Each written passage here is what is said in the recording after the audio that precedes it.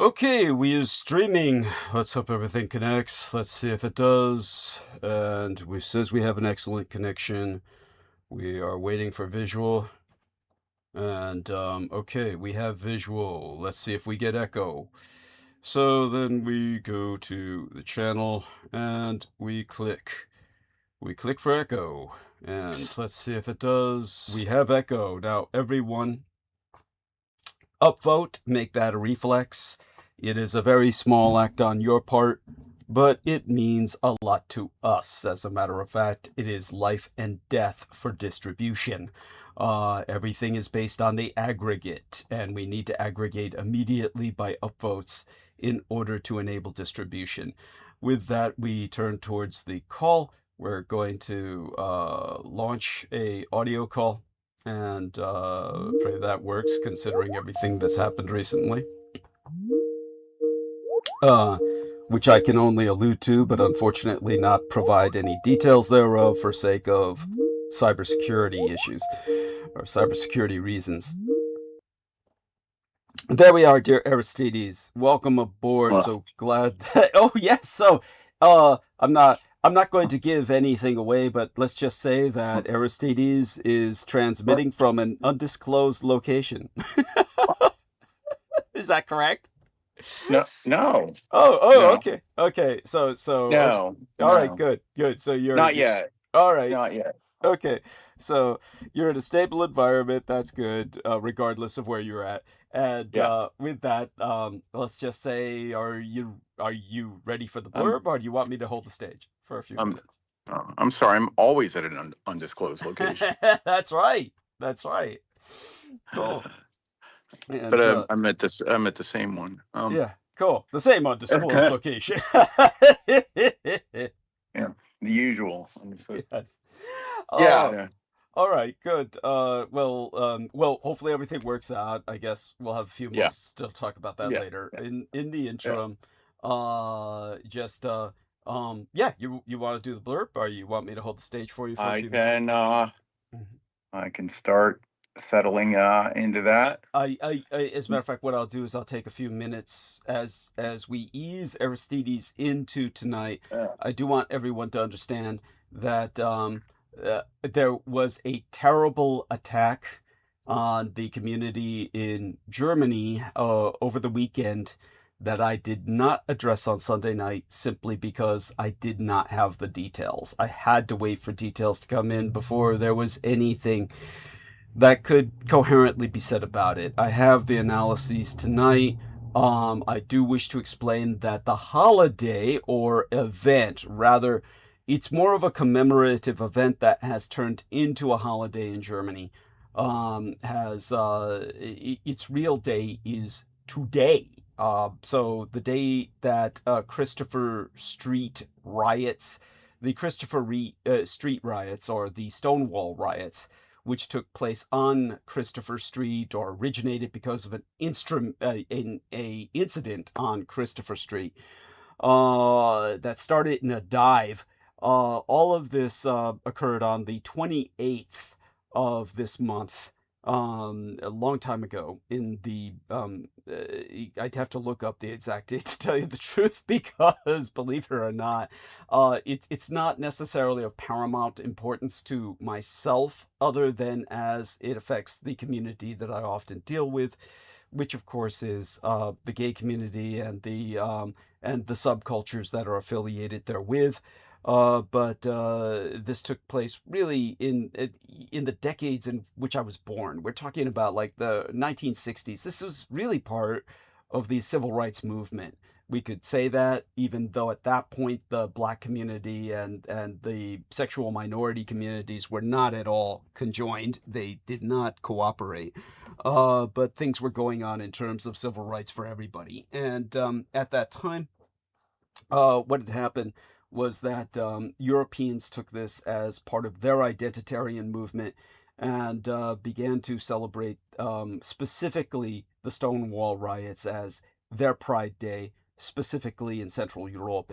And what happened was there was a terrible attack over the weekend, but the weekend celebrations were meant to commemorate the date of today, meaning that the 28th through the 29th in particular was an overnight riot that lasted about 48 hours. So the first Pride Day was a riot, to use a pun. But that having been said, the terrible attacks led to Ed Beth taking a photograph that is embedded in thumbnail of live stream for tonight, and it's meant to symbolize the wounding of the gay community in Europe, his brothers overseas, so to speak, and sisters, and of course people who don't identify with either gender. But all that being said, we will go into analysis tonight as tempered by my exhaustion. The last 48 hours following the weekend attack, we had a very intensive cybersecurity issue that took a day to resolve and cost me $300. In a sense, it was something that I was glad to pay. It was reparation to Wolf Boy, the local lycanthrope, a friend of mine I haven't been dealing with in quite some time. I've been avoiding him, quite honestly, because I owed him $300. Well, that debt is no longer. That debt is now solvent, and and he helped to intervene on behalf of the cybersecurity situation. I really wish I could tell the whole story because it's a fucking hoot. But I really shouldn't, because it would just compromise my cybersecurity more than likely. Doubtless things will leak out after a while, but really it's probably best not to discuss such things, at least until Brendan Zoget returns back from his hiatus for the summer. Publicly, that is. But that being said, people now have a general idea of what happened then. Then I had to deal with my gang brother Beaver to finalize some arrangements towards an objective I've been aiming towards for quite some time now. An objective which the enemy, literally George Knight and others, have done everything they could to prevent. And this is something that they actively sought to prevent from my accomplishing. All of that, of course, is now on its way towards resolution, but still, it's been an exhausting 48 hours to deal with both of these issues. Today was no less stressful in its own right, just trying to just get things settled for tonight's show and production. We are joined by Amy COMEAU, who I will, as I told her, even though she asked for anonymity, I will openly credit her with contributing $50 United States dollars. Brooke Gibson, of course, contributed from Canada $100 United States dollars through auto payment. We're honoring both these lovely ladies tonight. And obviously, dear Amy, just say hi to everyone. We'll make certain your technology works. Aristides will do his blurb, and then you and I will, along with Aristides, have quite the discussion, because I'm trying to buy as much time as possible before I go into analyses tonight, because simply I'm trying to just, wake myself up. Really, You're shining like the sun. You're just making it happen like you do twice a week. You're an angel. Every week.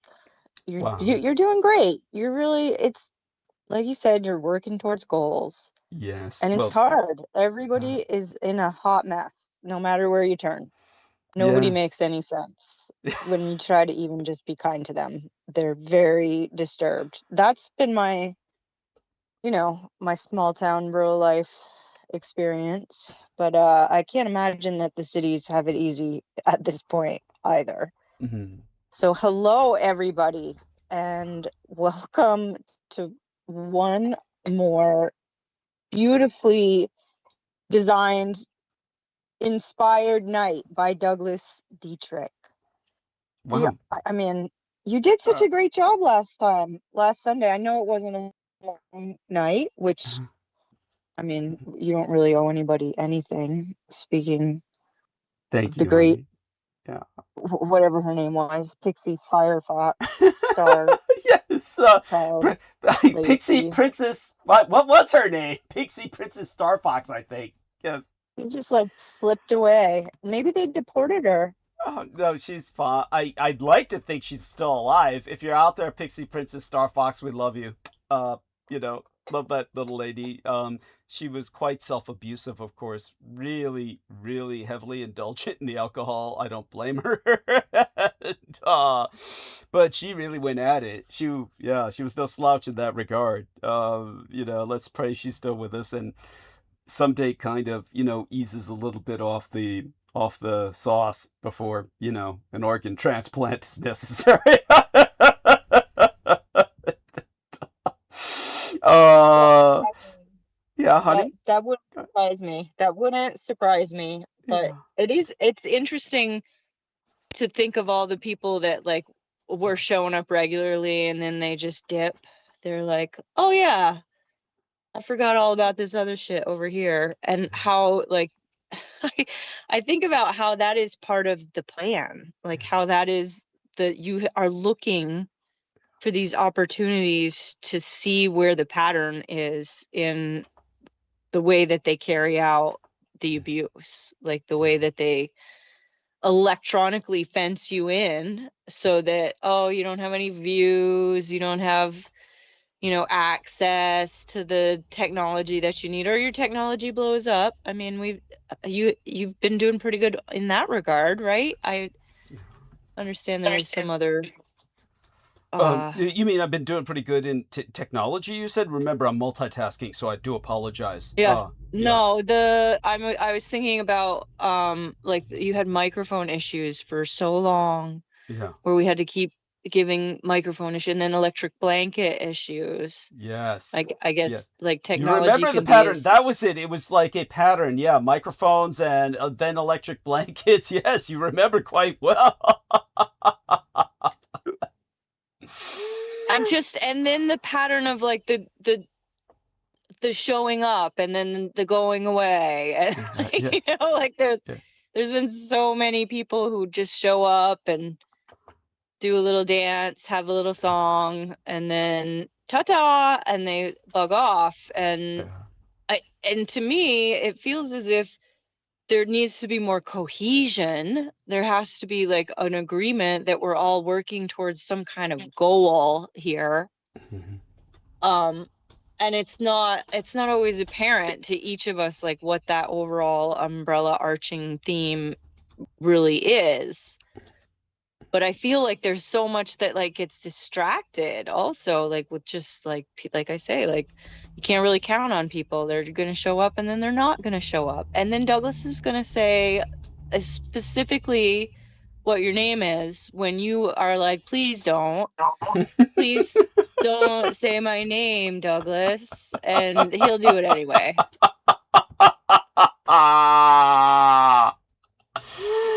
Oh, but honey, you need to be credited. You need to be credited. I know. I need a lot.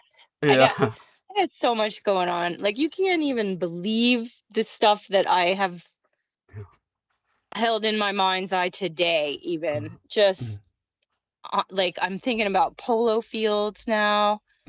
Thinking we have so much room, and what would be like the least invasive thing we could do is just like have a couple polo matches like once a week. Doesn't that sound like fun though? Like I'm trying to like keep myself motivated here.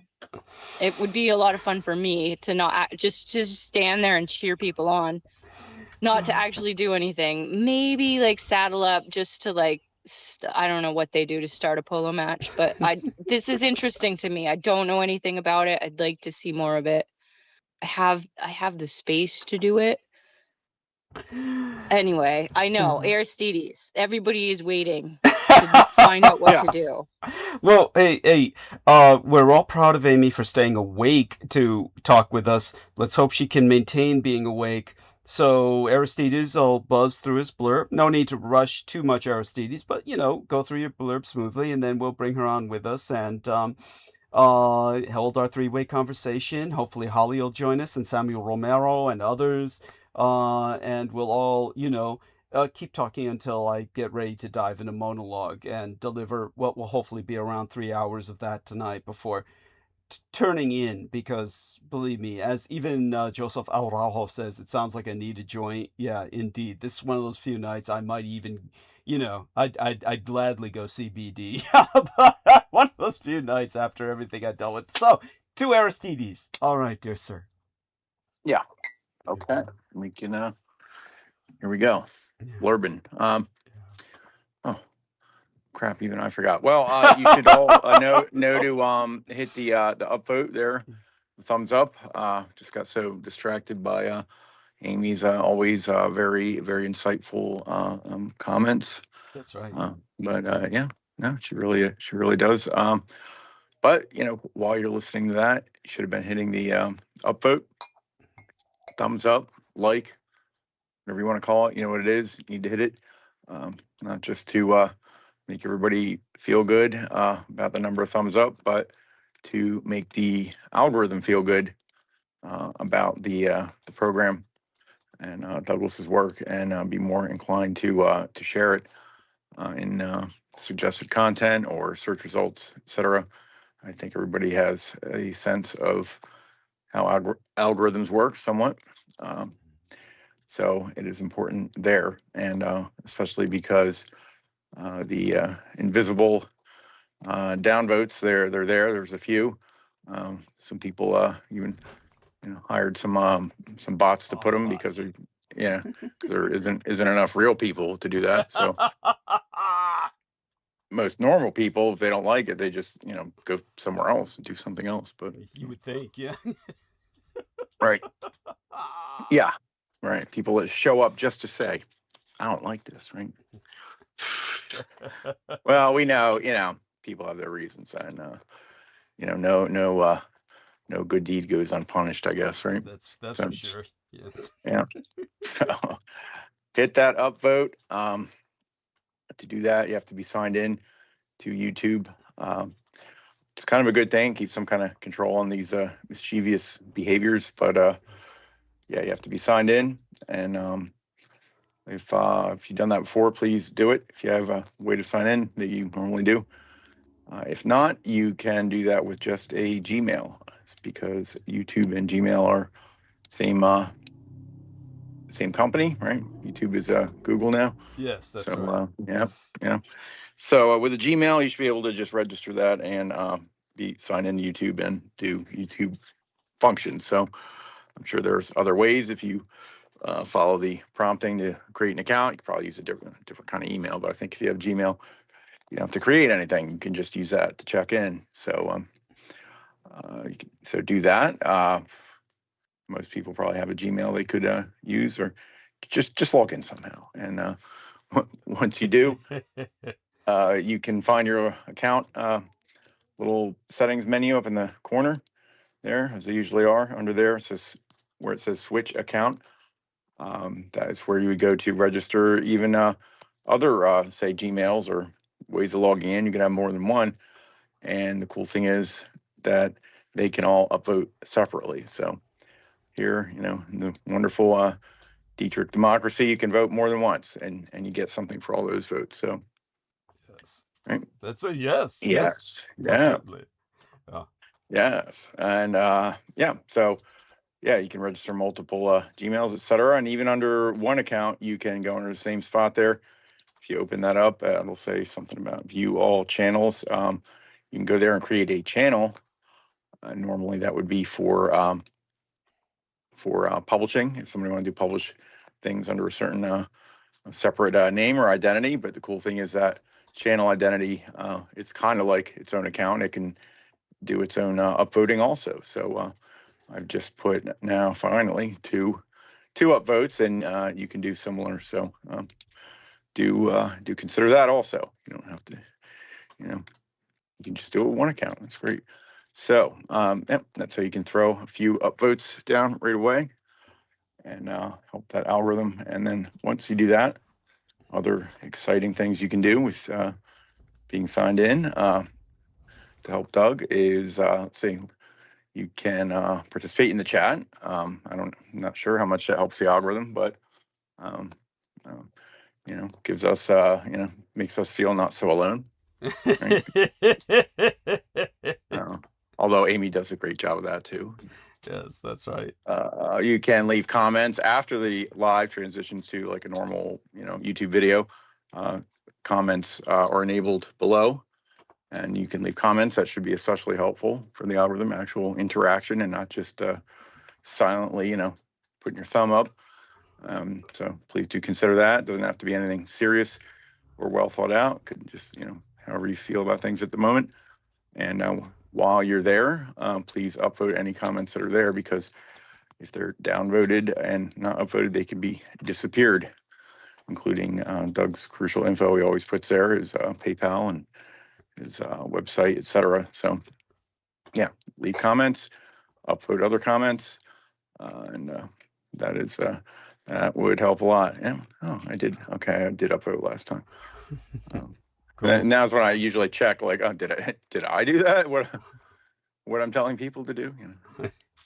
Yeah. But I did. So yeah, you can leave comments. What else? Okay, and well, you can share the content here. There's a share button to share this program.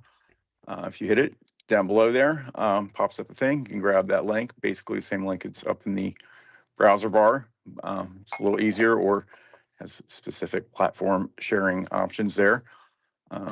Especially want to hit your LinkedIn there, share it there, and Facebook. There you go. All your Facebook groups.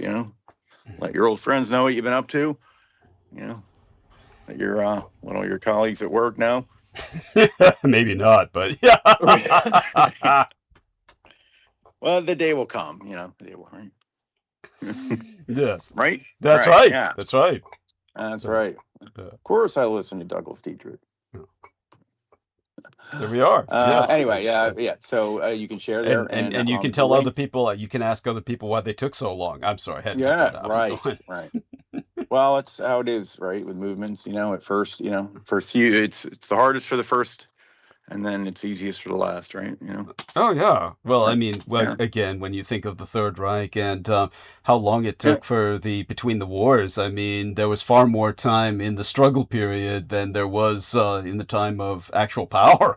That's just the nature of the beast. But go on. Yes. Yeah. I mean, I think that's the quote I'm thinking of. Yes. Right. Yeah. In the beginning, they just got beat up a lot. Well, they were struggling. They were beating others too. Don't forget. Right. Well, in the process, of course, of kicking other people's asses. Right. It was tough. It was tough to beat the few. With the insight. So you can share the link there. The link will be good, but it's both for the live and the replay and the video that comes after it's live.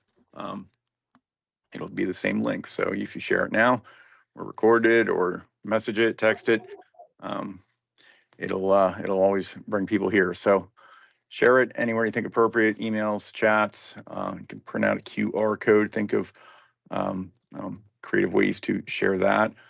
Maybe we won't think of any new ones tonight, since we got Amy here waiting. But please share. It's good to spam out links, but it's also good, probably the best, to share it actually purposely with people who you think will actually benefit from the content, right? Whether they know it or not yet.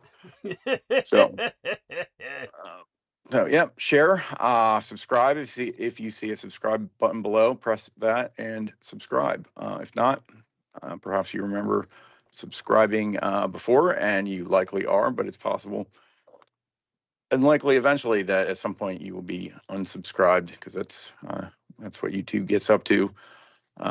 They do unsubscribe people, both from this channel and others, although there might be some certain special reasons here. If you want to check that at some point, don't click out of here and leave the live. But if you go to his channel page there, where it says his name in blue down lower left, it'll take you to his main channel page, and there it'll show you, which is youtube.com/@DouglasDietrich, and it'll show you right there, subscribed or not definitively. And so make sure you're subscribed. Click that little bell thing, the notification bell. That'll give you a little menu. Switch that to all, and you'll get a pop-up every time there's a new program. It's very handy. Nothing to remember, nothing to do, just click and sit back and relax and just, just take that knowledge in. Yes. Right? Right. Yeah. So yeah, pop-up is very handy, and if you're getting it, keep getting them. Probably means you're still subscribed, but do check that. Do set that to get those, and so like, subscribe, share. What else? What else do we usually say? Oh, in your little And man, make show sure up. yeah, show up. Just show up, people. Just We show up. mostly need you to show up for Exactly. That's the yourself, most. for other Mhm. people, for us. This is, I mean, we do this all the time. This is not like a new story.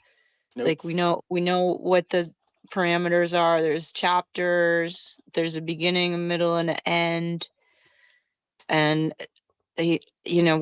we have progressed. Like, there is this like undertone, this subtle nature where things are better at this point than they were, I don't know, like 10 years ago when we were still talking about AOC and Trump. Like, this is the same thing. It's the same narrative, and it's just on recycle. And the fact is, like, we have new places to visit. Like, we have new material to cover. There's so much change. Like, it's no longer like, hey, read my book, which I was on the hey, read my book for a while, but it's not even there anymore. Like, it's like so tepid. Like, nobody wants to sit down and read a book anymore. Like, I collect them still because I feel like there's like a place in my existence where reading books will happen again, but it just is so, it is so toxic when every place you go, somebody has a book about themselves that really has nothing to offer to the moment that you're in front of this person, and they're doing this very hard work of like holding everything together because you're the executive producer and you are the one who shows up every single time. So good on you, Aristides, to keep this up and to be consistent. He's the man. He's the Rock of Gibraltar. Yep. Yeah. Thank you. Yeah. Thank you. Yeah. I mean, he put a daughter through college. Yeah. And put another effective daughter, essentially an adoptive daughter, through rehab and college. Well, lots of people need rehab in so many ways, don't they? Anyway, so most importantly, after all that liking and subscribing and sharing, you need to send Douglas some of your money. This is really what it arrives at, because he does this as his job, his duly noted job under his working disabled program. And so in fact, I think he would be a fugitive on the run if he didn't live up to that. At least that's what he said. So the easiest way is the PayPal we're going to put here, which is his personal account, Douglas D. Dietrich at PayPal. You don't ever need the link. All you got to remember is PayPal, Douglas D. Dietrich, all one word. It's right on the screen. It's right there on the screen. Just go to PayPal, type that Douglas D. Dietrich part, and you'll get there, and you will send him some money if you have a PayPal. And if you don't have one and have any type of card that you can use, debit, credit card, it's just as easy to do that. So if you go to his website, douglasdietrich.com, and go there, in the upper right-hand corner, the yellow button. First here, I'm going to put the site there. His website's also on his channel page if you ever need to find it. So go to his website and find the yellow button up in the corner. Ignore the one in the middle or try it. Nothing will happen, but go to the yellow one, hit donate there, and then you get to a little menu where one of the options is use a debit or credit card. You don't have to be signed in to anything, just have to have the card. So, and it also gives you an option for Venmo, or you can just look in your Venmo, I believe, for PayPal accounts. So if you have your money in Venmo instead, want to use that, that's great. The other option, donate with PayPal, will be signed in, which it's okay to use that there, but if you can sign in, you better send it to the Douglas D. Dietrich, because it's 2 different accounts, but they both get to him. The production account here does take a little bit of a fee from him when he gets money there. So do consider that, add a little bit extra for that. And most importantly, consider enabling the option there. It gives you, make this a monthly donation. So that would be truly be a hero of the you know, in the Dietrich verse. Yes. To Dietrich Dietrich Chronoverse. Yeah. Dietrich Chronoverse. Yeah. There. True masters of the Dietrich Chronoverse. Right? So, Yeah. and when Douglas Douglas takes power, you will receive a special ceremonial position and title if you click monthly donation now. But you have to do that now. That's right. You can't do it the last minute. You can't do that then. You have to do it now. Love it. Remember, who was there in the dark times. That's right. That's right. Oh. So yeah, that's this is the easiest ways to send money. Other than that, if you really need to send us physically in the real mail, check or money order, that's doable too. You probably want to email him in that case, and let him know that's coming and get the address from him. So that would probably be the final option. And try not to send cash in the mail. It's not a good idea. Yeah. Or hide it. Or yeah, hide it really good. Hide it really, really. Put it in one of those cards, yes, and perfume it and everything else. Yes. Perfume it so the dogs don't get. Yeah, but if you can do that, you can probably go to the post office, get a money order also. So you're gonna mail it anyway. So just go to the counter and say, hey, I'd like to buy one money order. It's not that hard. Yep. There we are. So check out the title there, the episode. Always a lot to say there and much more. It's always filled up, and if there's an asterisk there, it refers to a footnote in the description, which you should click and open and read all of that. So always a lot to see there. Very a lot of historical and cultural citations. Let's see here. The first Pride was a riot. That was a good one. Yes. And the date? What was the day? What was the date exactly? 28th June. Wait. Or no, wait, that's what you have here. The uprising began. I guess the maybe the riot wasn't. Okay. Yeah. So I was actually looked at. I didn't know about that. The Stonewall riot. So okay, June 28th through July 3rd, 1969. What did I say? That it wasn't over a month, was it? Did I? No. Well, no, end of June, beginning of July. So that was it. Yes, thank you. So when I don't know. Yeah, there we go. Okay, but you think that's Germany has? What was the connection to? Germany's. There was no connection to Germany other than the fact that they took it as an inspiration for their own subculture. Okay. Yeah. And, all right. Yeah. All right. So there's no hard association with the date, because I think this attack was just in the past few days, so it really didn't coincide with the date. No. The attack was directly against the celebrations in Germany that are directly connected to the date. No, right. Yeah. Right. Okay. Yeah. Yeah. But they don't have. Okay. Yeah. Right.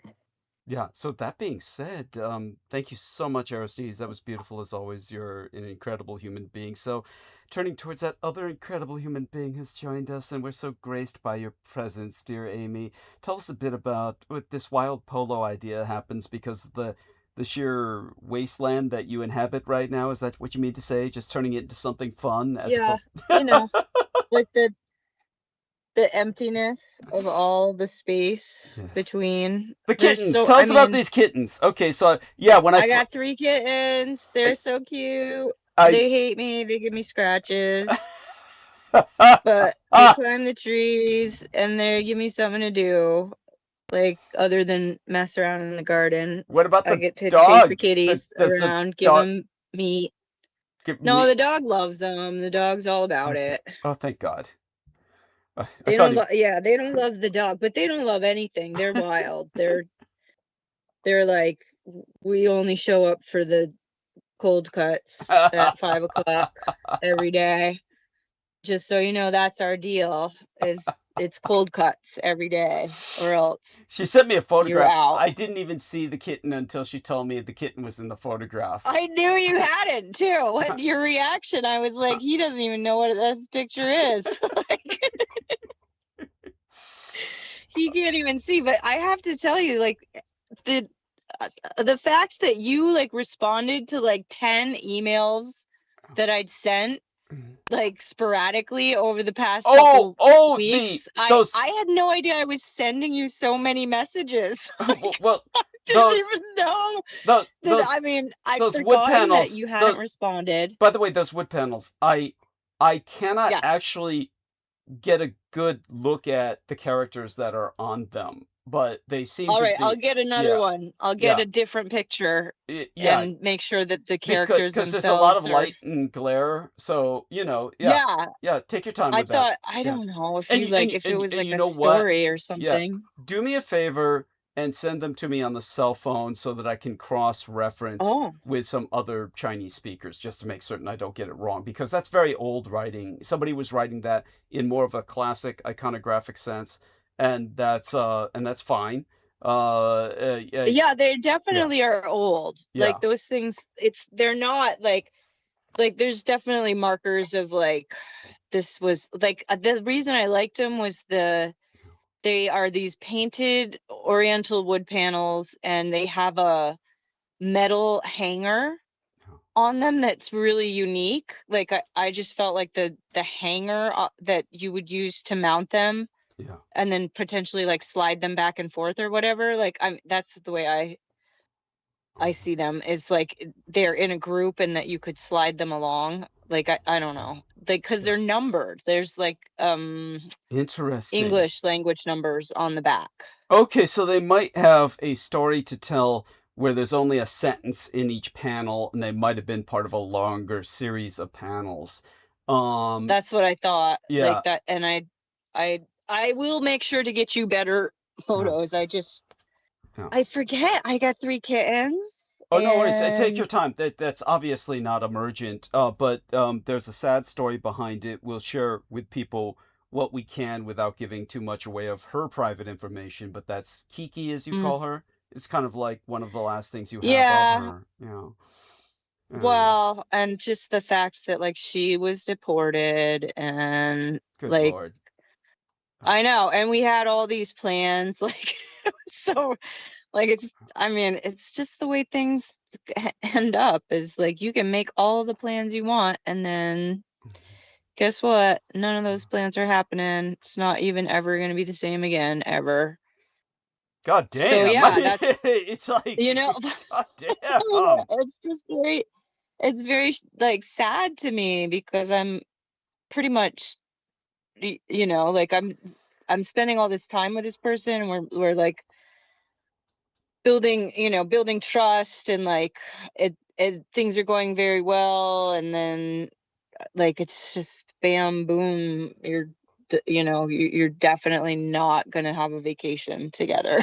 Like, you're definitely not gonna spend a couple nights together this summer in Vermont, or even traveling. Like, she wanted somebody to go with her out to meet some people on the West Coast, and anyway, all of that was a waste of my time and energy, honestly. But it is interesting to me, if I could, at least identify what these things are that she gave me, that she was just like, I don't even know, just take them. And I was like, well, where did you get them? And all she could say was, oh, a friend of mine gave them to me. And I mean, she was not American in any way. Like, she married an American man, and when he passed away, she was still Chinese. You know what I'm saying? Like, for whatever reason, like, the marriage. She never acculturated. No, she definitely was never accepted into a community. And she wasn't, well, she wasn't protected. I mean, clearly, if she paid a lawyer to help her maintain a work visa, like why would she even have to do that if she had married an American citizen? It's not, it's just a bunch of nonsense. Like, it's not, it's not just or fair or what we're really calling ourselves, as far as like, there's the difference between the moral veneer, like this idea of the image of, hey, I'm a good person, I go to church, I listen to the teachings of Christ, I listen to the teachings of Allah or Buddha, and I'm so evolved and so cosmopolitan, and yet you are yourself not going out into the community and meeting people and listening to their story and helping to ease any suffering that they might have. Like, that to me is like how definitely difficult it is at this time in our history, is that not just that we have been ripped apart by healthcare problems, by transportation issues, by, families being torn apart for whatever reason, addiction, drugs, yada, yada, all of the things that are possible. And, we're experiencing all of that difficulty, all of the destruction, all of the hell. And the only thing you really can do, like, if you don't have food, money won't buy you food. So it's a matter of like, how can you ease suffering for people in your life? Like, you can ease your own suffering in this way. Like, it feels good to watch somebody smile. It feels good to, watch kittens play. I don't care what anybody says. It is like the funnest thing. It is just so simple and silly. And it's part of nature to want to experience joy and pleasure. And we all move towards it. And there's so much negativity. And there's so many ways that we can re-traumatize each other. But in the best situation, you're living in each moment and knowing that you're building somebody up, and whether or not they're ready to receive it is your lesson. Like, whether or not you are laying pearls before swine and needing to do more of your own work and understanding that, maybe it really isn't about you. Maybe it has more to do with inherited justice. Maybe you come from a line of people who were just abusive pedophiles. You come from abusive pedophiles, which is a curse of 10 generations by the Bible. I want somebody to call me out on this. I really have only just heard this, and it feels true to me. It may not actually have any valid bearing in biblical scripture, but it was said in a way that it made sense to me, that this type of abuse, this type of hell, will carry through 10 generations in your family. And if you turn around and try to talk back to those generations, that in itself will just lead you into more insanity. You mustn't ever head towards death in any way. Like, looking at your ancestors is about honoring, but it's not about becoming more like them. You were your own person before they brought you here. Yes. These are just ramblings of my late night insomnia. I haven't been sleeping, by the way. Why? Why? I would like to just, fall asleep at a regular time, but I really just don't. Like, I'm like lazy through the day and then up like 5 or 6 times at night. Like, sometimes it's the dog, sometimes it's just like too hot. Like, I'm just like not like I'm not liking my sleep, but it could be seasonal. Could be just that this is summer and I tend to have periods in the summer, like in the holiday season. I have a period where I don't sleep very much. And it's just how I've been laid here on the earth. That's the way I was made, I guess. Sometimes I sleep, sometimes I don't. I'll try and send you some advice. Usually by 9:30 I have to go to bed. At 9:30 I'm usually like, okay, checking out. I don't know what he's talking about. I'll catch up later. Uh-huh. And I'll send you some advice on sleeping, what advice I can. But Yeah. I'm glad you shared that.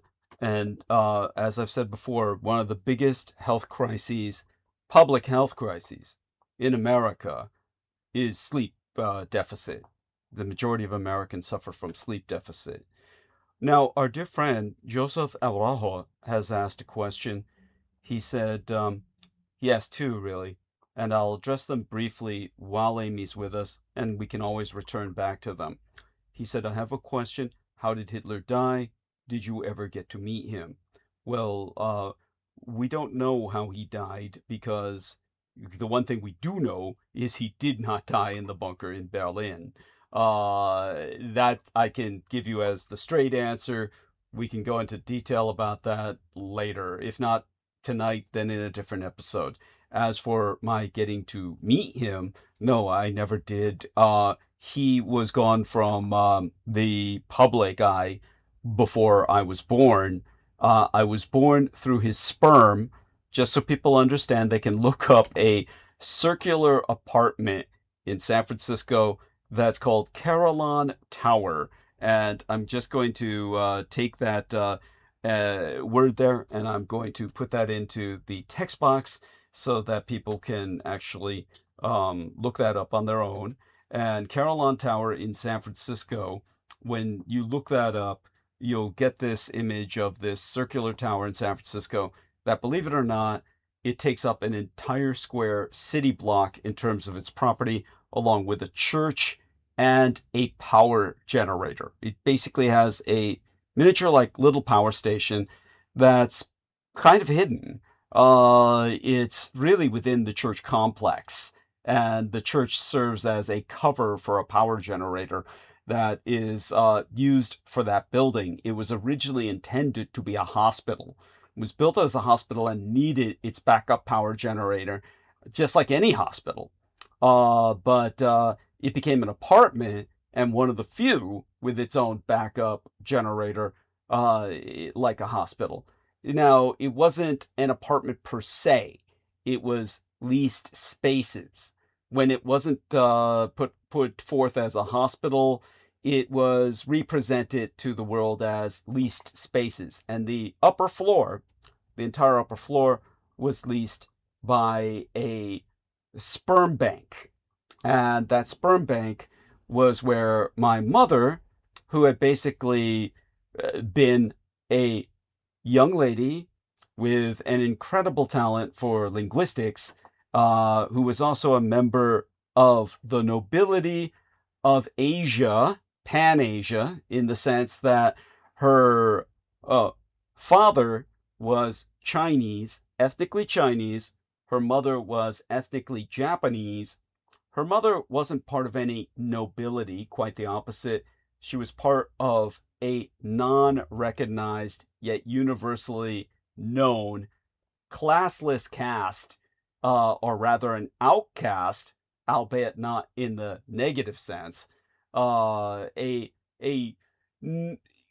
part of the Japanese society that was never part of the hierarchy known as the ninja clans. And they were quite real, they're historical, they're not a fantasy. And the ninja clans were never annihilated or exterminated, they simply kept adapting. And they adapted to new changes in Japanese society. Her mother was part of that. Her father was part of the ancient Chinese nobility that traced its lineage all the way back to the Mage Kings. The Mage Kings, who are recognized and written of in a book that should have been part of the Bible, known as the Revelation of the Magi. And that was written at the time of the Bible, literally within a few hundred years of the life of Christ himself, and literally was not incorporated as part of the Bible because of politics, like so much of the rest of the Apocrypha. But all the Apocrypha should be in the Bible, and it's not. A true Bible, a real Bible, would have all of that published in a single volume. It strikes me as incredible. No one has ever done this. I don't understand why, but it's the only person who did it was the Third Reich. under Paul Joseph Goebbels, who produced the Goebbels Bible, which no one ever speaks of. And there are no copies extant on the surface world. But the Goebbels Bible was simply a collection of all the Apocrypha with the Bible itself in a single volume, including the Revelation of the Magi, which was only later revealed or rediscovered to the West outside of the Third Reich when a linguistic expert found a copy of it in the Vatican, as of course Heinrich Himmler's agents originally did in their cooperation with the Vatican, which was a part of the Axis. It was one of the reasons for the Second World War when the Pope called for a crusade against communism. It was Adolf Hitler and Benito Mussolini and the leaders of the Romanian Iron Guard in under the pre-Ceausescu regime, Antonescu, the fascists, and they all invaded together with other Axis allies, the Soviet Union. This was called for by the Pope, who sent his own crusaders into Serbia, and they were fighting their own crusade, the Vatican was, against the Serbs. And it was a war that, of course, I could go into for hours. We're not going to go into that right now. The fact remains that the Vatican ran one of the largest, concentration camps in Europe. In fact, it was the largest. Since what did Hitler do to upset the Vatican? Nothing. Hitler was an ardent Roman Catholic. he was baptized. He was a Roman Catholic who answered the Pope's call to crusade to invade the Soviet Union. If anything, he was considered blessed by the Roman Catholic Church, which helped all of the Nazis escape that they could in what later on were called Vatican rat lines, as the Allies called them. So, yeah, that's hopefully puts that in perspective. Mussolini was also Roman Catholic, as was, not the Romanians, they were Romanian Orthodox. But it was a complicated political situation, but they were all anti-communist. And it was a complicated religious situation as well, and religion and politics are always intertwined. But that having been said, my mother was dispatched from Asia along with the Japanese dignitaries who met with Hitler multiple times with the Roma, Berlin, Tokyo axis, and she served as a translator and twice met Hitler personally, was first introduced to him by Sepp Dietrich, and later introduced to him again by Otto Dietrich. Both of these were members of the SS. Sepp Dietrich was one of Adolf Hitler's favorite soldiers. He commanded his Liebstandarte, or his life standard bearer, personal security and personal army, his private guard. And this was an elite armored SS unit. And Sepp Dietrich, first introduced my mom to Hitler. Otto Dietrich was Hitler's press chief. And Otto Dietrich later on. She was how old? She was young. Oh, about 16 the first time she met him, about 17 the second time, approximately. Yeah, but... and the picture of him in the kimono? Yes, she was the one who got him dressed in a kimono to effectively blackmail him. And that photograph later leaked, but it didn't leak during Hitler's lifetime. It was a photograph that I actually had tried to get published in the original book. Instead, Peter Moon leaked it accidentally onto the internet when he was trying to share it with other people to try and quote-unquote confirm its reality, and that's how it got leaked onto the internet, after which it caused quite a stir, and of course everything was done to squelch its connections to myself. But everyone who knows myself knows the facts behind the story. No one else can put an explanation behind it. They'll come up with incredible stupid things like, oh, it's cosplay or something like that. Well, who's the cosplayer? Present him. Hitler. Yeah, the cosplayer is Hitler. Yeah, Hitler, the cosplayer. Yeah, but that having been said, my mother essentially gave Hitler each time at least one blowjob. She basically stimulated him to the point of orgasm and collected his sperm, which at the point he was just, I guess, too blissed out to really care what she was doing. But each time she got sperm of his in a test tube. Probably, I would have to assume, from what little detail I know, really by spitting it out. So that's, and she took that and preserved it in a ginseng solution, which is an ancient Asian technique, had it then refrigerated immediately. Sperm, when properly refrigerated, has a very extended lifespan. We don't know how long it can last, but we know it can last, per people who have frozen sperm, for over 500 years. We know that for a fact. By the way, he says, I Okay, remember. so just in review for anybody who's just tuning in. So we're talking about the Revelation of the Magi as an apocryphal book that was left out of the Bible. It was the Nazis who put together in the Goebbels Bible all of this. Yes.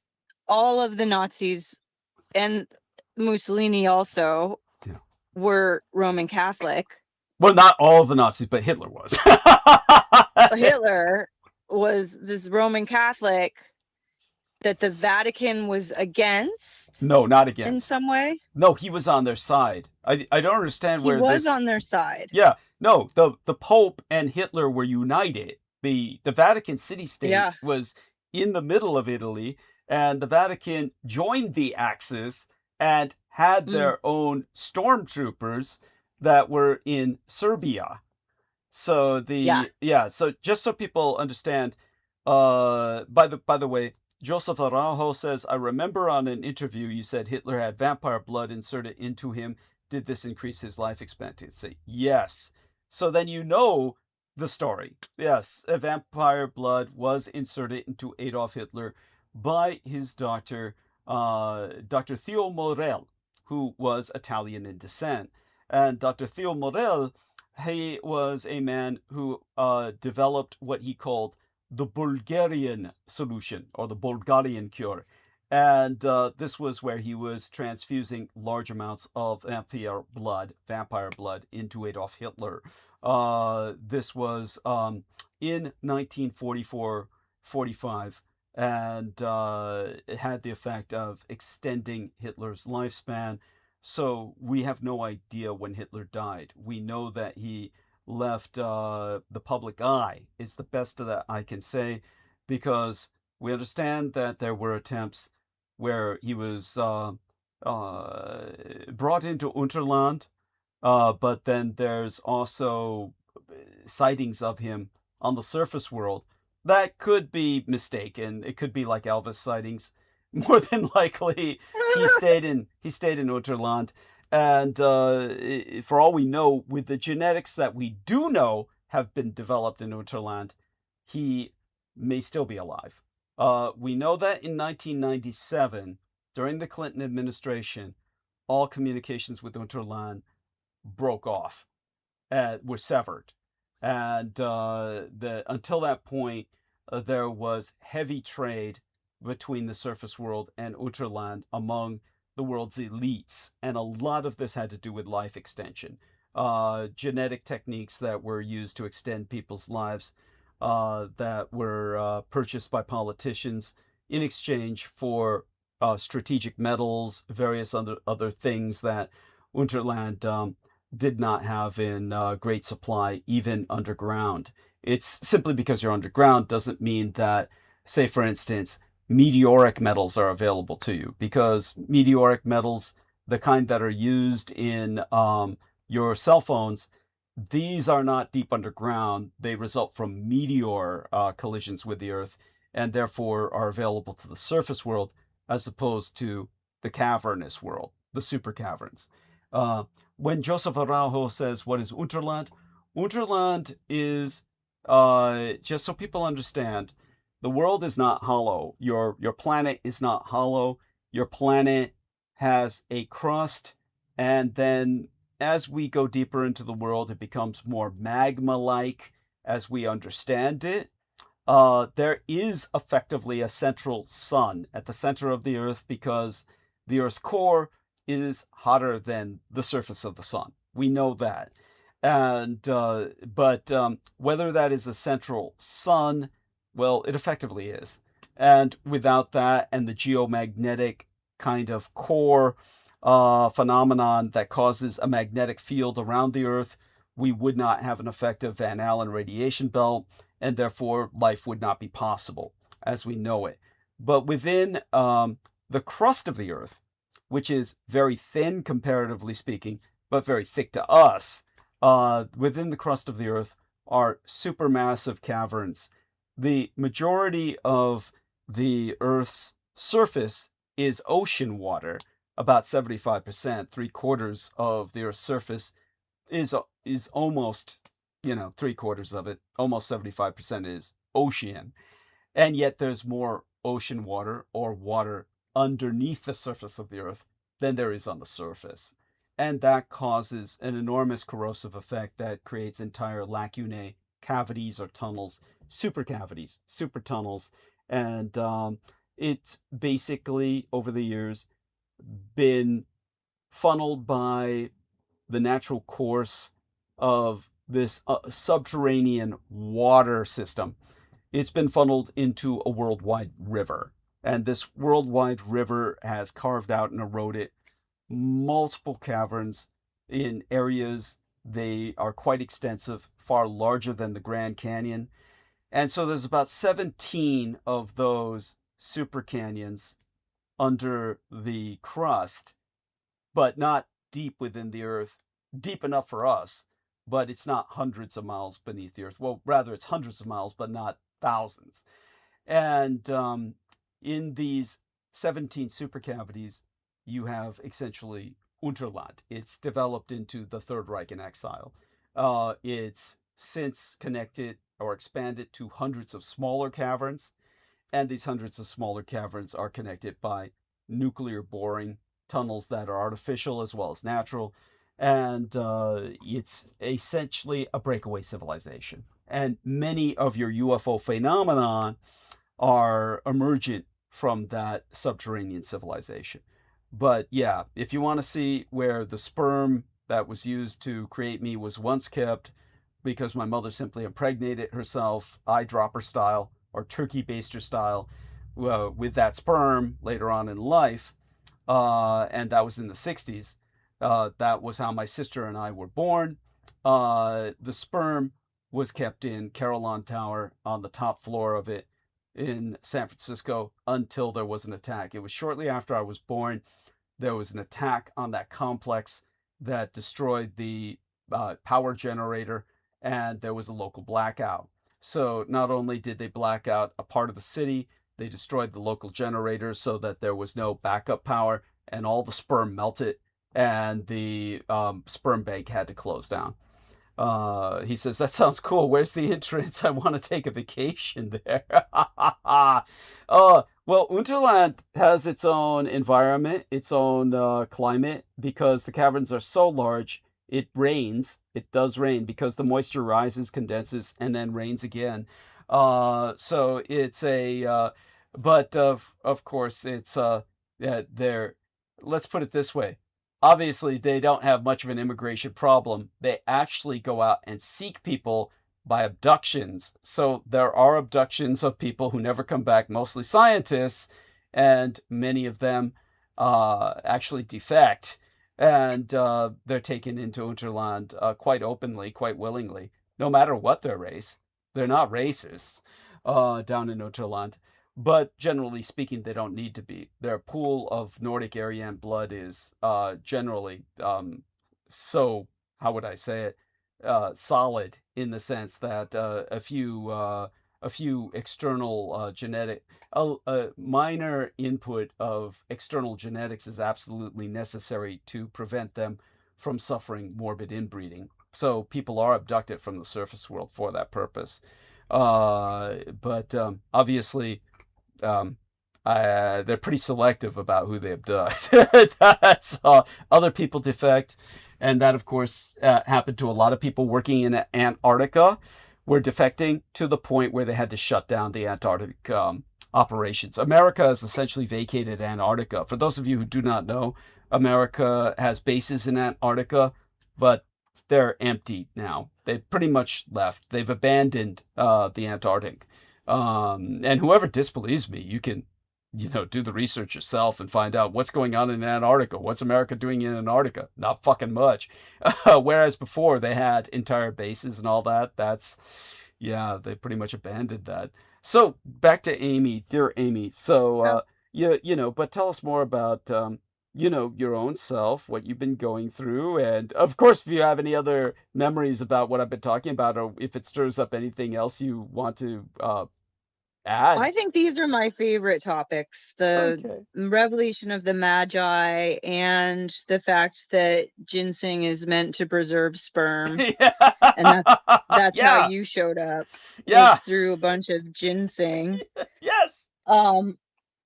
But also I'm curious more. I don't know anything about Tolkien, but I remember you saying that he was also Catholic. At one point, I think I heard you say that. Yes. That Tolkien was Catholic, and that his stories involve a lot of the creatures that were in Unterland prior to the Reich taking over. Am I just blathering on? No. Just say that again, because like I said, sometimes I'm multitasking. So when you say Tolkien was a Roman Catholic, that is true. Then what did you say after that? That his stories might have had something to do with Unterland? How did you say that? Yeah, I thought that there was some parallel from his versions of. I haven't read any of his stuff, so this is hard for me to even generalize. But I've seen like the maps that they had used, like fictional maps, and for some reason it seems like I'd heard discussion of Tolkien's work having a parallel to this idea of the Unterland, or the space between worlds, like not as you say a hollow earth, right. but yes, but well, his very term inside the earth. His very term, he does allude to it. And the Tolkien, of course, is he's kind of like the Bible. You read him however you want to. Many people consider him to be quite the epitome of Christian literature, because they feel that all of this is self-sacrifice. It's representative of Christian ideals, whereas other people look at it as a source of pagan inspiration. But all that being said, he was trying to reassert for the British population a sense of identity that they had lost. Britain has been untethered from the European continent in terms of a cultural identity, which he thought he could reinstate and give Britain the equivalent of the Nordic mythos, which had so inspired the Nazis.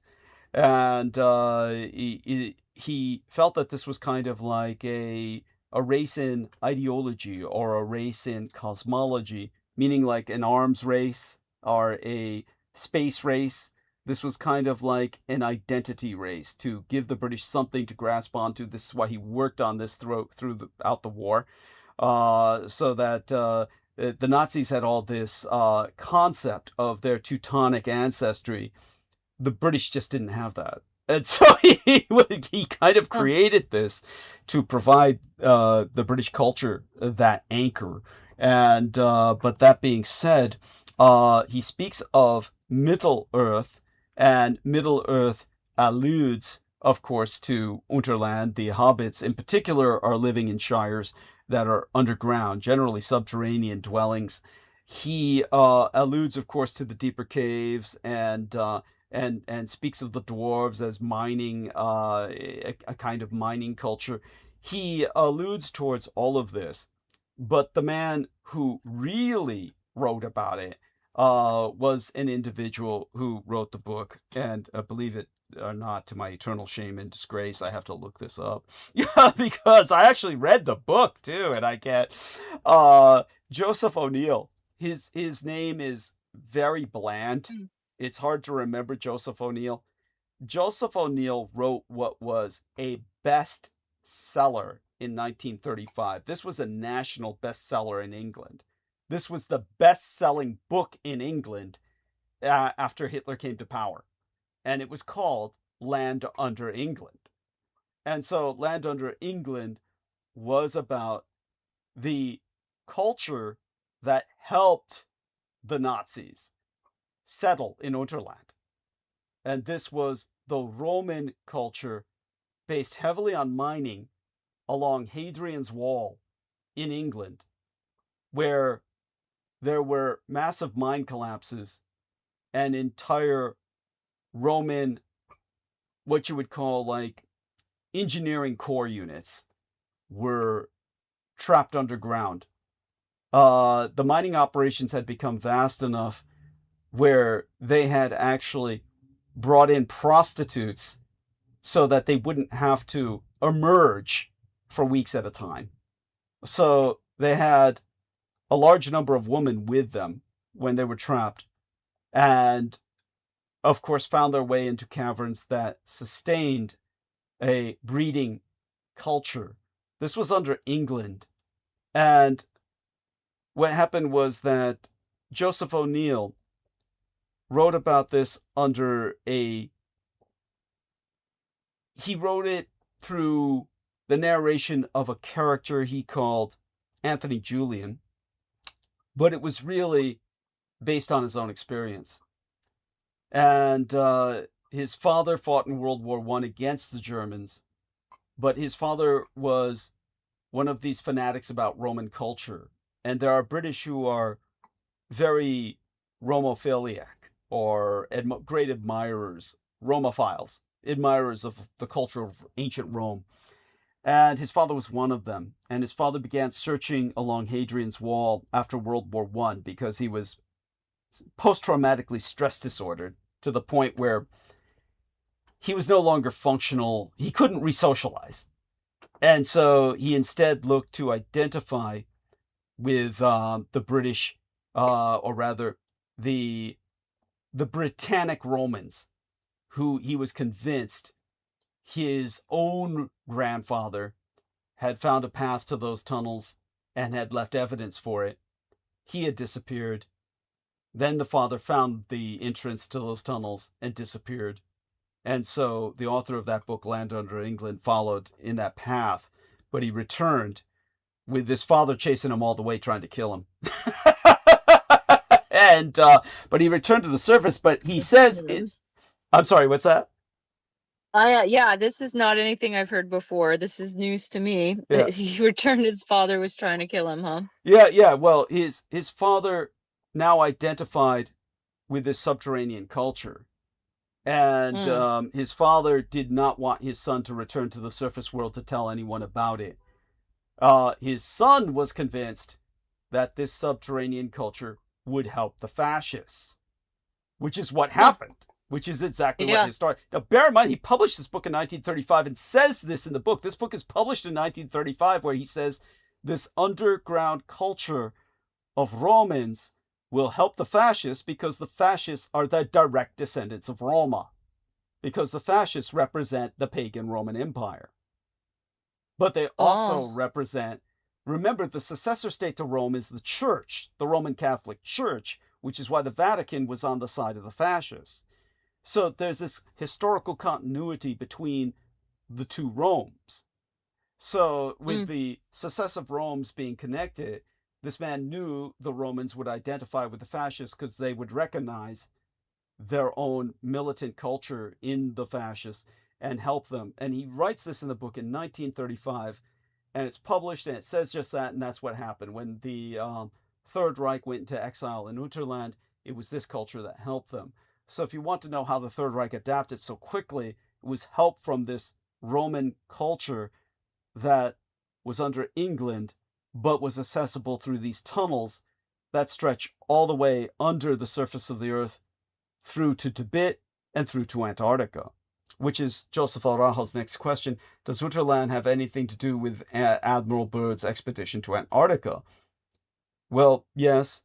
And no, understand that it has everything to do with it, but don't buy into the a lot of crap you read on the internet. But let's just put it this way: Admiral Byrd, he was his career was destroyed by Antarctica, and all I can say is that people have been trying to exploit the destruction of his career for years by saying things that they're attempting to discredit him by saying things that just don't make any sense.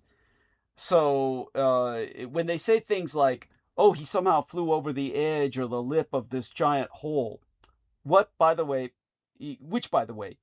just so people know it, this hollow earth theory has been around for so long that these concepts have names. There's a name for the concept of holes at the poles, where they felt that there were like a tremendous whirlpool type of hole at the North Pole, where, of course, you have a vortex. For the longest period of time, matter of fact, I have my father's atlas. My father used an atlas to mark his travels as a sailor, and that atlas has the Antarctic with huge white areas which simply say unexplored or unmapped. And at that point, the concept was still there that you had this polar vortex where a whirlpool would take you into the hollow earth. And the man who originally tried to explore that, let's look him up. Again, I have to look these things up. American explorer Symes holes. They call them Symes holes. Symes holes. Okay. Symes holes. And now, Symes theory of concentric sphere. SYMMES. So when it comes to Symes hole, you see, when I look it up, you automatically get shit. But there was this individual named John Symes who believed the Earth was hollow, that a giant hole in the South Pole, it says here, but they believed there was a hole at both the North and the South. And so I don't know if this was the individual who got the expeditionary money, but yes, it was the Army veteran, 1818. The Army veteran John Cleves Symes Jr. was going to lead an expedition. He was funded. He got an enormous amount of money. This was in 1818. So understand that it's from men like this we get concepts that were later exploited and conflated with the experience of Admiral Byrd. So when Admiral Byrd is talking about he was flying and then had footage, which my father and many older people remember distinctly, he had footage of tropical oases in the Antarctic. He's not flying over some Symes hole into the hollow earth, which is what everybody keeps claiming whenever they reiterate that or talk about that footage, all of which has since been destroyed. Nobody can find it. But showed originally in theaters shortly after Admiral Byrd's original expeditions, prior Operation High Jump. That was prior the war. The last great battles of the Atlantic took place on the Antarctic, on the ice. But at that point, that was when Admiral Byrd was back with a military expedition that was so haphazardly put together, so ad hoc, something that my father was given an opportunity to be a part of. He desperately wanted to join in that, but he couldn't because he had metal teeth. And they said, you can't go because you've got metal teeth. And the metal teeth, they're going to, in the Antarctic, completely freeze up and, destroy your gums. You'd have to remove all your teeth in order to go down on an expedition. So he couldn't go because of his metal teeth. But when it came to the expedition itself, we've gone into detail about this before, but it was after that everybody pretty much ignored Admiral Byrd in the Navy and tried to just say he's done with, isolate him. The man who then was trying to support him was killed, thrown out a window after being institutionalized. A government dignitary of great repute, whose name I'm consciously forgetting at the moment. Forrestal? Was it Forrestal? And or was it Atkinson? I think it was Forrestal. But at any rate, people can later on correct me on that. It's like I said, it's been a hard 48 hours the past few days. But that being said, all this stuff has come out now about Admiral Byrd, and all everybody thinks is, oh, he's gone over the lip of a Symes hole and into the hollow earth. Okay, don't think of it like that. That's not what happened. But other than that, understand, yes, he did encounter tropical oases in the Antarctic in his original expeditions. When he went back with Operation High Jump, it was a military expedition. They weren't there to do sightseeing. They got their asses handed to them on a platter by the Nazis, who then escaped into the caverns under the crust of the earth, or what is Unterland, which ultimately connect all the way through Tibet, England, other massive caverns, through this riverine system, subterranean mega river, the world river, if you will, that connects these super caverns in a global sense. And what it doesn't connect, they've used atomic boring, or rather nuclear boring, meaning tunneling, to reach and connect other tunnels that have basically given them a worldwide civilization, a breakaway civilization under the surface of the earth, where Adolf Hitler could very well still be alive through the genetic advancements that they developed during the time of the Third Reich with Dr. Joseph Mengele, and also what they've developed ever since.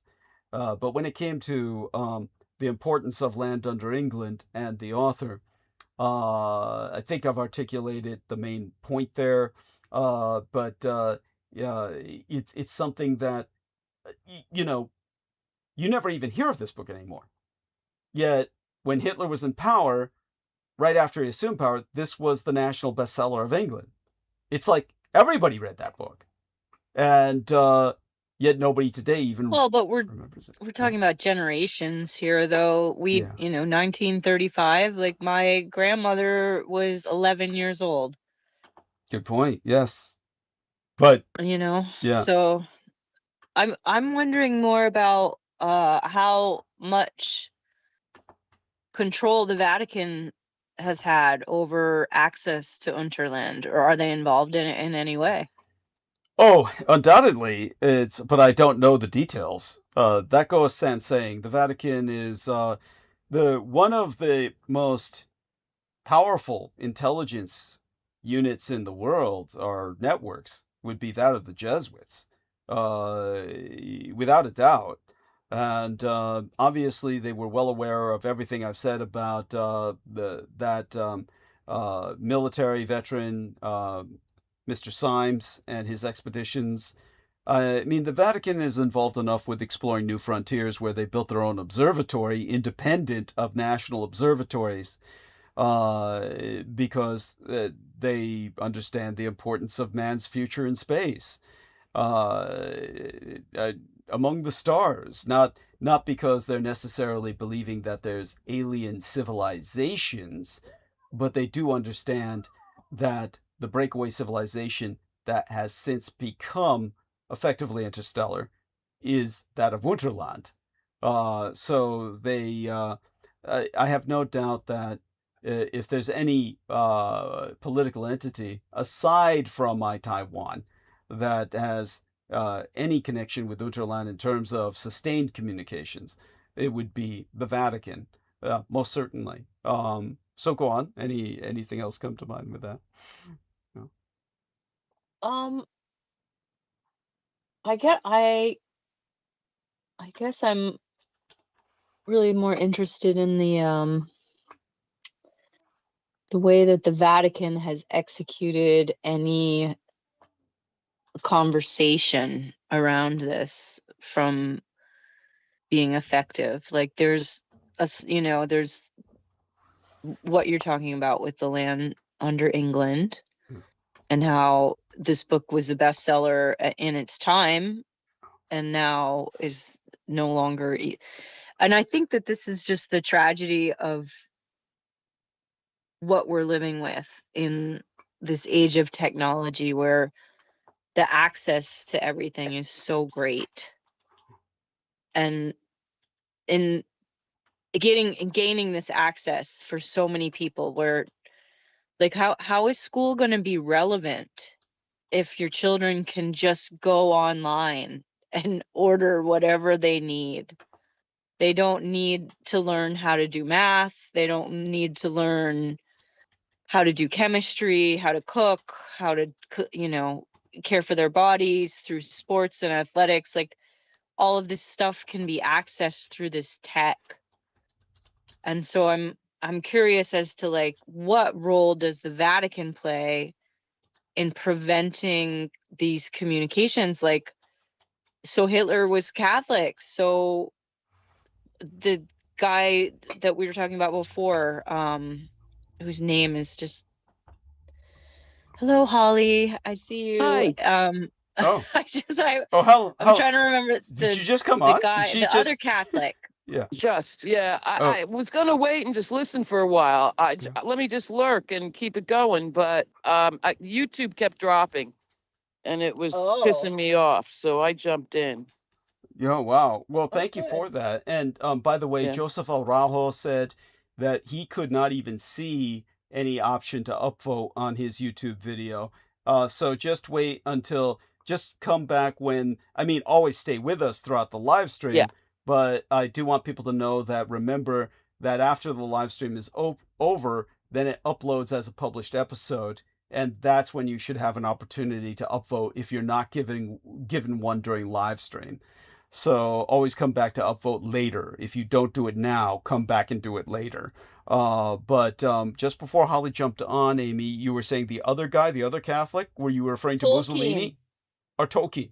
Yeah. Mussolini also, but also having Tolkien as somebody who's operating as an artist, creating this whole schema of characters, but to put in these ideals of, like, this is something that England can aspire to have a culture. And the thing that came up for me while you're talking about that was the genealogy of being Italian, having this character of always conquering. The Roman culture conquered all the coastlines all the way up to England. So having Italian genetics is just kind of a no-brainer. Yes, well, they are everywhere along all the coasts, throughout the Mediterranean, into the North Sea, further south. It's a matter of, you have this domineering culture, and an element of it is being controlled not just through thought, but also through beliefs, through these ritualistic beliefs that this is how you practice honoring the divine. This is what you do. You pray the rosary, you do the Stations of the Cross, you honor the tabernacle, like all of these rituals in the Catholic Church.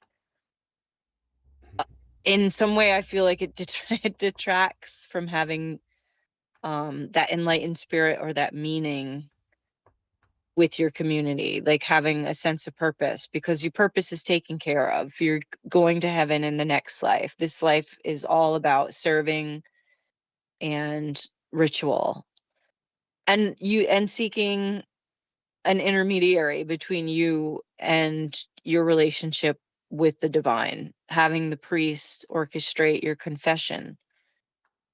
I mean, it's interesting that you brought up that the Vatican is, intelligentsia through the Jesuits. The Jesuit order would have, like, so much power because they're witness to all of the different ways in which people perform ritual.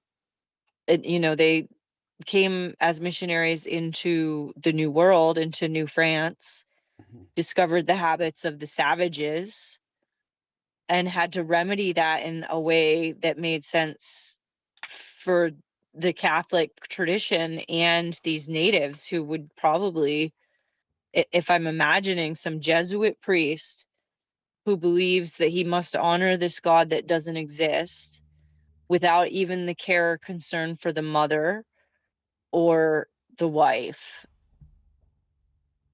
Just being, the Jesuit tradition coming into this matriarchal society where women held all the property. And then, and having to like remedy like these warring cultures that are cannibals. Like they believe their power comes from the eating of their enemy. And how did the Jesuits get them to stop warring? Or their Like, ancestors. Say again? They were ancestor eaters, many tribes as well. Out As west. in active yeah. respect. Yeah. Oh, well, of course, Holly's speaking of something that's more towards Papua New Guinea, whereas I believe what Amy's referring to is mostly in the New World Hemisphere. Though I understand what Holly is saying, their cannibalism was very important to all Mesoamerican cultures, and that's where what Amy is referencing bleeds into the Aztec and Mayan experience. But do remember, the Jesuits were definitely more involved with, even though they were all over, they were heavily involved in the New World. But just to give people just a hint of their power, in a moment, I'm kind of do two birds with one stone here. Do want to respond to Jimmy Wormholes 888. So Jimmy Wormholes 888 says, are the many disappearances of German scientists and people of German ancestry described in the missing 411 cases in American national parks connected to the Third Reich within the Earth? Yes. So I said, in a simple single word response, yes, many of them. Now, that being said, when it comes to what Amy has addressed about the Roman Catholics, just to give people an idea of how powerful the Jesuit influence was, the Jesuits Romanized the Vietnamese language because France had Vietnam, or rather Vietnam, Laos, and Cambodia, or Kampuchea, as a single unitary French Indochina. And French Indochine, that was a colony where the Jesuits were given a great deal of power.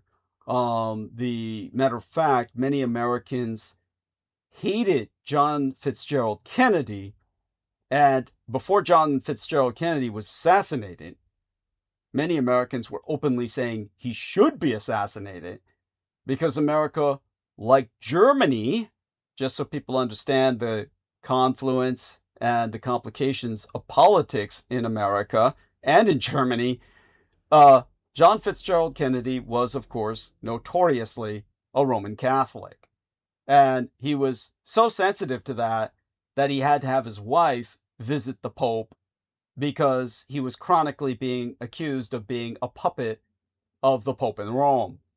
And one of the reasons he was so hated and reviled in America, and all the while that he was alive, Americans were openly and vociferously insisting he should be killed until he was killed, and all of them flipped back and went on this bullshit about how, oh, we hardly knew you. Oh, Johnny, we hardly knew you. All that bullshit where they all went into this incredible, soporific, syrupy sentimentality, trying to claim they always loved him.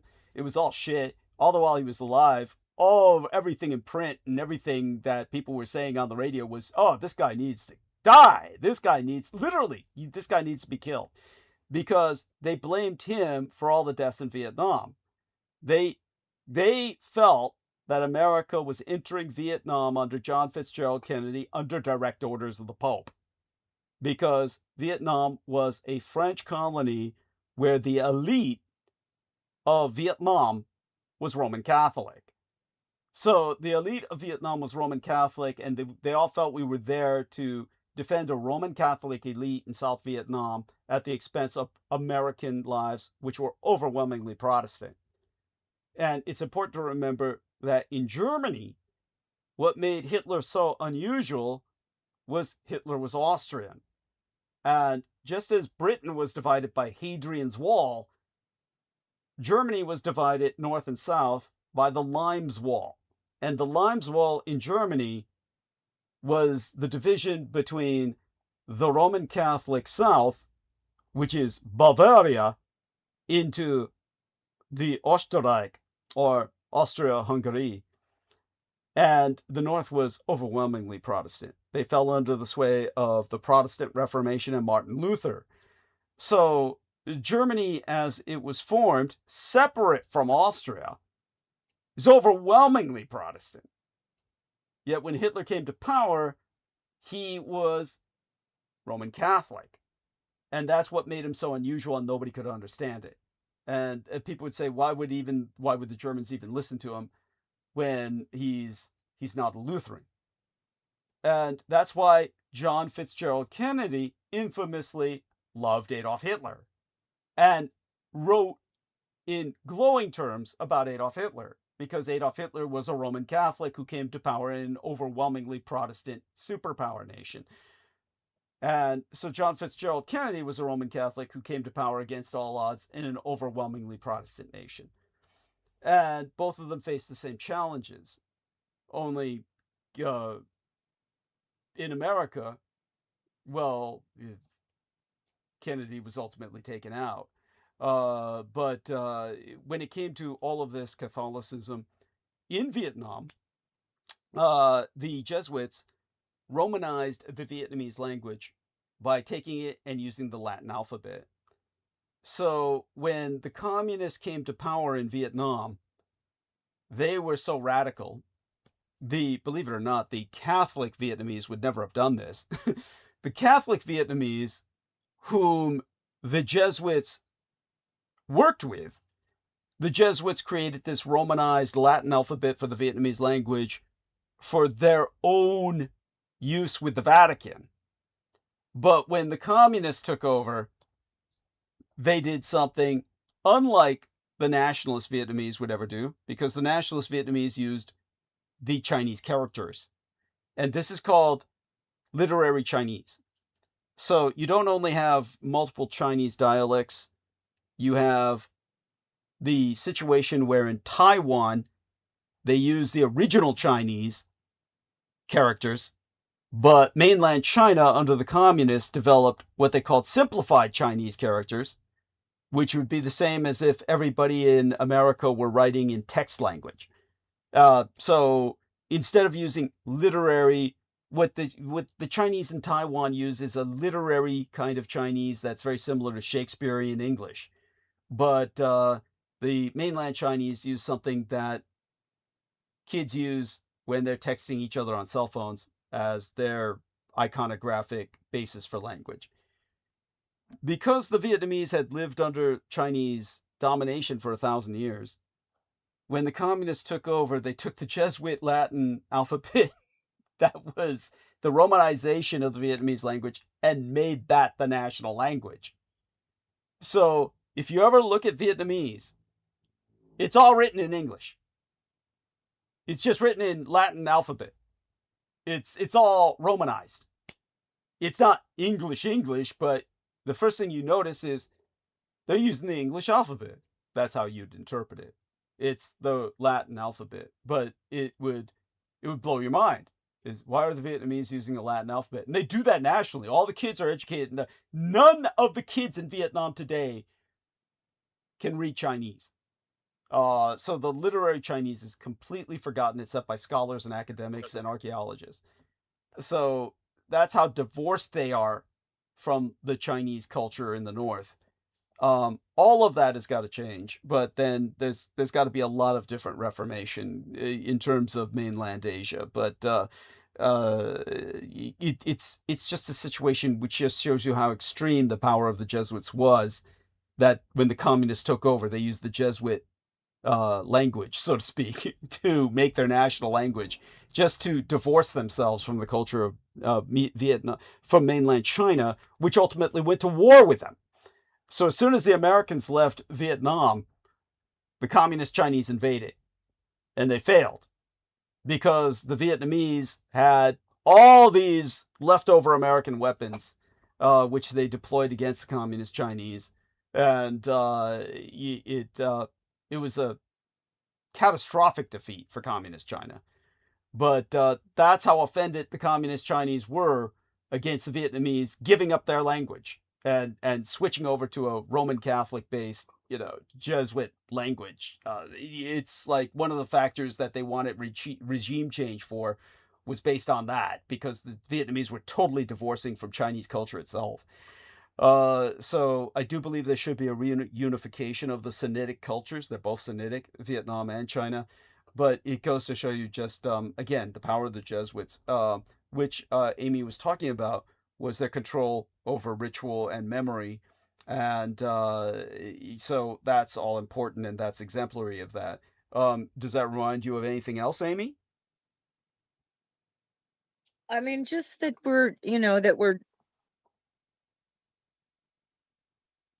I'm thinking more in terms of these references. Mm-hmm. So Tolkien, Land Under England, and then thinking again, like how things have been in this tumultuous time, this chaotic time that we're living in today. How have we been manipulated into believing that this technology is the answer? It's the future. It's the way forward. It's always been that way. It's always been that these ideas bubble up and then in some way are suppressed by an overarching power. And the communication about this particular power structure, like who controls these rituals in your belief system, this can be overarching for generations. Like, as you say, like Vietnam adopted a new language system with characters more like the Western world. And in my limited scope of Asian culture, it's always been expressed that there is a class hierarchy system among Asians, and well beneath all other Asian cultures is the Vietnamese and Filipinos. So that to me is not really a surprise, that the most suppressed culture of Asia is aligning with a different system. And it seems to me like a strategy of survival. It's not even, it's like fawning. Like it's not even authentic. It's that, as you say, like there should be a reunification of their, of their roots, of like similar locations, similar ways of living, through harvesting the oceans for food. These kind of things should align groups of people together, but in some ways there's always an outcast. There's always this outside group that is their own breakaway civilization. In some ways there's just a stressor and an outlier that creates a need for growth in a different area or in a different direction. And I think that a lot of cultures only change when they're forced to. It's not a thing to think that we should go back to like muscle cars and drag races. Well, no, our cars just got faster and more exclusive. Like there's no need to go back to the 1950s Chevy and Ford gas guzzling monsters, like totally unsafe, no seat belts, this kind of thing. And then to plant in the minds of these people, this generation that was so proud of their Friday night out with the lady and drag racing through this particular part of town, like to have put a seed in their minds that someday all of these races are going to be televised and streamed in such a way that there's audiences of all different cultures across the planet who can enjoy and appreciate the speed and the power and the fierceness of these machines. I'm not really even sure that we're really capable of understanding what it is that our lifestyles contribute to our own deteriorating situation, like the way that we do not care for our planet, the way that we do not care for our people.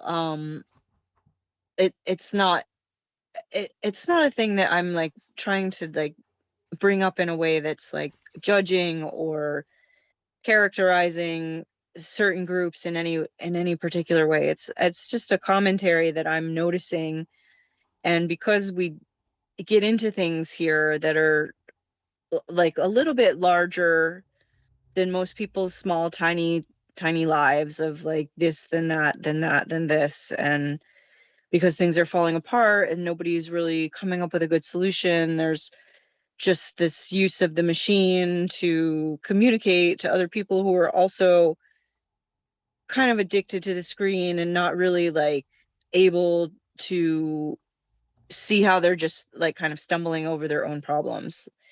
Like you have to really take accountability for the fact that you don't know everything and it's not really about you. And there's things that are happening that are based on this concept that you believe that not only you, but the rest of the world is also, following along and getting on the Trump bashing campaign and, watching the drama of the New York City mayor, like hollering out at Netanyahu and blah-de-da. They all show up at the funeral for that guy in South Carolina. Yeah, that idiot. Yeah. Is this a good use of technology? Do you think that this is helping you in some way deal with your world in a way that makes it better? Or are you just falling prey to this addiction and this brainwashing, whether or not it's the Jesuits or the elites or the billionaires or Unterland? It's still you losing control of your own conscious capacity to heal yourself and to be kind to others. These are not technological innovations. These are human, moralistic values. Like, it's not a relativism. It's not like we're saying like, well, it's good for this person, but it's not good for them. It's good for the Vietnamese, but it's not good for the Jesuits. Like, it's not a relativism. It's the fact that all humans have access now to this technology, and you can learn from the technology now. And there's a generation or two who doesn't know the world before the technology. And how is it we're going to control the information from 1935 that this technology that we share and that we're using right now as a tool to speak to each other and to discuss these things? This technology is not encapsulating the history as the stories were told in just 2 generations ago, just my grandmother's generation, when, maybe it was easy to tell a story about the underworld because it was like a fantastic thing to just even read a book or listen to a radio show in those times.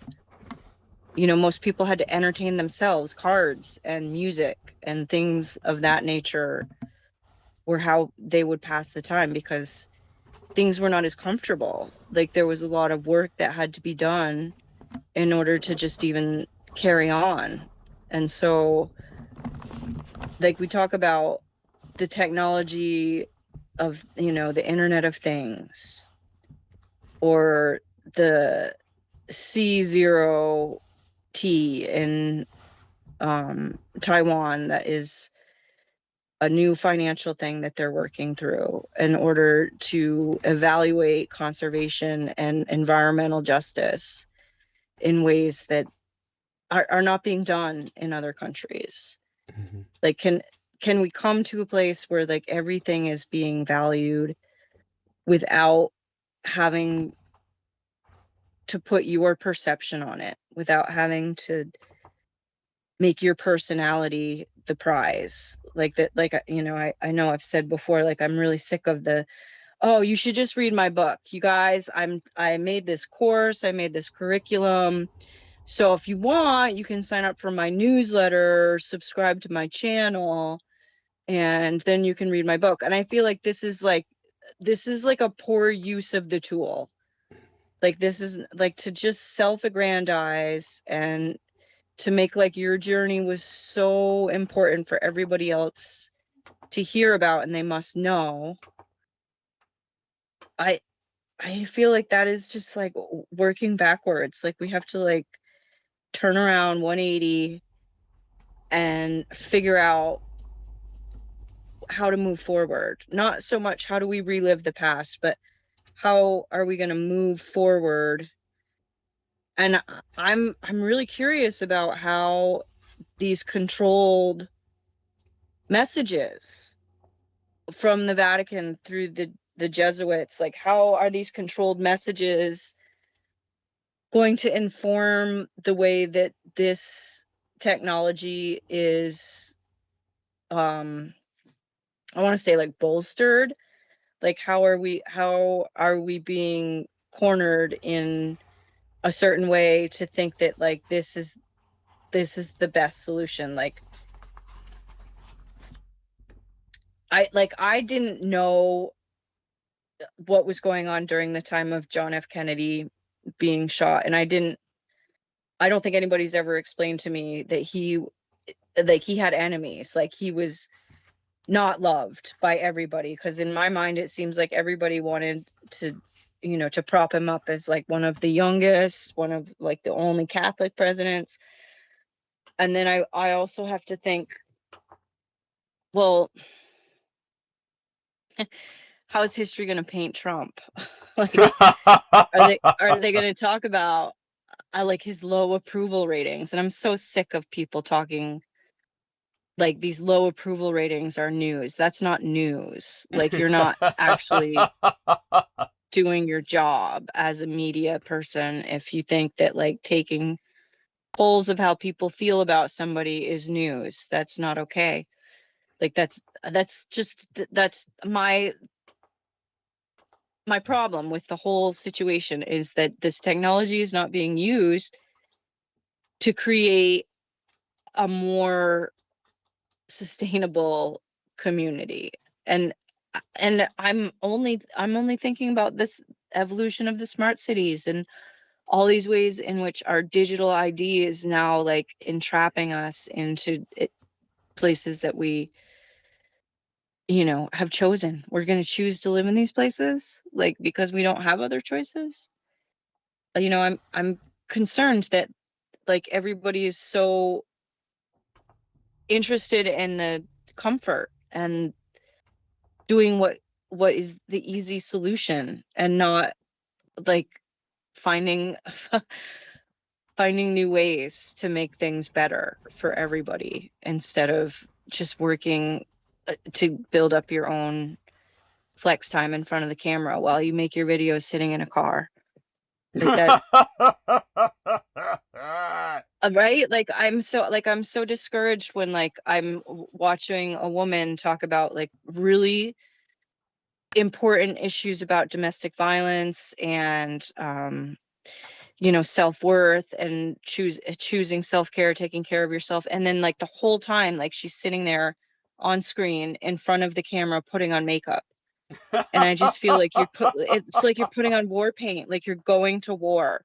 And this is like, you're just showing everybody this is the steps to how you go to war in this world, is you put on your war paint first, and know that you're all alone, and know that like you're you're doing it because there's no other choice for you. Like, you can't find people to support you and, you know, allow you to have your voice. So you're just out there abusing this tool, this internet, and you're abusing me by forcing me to click on your video because I want to, you have a catchy title and I want to hear it. Or, I mean, any of it, any of this technology, if it can benefit me in a way that isn't abusive, I am looking forward to it. But so far, I've found that putting the phone away and not being online is the most successful solution that I've found so far, is to simply make my plans without having it scheduled into a calendar, or even just confirming with somebody that this is what I'm doing today. Is that also what you were planning? Like, to do that step in the process has become really even harder.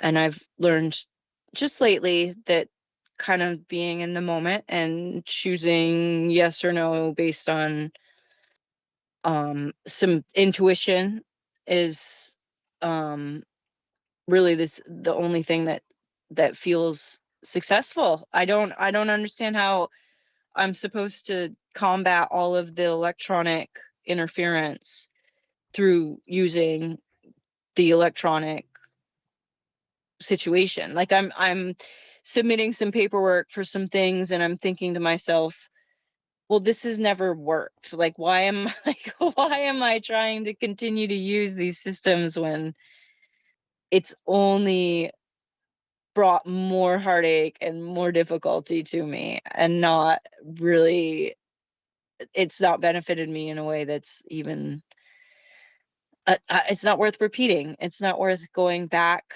to having to fight to talk about, you know, what it's like in my day to experience daily trauma, and to try to explain to somebody what it's like to not have access to a phone for year after year. Like, to just be in a position where you just don't have access to being able to call somebody.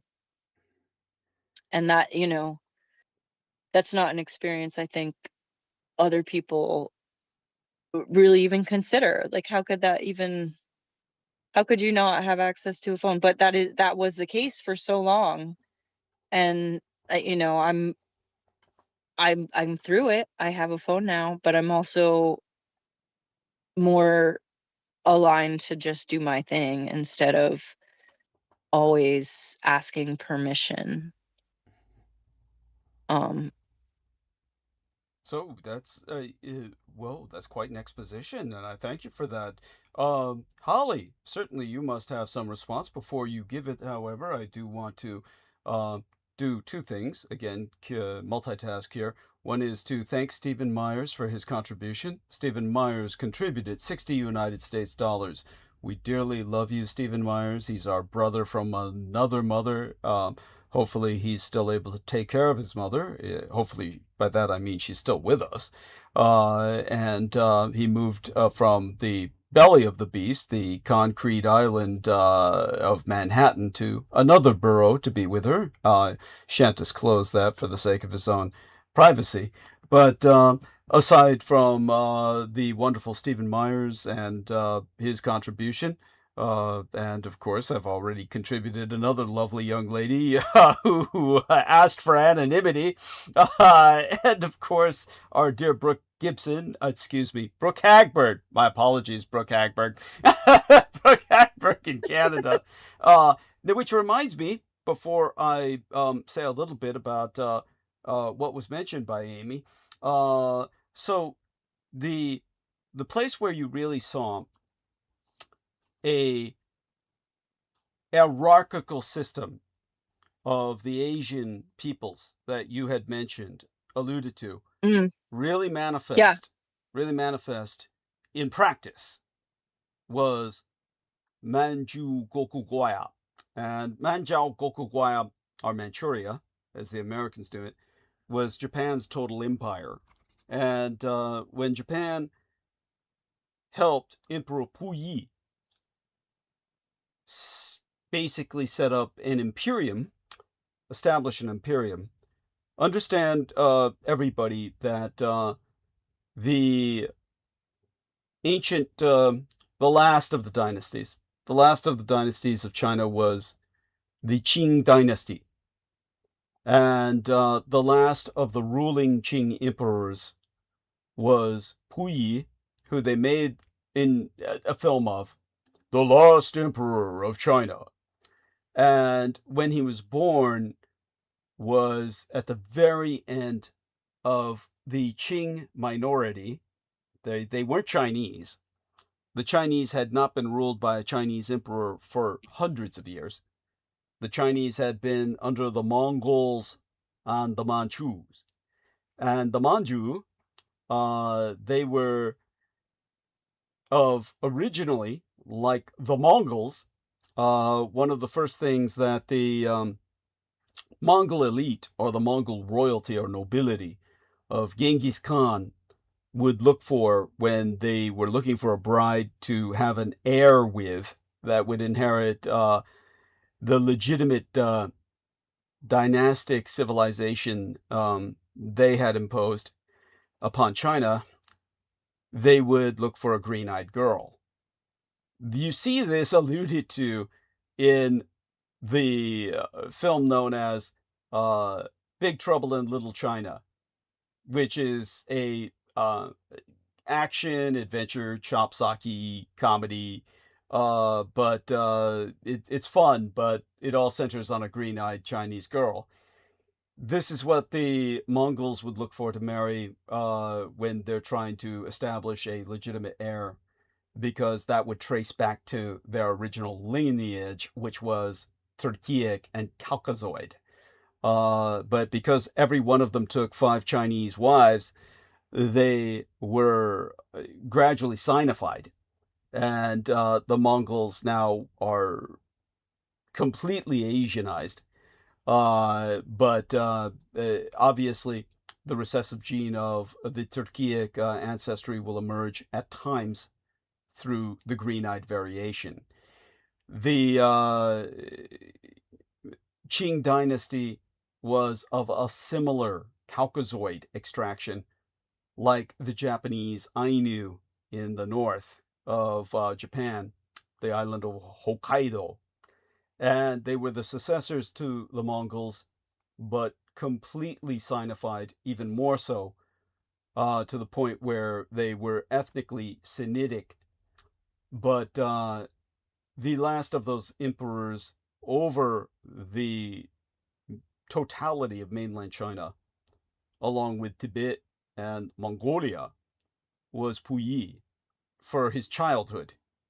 At which point, when they were overthrown by the Republican nationalists of Dr. Sun Yat-sen, then the Japanese helped him establish an imperium for his own people, the Manchu, the Qing, in, of course, northwest China, as it's known today, Manchuria. At that time, Manzhou Gokuguaya, Manchuria, was considered a puppet state by the Western world. They'd say, oh, it's the Imperial Japanese puppet state of Manchukuo, is how they would horribly mispronounce it. So the Allies would refer to that as Manchukuo. Well, Manzhou Gokuguaya, or the so-called Manchuria, was enormous. And Puyi ruled over that as the emperor in co-dominium with Emperor Hirohito. It was a dual monarchy. And it was in Manchuria you had the culmination of a multi-ethnic Asian, a pan-Asian hierarchy. So it was there that you had especially the industrial founding fathers of Japan, the Zaibatsu, Daihatsu, Datsuni, Fujitsu, Hitachi, Konica, the Nakajima and Nashona, the Mitsubishi and Toshiba, what became household names in terms of the industries that overwhelmed American commerce. Yamashita and Sanyo, Seiko, which became Seiko, Suzuki. All of these were, of course, the industrial powerhouses in Manchu Chokuguaya. It was there that you had the families of Japanese descent, particularly the samurai families. They formed the top strata of the pyramidal society, where each individual's function was related to his social status. Now, the country's wealth in terms of land and mineral resources was owned by the domain lords, either the zaibatsu or the heads of the chief samurai descendant families. This is because it was a way of exiling the samurai, because the Japanese were under an emperor that had fought a conflagratory civil war with the samurai. The samurai had ruled Japan for 13 generations under the Tokugawa shogunacy and proved unable to stop the American invasion of Admiral Perry and his black ships, some of the most advanced technology vessels in the world at that time. So the emperor fought a civil war using a European-trained peasant army to take all secular power back under Emperor Meiji, who then wrote their constitution. And under Emperor Meiji, the Japanese islands were imperialized. So many of the samurai families relocated to Manchuria along with the zaibatsu, the industries. So in Manchuria, they were technically under the imperium of the Chinese Qing emperor, or rather the Qing Manchurian emperor who used to rule China, Puyi. So he was in codominium as an emperor with Emperor Hirohito. But even though you had this Manchu, the Qing dynastic emperor, theoretically over all the samurai and the industries of the Japanese in Manchuria, well, beneath them, since they were historically warriors, they couldn't demean themselves with the petty details of commerce, which of course was the dynamo which powered the entire economy. The result was a merchant class composed almost entirely of Chinese, who also ran the middle layers of the administration. It was one of the reasons my mother's father was so important. That connection with the Chinese in Manchuria under Emperor Puyi in co-rulership with Hirohito led him to be established as the customs official who ran everything coming in and out of Taiwan. And so my mother's father was of that level of importance, with his own lineage tracing back to the Mage Kings of the revelation of the Magi. Now, all of that, of course, on Manchuria itself, beneath the Chinese, in descending order, were the Koreans, the Vietnamese, and Thais, who formed the lowest echelon of clerks, tradespeople, cooks, and house servants. And, well, below the pyramid were the non-persons, the slave population, numbering in the thousands of Allied prisoners of war, white barbarians, Russians, Brits, Australians, Yanks from the United States, and with them, of course, what were considered the, well, I won't use the N-word anymore, but basically the, let's just call them the outcasts of Asia, the Filipinos. That was, they were on a level well beneath the Vietnamese, who were just under the Koreans, and on a level with the Thais. but beneath all them were either the whites or the Filipinos, which were basically, as far as the Japanese, Chinese, Koreans, Vietnamese, Taiwanese were concerned, the whites, and were, of course, the Slavs from Russia, the Brits and Aussies, and the Yanks from America, and what they considered the blacks, the Filipinos. So those would be beneath everybody else, would be the whites and the blacks, or the Filipinos and the colonialists, the barbarians. So that is the Asian hierarchy that you alluded to, but where it was historically manifest at its most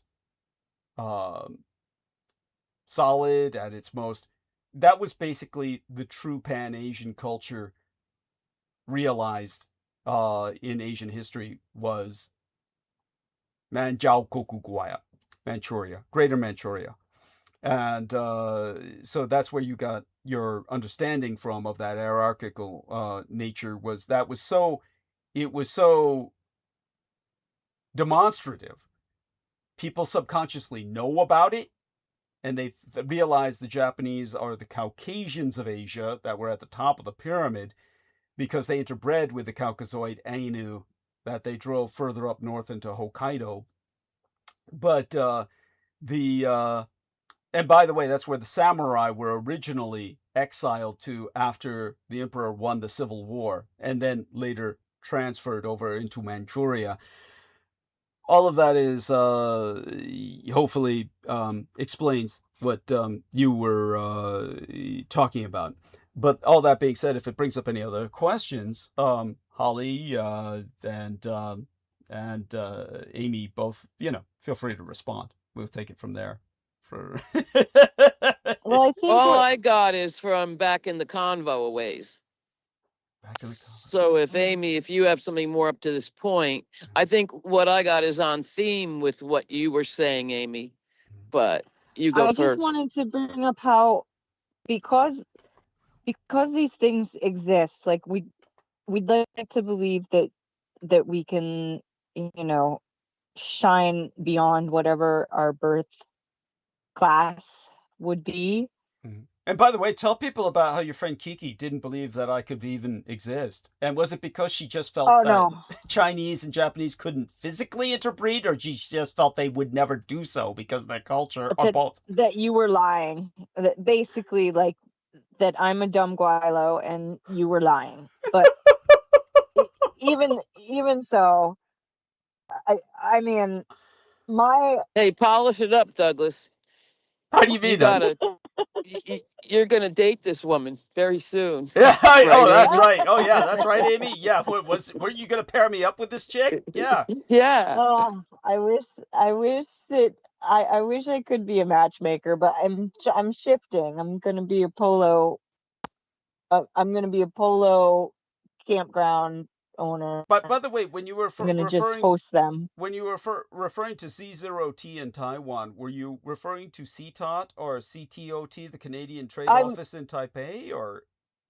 No, I'm totally. I'm trying to think of this thing I read earlier today about Taiwan has a government program. I think it's G0V. I think is what it is. Because COT is a Taiwan-based company. It's developed and released a high optical output power, short wavelength infrared, something. Yeah, I mean, so before we get too far on to something else, I just want to say the ability to break your ranks in this culture, in any culture really. Like if you're a samurai and you decide I'm going to cavort around with all the nasty, dirty, barbarian white people. Why would you do that? It's a joke. Like there would be nothing. You would be outing yourself amongst them so quickly. Like all the barbarians would be like, oh no, that's a samurai. Like you can't go over there, be that. No. It's the way that somebody who is in a merchant class, like they can't pretend to be in the samurai class. Like you can't break these molds in so many ways. It's a blueprint for who you are. And even if you could try to be slumming it, you're not. It's at some point somebody will out you as being educated, as being worldly, knowing where to get the best spices, or which spices Well, cure I which don't think it would problems. even be that nuanced. It's just basically you couldn't pull it off because you couldn't pull it off. You simply would look Yeah, too like different. that's what I'm saying. Like it's a very rigid system, and I think like that's like the biggest struggle for me and any Asian person that I'm talking to, that you can't break these roles. Like you're in this role, like you have this history of, this is where I was born, and these are my parents, and this is the job that society gave me through my family. And that's true almost in every culture. Like it's a matter of how do you change the circumstances that arose, that brought you to here and now. Okay. And I'm not sure that that we need to even like continue on in that way, like just discussing these things that are like probably just too obvious. But they're not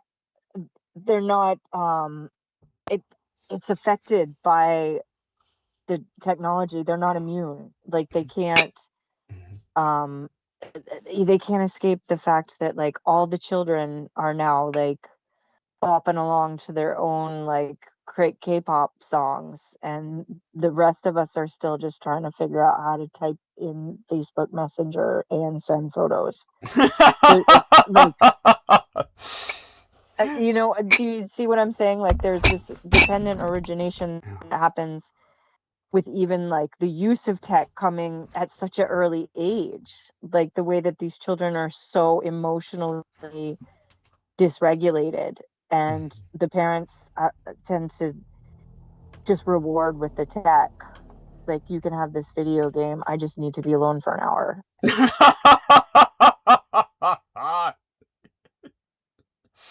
Oh man. So Holly? Yeah, all that. My little bit was just way back when the subject of the Vatican telescope came up. Yes, honey. And I guess wasn't dark enough in Italy anymore or something, but that still gives me a stomach ache to this day. I was down in southern Arizona at that time, and that was so gutting to the Native American communities for hundreds of miles in every direction. Mount Graham is an isolated, huge, I think 10,000 foot island mountain in an endless sea of some of the most barren desert on earth, as far as the eye can see. And it has every, climate, elevation, ecoscape like on earth, one of those mountains. And kind of like Mount Shasta, standing there all alone, only bigger, and it's just freaky. I've never been on the mountain. I've had the thrill of seeing it from afar, and I'm telling you what, even that was an experience. So you got flowers and forests and all the way past tree line, and right at the top's a hot spring, for God's sake. And so the Indians didn't live there per se. They would never live in their holy sites. That's just weird, right? But it was the soul of, and they called that event the heart of infinite sorrow. Because the Vatican made a deal with the Forest Service, and here they came. And nobody asked anybody nothing. And next thing you know, it's all chained off, no trespassing. Yeah. So that was a blow to a huge segment of the culture down there, Amy, that will never be recovered from. And this is like in your lifetime. This is like... Yes, it is. This was in the 80s, late 70s, early 80s. and it's their only American telescope, and they didn't need to explain why they needed it, I can tell you that. And, you know, unless you're following astronomical newsletters or their journals or their newsletter or whatever, they're not making headlines, that's for sure. That's incredible. But yeah, that's gutting. demonstrative of Vatican power right there. Yeah. That's, And the Yeah, they demonism decide what of the it. news is. And all astronomers have that streak because it's the natural science without a hint of nature in it. It's all machines and electronics and blah, blah, blah. And so they all think, oh, wow, that's dark. It's being wasted up there because there's not a telescope on it. What a way to look at the world, man. Yeah, Because it's dark. Yeah. Yeah. We have a right to that. Oh my God. And that was how the one out here was built too. Oh, we have a right to that. We're going to show Navajo kids for free the night sky.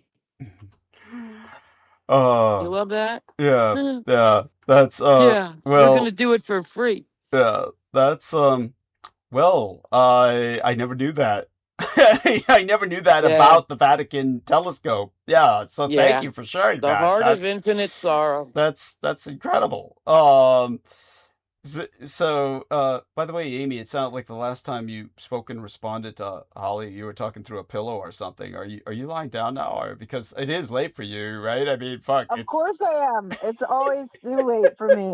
I can't even stay up to 9 o'clock most nights. Oh my God. Oh, she's so cute. I can't do it. You're so adorable. Oh yes. Tell Holly about your cats. Tell Holly about your cats. Oh, Holly, I got 3 kids. I heard you ended up with 3 of them, for God's sake. Yes. I know It's you so fought and funny kicked and said, no, no. Yeah, they hate me. They all hate me. But the woman who gave them to me, she immediately wanted them all back. Like oh boy. She was like, that's some toxoplasmosis. Yeah, toxoplasmosis. Yeah. So what? Now you got to catch them and give them back? Oh heck no. No, I don't. No. You're just going to let them eat every last songbird. Yeah, no, and these kittens are so little. Like they're so little. They're not killing any birds, and they're well fed. Yeah. So they're gonna be fine. We're just we're just enjoying like having another like something else going on over here other than the challenge will be to fix them. No, that'll be the easy part too. We just got to bring them to a vet. It's no big deal. Yeah. Will they come to you yet? Not a big deal. What's that? Will they come to you? No, they don't. Okay. No. Okay. So I'm still like bribing them. But if they'll let you hand feed them, maybe. Not even yet. No, they get mad when I pick them up. They scratch when I pick them up. But sure, but maybe they'll take a little kibble out of your fingers. We got some, well, and the thing is sometimes like cats are particular, and sometimes you find the right thing and then they're like, this is my favorite, thanks. Right. You know, like we had one stray that we got with like half and half, like loved the cream, like loved the half and half, stuck his face right in it every time. Right. So we'll figure it out. Like we've got a bunch of people coming to visit, so we'll have some campfires and see which of the visitors can get the kitties out of the tree. Oh, nice. It seems like all cats go insane for tuna fish, but it's supposed to be one of the worst things they can eat on the planet. Do you want to talk about the salmon numbers before I sign off for the evening? Please. The salmon numbers in the Pacific Northwest are disturbing right now. Oh boy, they have been here forever in California. Yeah. And you know, there's documented evidence now that it's a problem out in the Pacific, and it started in 2011. And again, like, where is the media? Like, where is the bumper rail So that if we it can started bounce off of and 2011, have a conversation about this. yeah, if it started in 2011, the year of my mother's murder, of course, and she died only a few weeks after Fukushima Daiichi, or within a week thereof. So is it That's right. Fukushima? Is it Fukushima that's caused these Are numbers? you thinking it's not that? Like, No, it's I- 100 things. It's 100 things. well, I mean, the that is a big oceans thing. beat to fuck. Oh. No, but 100 Yeah. causes. Yeah. No, You I know. see what Holly's saying. Holly's saying there's also the big garbage continent, the continent of garbage in the endless giant. sonar testing and Yes. every So- goddamn thing. Yeah, sonar testing the microplastics. Poison and Yeah, the microplastics. environment's all fucked. There's nothing Yeah. to eat. Yeah, yeah. Microplastics Except over here. are just as big a deal as radiation, but yeah, obviously, if they're tracing it to 2011 specifically, that does tend to put a peg on Fukushima as being Ouch. yeah, big. So tell us what you know about this, Amy. I only know that just based on what I have been following since 2011, and that is that the salmon are coming in all shrunk up, all sick, and there's God. evidence that the salmon were big enough to feed entire cities. Well, do you mean back? are you speaking of aren't salmon freshwater? Do you mean tuna? No. Salmon. No, they're I'm talking both. about Salmon they are both. go- Oh, okay, so They salmon. go to sea. So salmon go to sea and then they come from the ocean and then go up those rivers to spawn. Yeah. Yeah, They come and out, they're- yeah. Okay. It's there's the copperhead, there's the steelhead, Right. there's the different kinds, and they have different, like sometimes it's 5 years that they're out at sea, sometimes it's 1 or 2. Wow. But there's activists who are following this, and they're paying attention, and it's amazing to me that it's not being discussed while they're continuing to promote these small SMRs that don't really exist. There's no product. SMR? And What is it's a nuclear, they're saying it's like the new wave of nuclear because they're small, small nuclear but there's reactors? actually no product. Right. And This they're is pumping up for data these centers. companies. Yeah. Oh, Yeah. SNRs. These SMR small companies. small nuclear reactors. SNRs. You mean? Yes. Right? Big business. I don't think so. I think it's SMRs. Okay. Yeah. I'm gonna look and see if I can find Maybe they some didn't put information. nuclear in it to not rile us up. Okay. No, They probably came up with another word. All the small time. modular reactors. Small modular reactors. Modular. There you go. okay, SMR. Yeah. Yes. Like pods. Yes. Yeah. Which, Friendly like you little said, things. Yeah, they don't Try exist. to find a prototype. Yeah, they don't exist. New scale. Power Corp. Yeah. They pump Oh, them but they're up. coming. They I mean, put- galloping. So they say, Mm. but like Amy says, it seems like it's all it could easily just all be a hoax, just a money-making hoax, right, Amy? I mean, that's pretty much what you. I don't believe Yeah, that. that's what they I do. think The whole nuclear industry it's all pump and dump. They pay all these companies, and then it's like Homer Simpson running Yes. the nuclear company. But it's still there. There's a red hot reactor. No, wait. I see. Forever. Wait. You're both cynical about this. So I see why Holly believes it, because Holly says she believes it because she imagines that they're irresponsible enough to basically Yes. proliferate actual red hot reactors in the same way that Stanton Friedman was part of the project where they put a leaky nuclear reactor on a plane and flew it all over the United States so it would irradiate They the do countryside. this shit. It happens. but it's happening I fast. tend to lean towards Amy on this, that this shit doesn't even exist. It's all bullshit. And it's just there's no prototype anywhere, and they're just selling And it's all something. PR. Yeah, they're selling something that doesn't exist, right, Amy? There's a lot of engineers getting June paid for 17th. something. Okay. New scale power for all humankind. June 17th, 2026.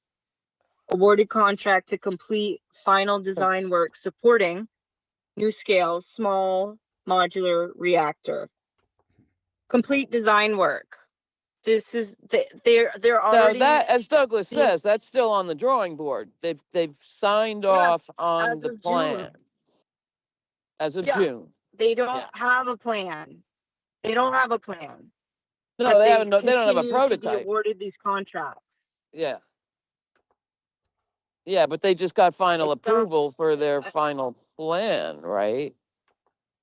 Yeah, So now it's building but the thing. here's what I Yeah, know. I mean, they got the money. Yeah, they got the money. It's like what. See, I agree Oh. with what Amy is saying because I've heard about this shit forever now. Where hey, Yeah. this small modular reactors, Yeah. and but I've never seen one. I've never seen a picture. And and I'm like, wow, Yeah. where are they putting this shit? It's like Amy says, it's just all crap. It's just a scam. they're just taking money and they're gonna run with it. They're gonna run with it. Well, Nothing's gonna, there's always been this fusion against fission thing. yeah, but remember, most physicists will tell you that fusion is obviously possible. It's what runs the sun. It's what powers the sun. But Yeah. our ability to produce nuclear fusion is essentially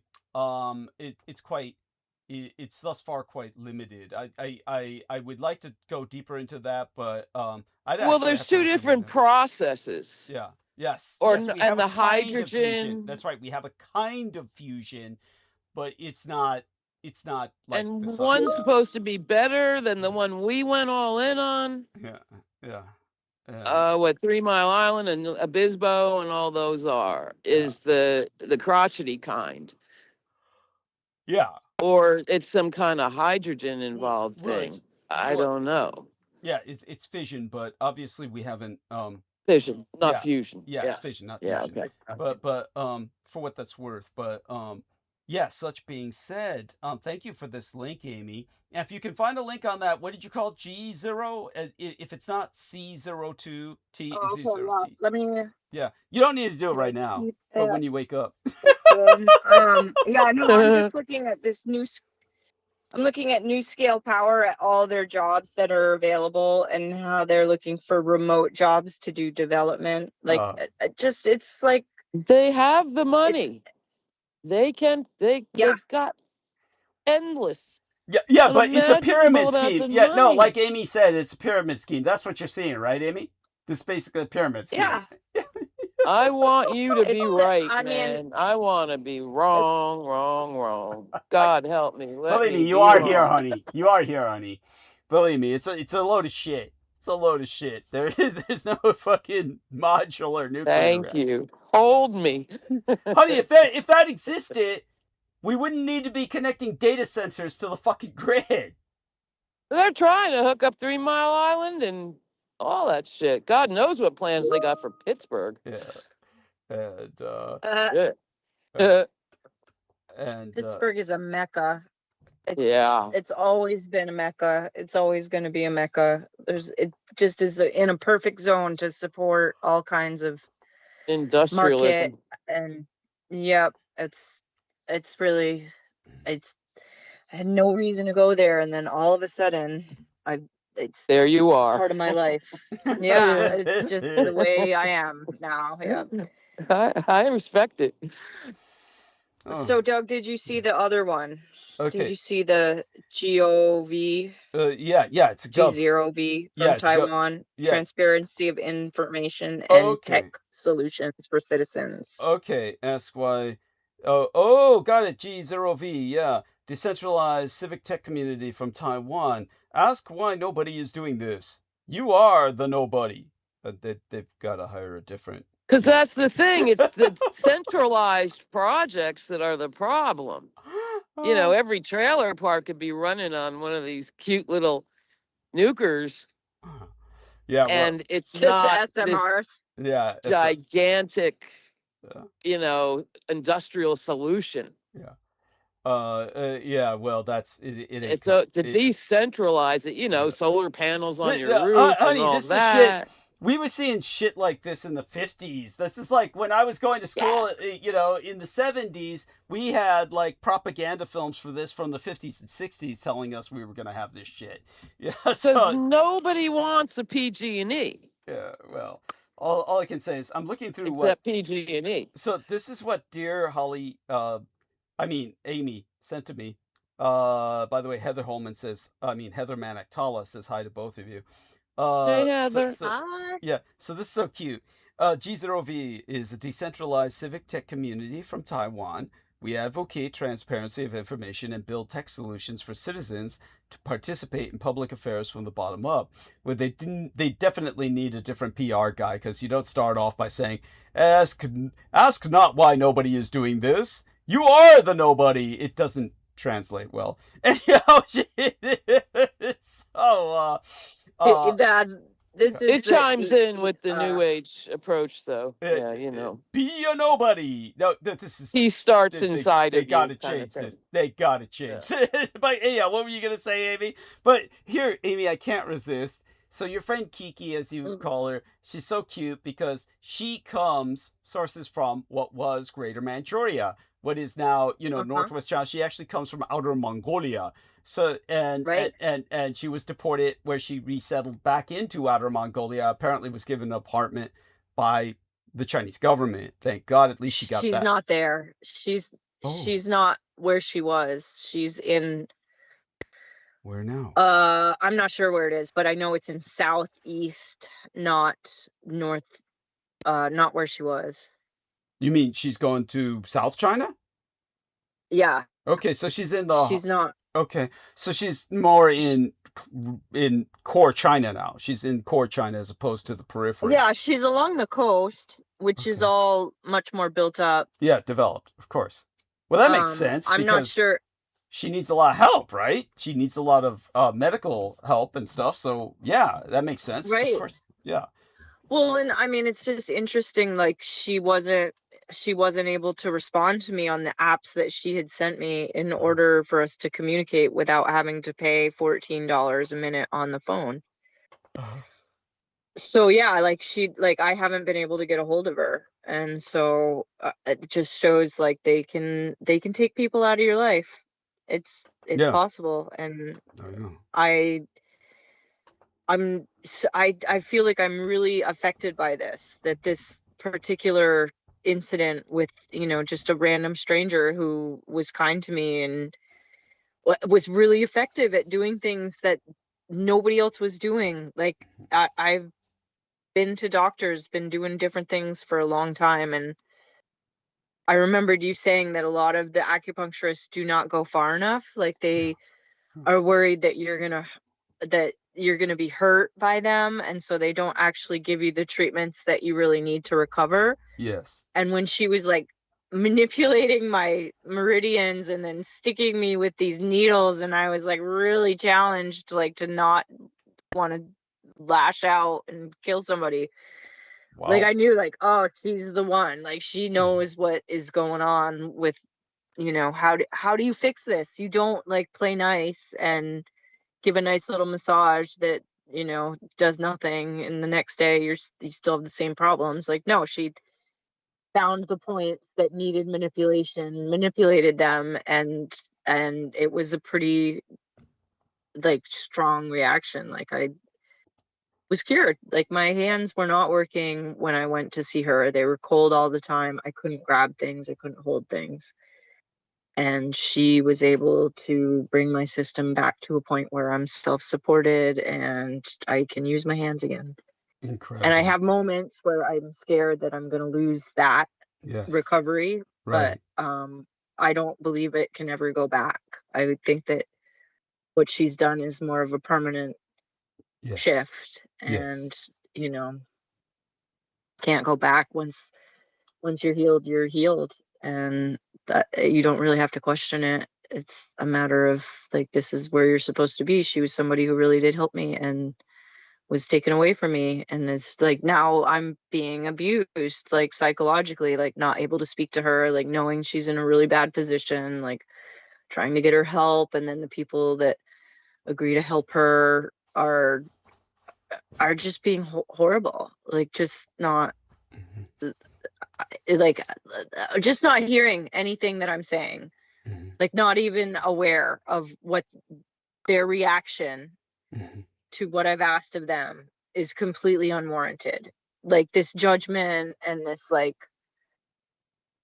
I can't even tell you, like the people who were supposed to help her that I had contacted, that I had known, they agreed to. And then when I contacted them and said, well, I can't get a hold of her, have you heard from her? I got this litany of reasons why they were never going to help and how it must be my fault. And I Really? was honestly so upset that, first of all, like I can't get a hold of her. I know she's not doing well. And then to have this false Acquisition? offering, like Yeah. this offering of help that just was never sincere. Right. Right. And Never so, intended. Yeah. yeah, and then like feeling like, oh yeah, that I should have known better. Like this is not, it's not a normal situation, and it's contrived and it's controlled and it's manipulated to perform in a way that will continue to, cause me harm. And the only way to combat that is to simply move forward without giving them what they want, which is me being upset by it. Yes. Like me being challenged to even speak of it when, I mean, it's just like part of the system that will prevent you from getting, any sense of joy or safety when you have, all the opportunities to make changes for yourself. But each time you make an effort in one direction, there's some kind of gate, and you have to figure out how to open the gate. And sometimes it takes a key. But no, I mean, it's just one situation with her, and like she didn't know how to express to me like how rigid the system is in China, and like if you don't have money, then people just think of you as bad. And in my mind, I'm thinking there's no way that you can pretend that you don't have any money when you have all of these skills. Like you've been in the US and you have survived so much in the US, and now you're back in China and it's your home. But I can see how they're just making it more and more difficult for her. Like she can't even accept help when it comes. Like that's, It could also be the factor that I don't know whether this is what's going down, but it could be that here in America, an acupuncturist is a rare commodity, as you found out. Yeah. And my mother related a story, of course, how she herself had a tremendous improvement in her life that was permanent thanks to an acupuncturist. This is when she was really young.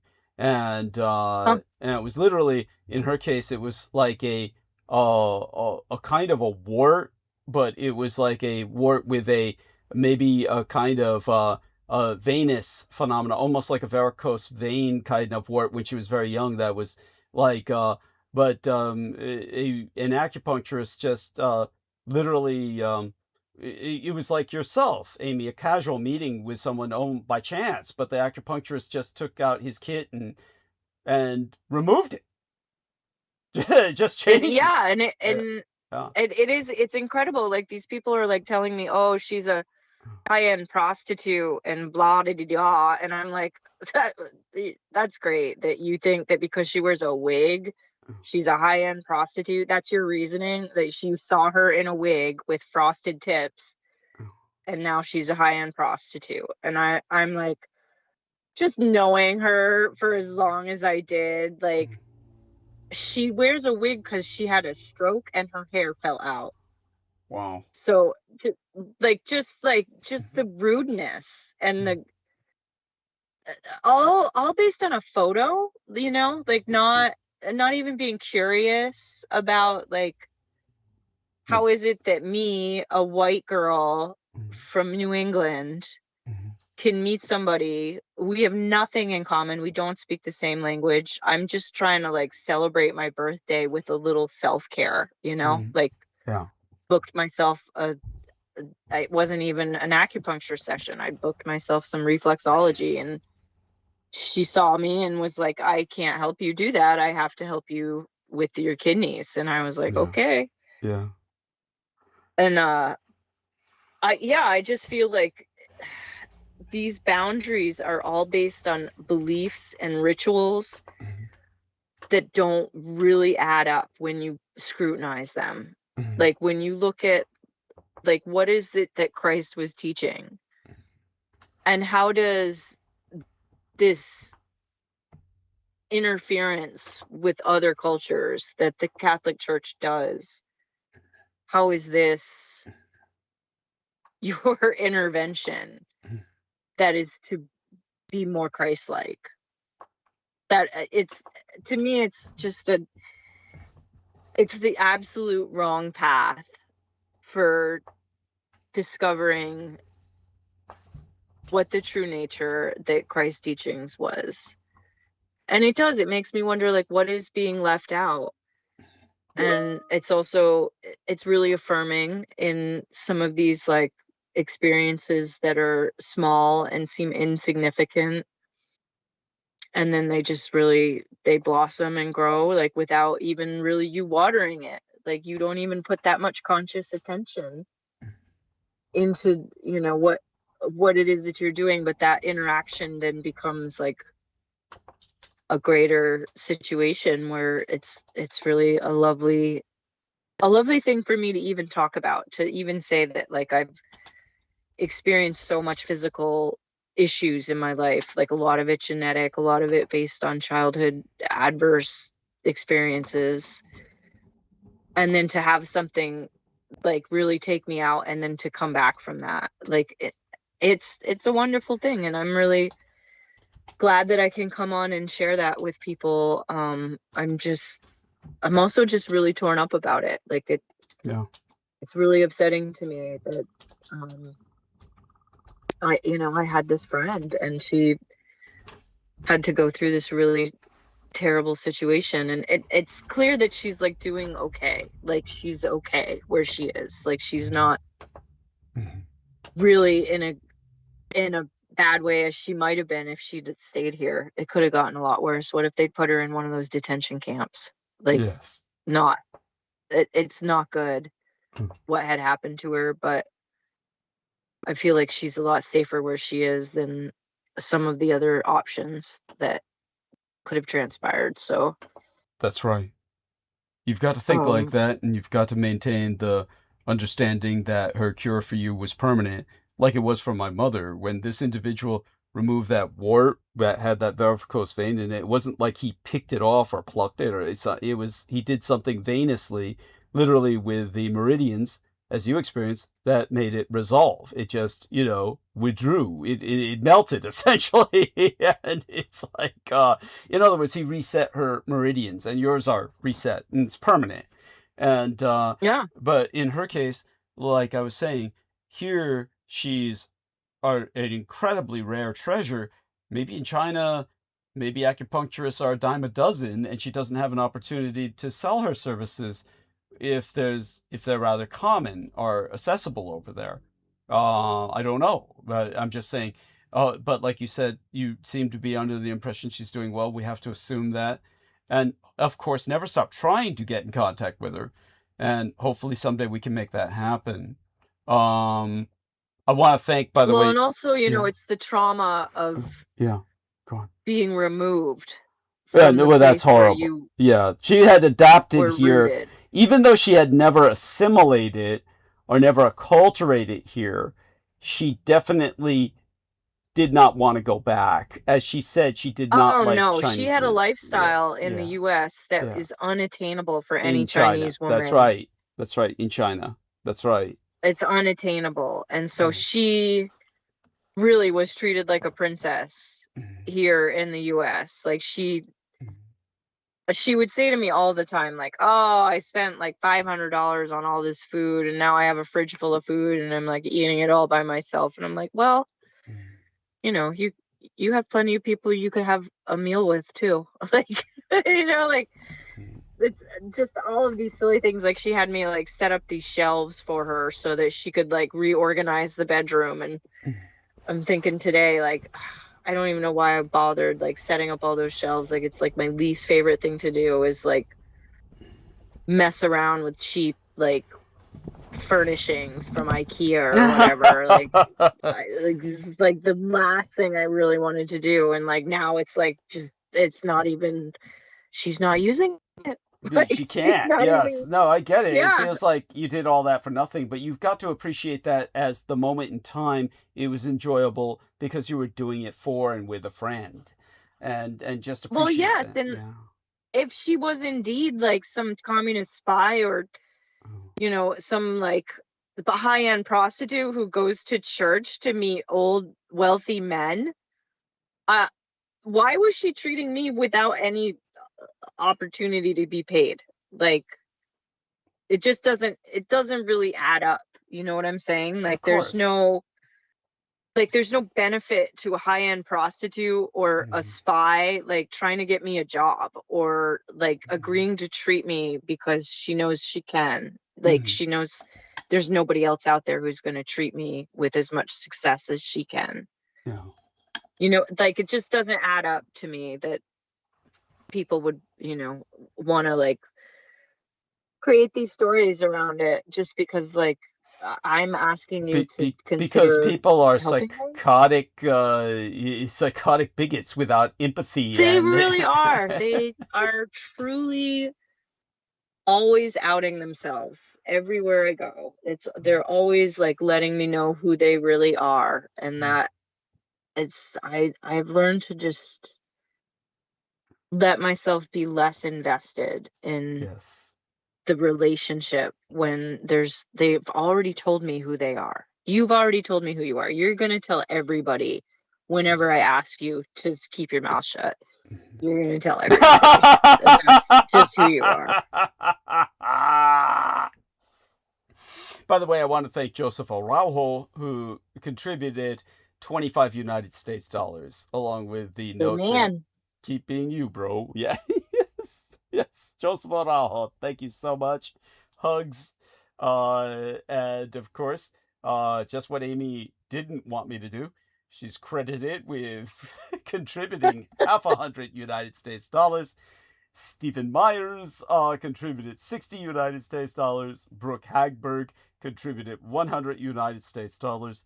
Holly Kiefer contributed 100 United States dollars. Brooke Hagberg, goddamn right. Yeah.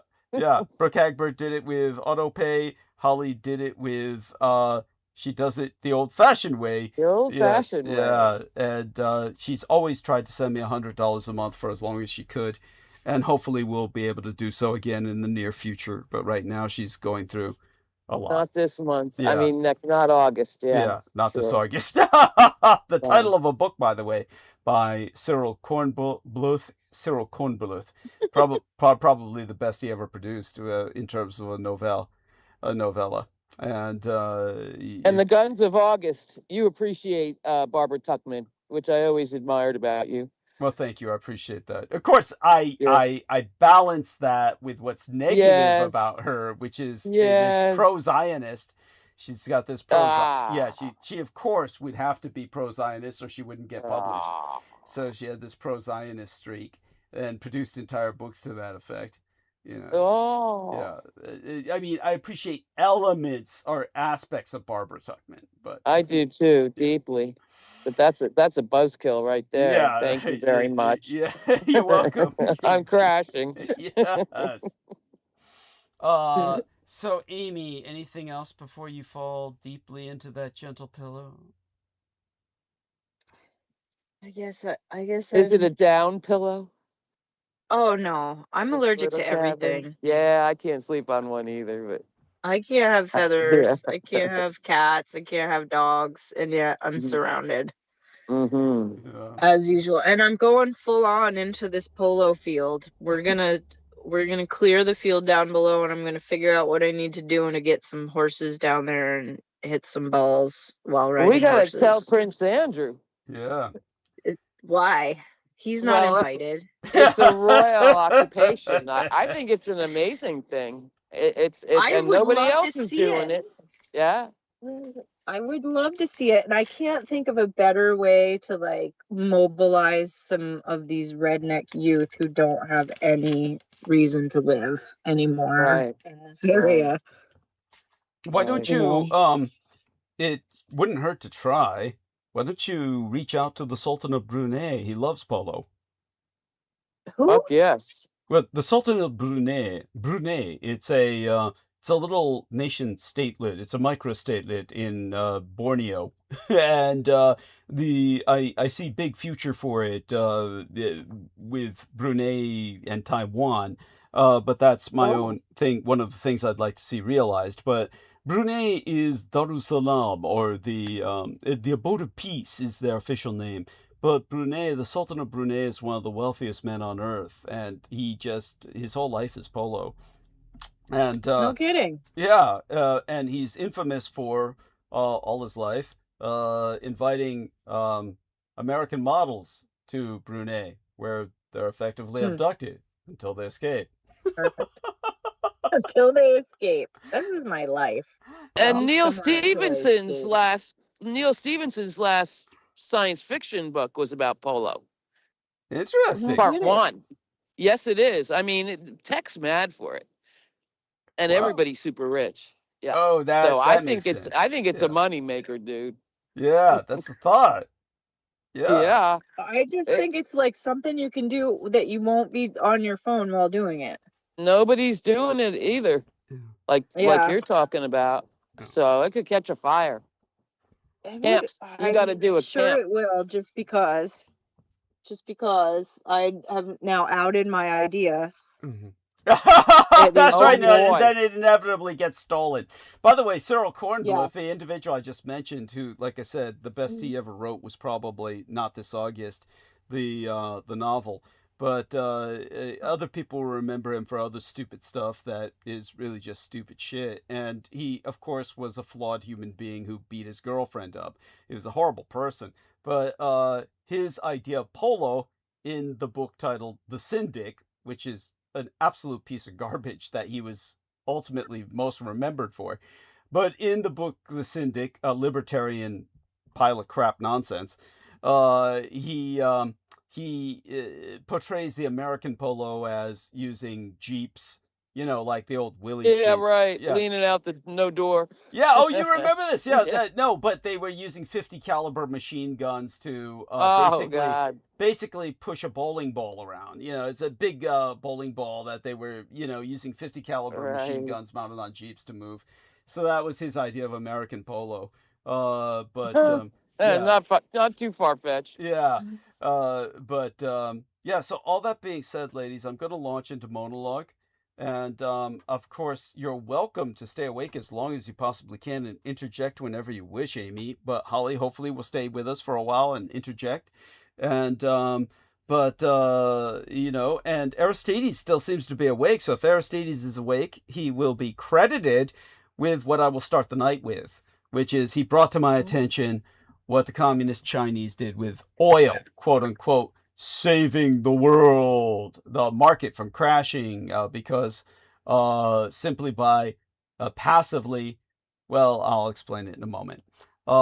So before I get started, you want to say good morning, dear Amy, and Holly as well, but Amy? I will say good morning to you and Amy and Aristides just to go to the tube. I'm sure it's straightened out by now. Well, But hopefully I you'll must jump back say, on Douglas. if you wish. Yeah. Yeah, okay. If I just got to. Yeah. You were flaming hot last time, Oh, man. bless you, honey. That was really something. Thank you. And the Tibetan update, I don't know how much of it I retained, but the Tibetan update, we can talk about it another time, but that was a gut punch. I've been following that all my life. Thank you, honey. I appreciate Yeah. that profoundly. A true gut punch. Ask me later. Yes, and please come back and speak of it if you're reminded to, about something in particular that stands out about that to you. Yeah, Thank you. it does. All right. Yeah, Love you yeah. guys. Love you, honey. All right. Okay, bye. Yeah. Bye-bye. Okay. Amy, you want to say good morning to Good everyone? night. What the hell was that? Done. Ta-ta. Okay, love you. Love you, honey. Love you. Okay, that's Amy Como.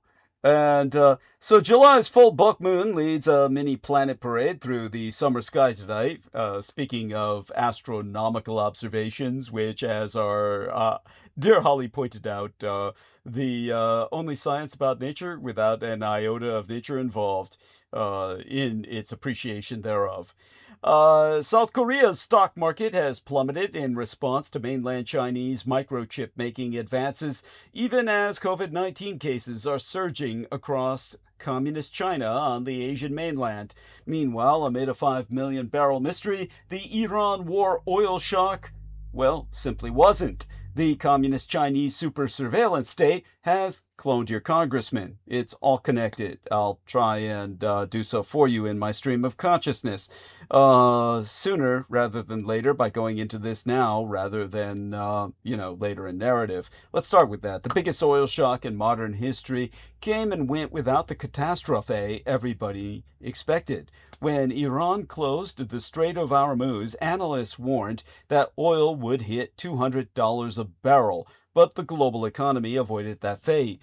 The Trump maladministration has argued that the crisis was contained thanks to their aggressive misaction, but they may be taking the wrong lessons from the avoidance of that apocalyptic scenario. What happened was the largest unexpected swing in global oil balances brought to my attention by Aristides Ioannis. Zhonghua Renmin Gonghaigua, the People's Republic of China, quietly cut crude oil imports by more than 5 million barrels a day. Yet there was no corresponding collapse in economic activity, no obvious drop in mobility, and no official explanation from Beijing. Somehow, the centralized single-party state capitalist China stopped buying oil from the rest of the world and started drawing from stockpiles we can never fully observe. That single decision may have done more to prevent a global energy crisis than anything Washington or OPEC accomplished. This matters because it demonstrates that the monolithic communist Chinese superstate likely has a stronger discretionary policy lever than the West does. The West is really good at market-driven private sector oil production, but through this crisis, we've seen that Washington does not have the scale of discretionary policy control that OPEC or Hongzhonghua, Red China, does. This time, Zhonghua Dalu, mainland China, cooperated and did the good thing, at least for the broad economic picture, but we cannot rely on that in the future, and that tool can be abused against the West as easily as for it. Western governments must grapple with that discretionary gap and not rest on their private sector bona fides to get through the next crises.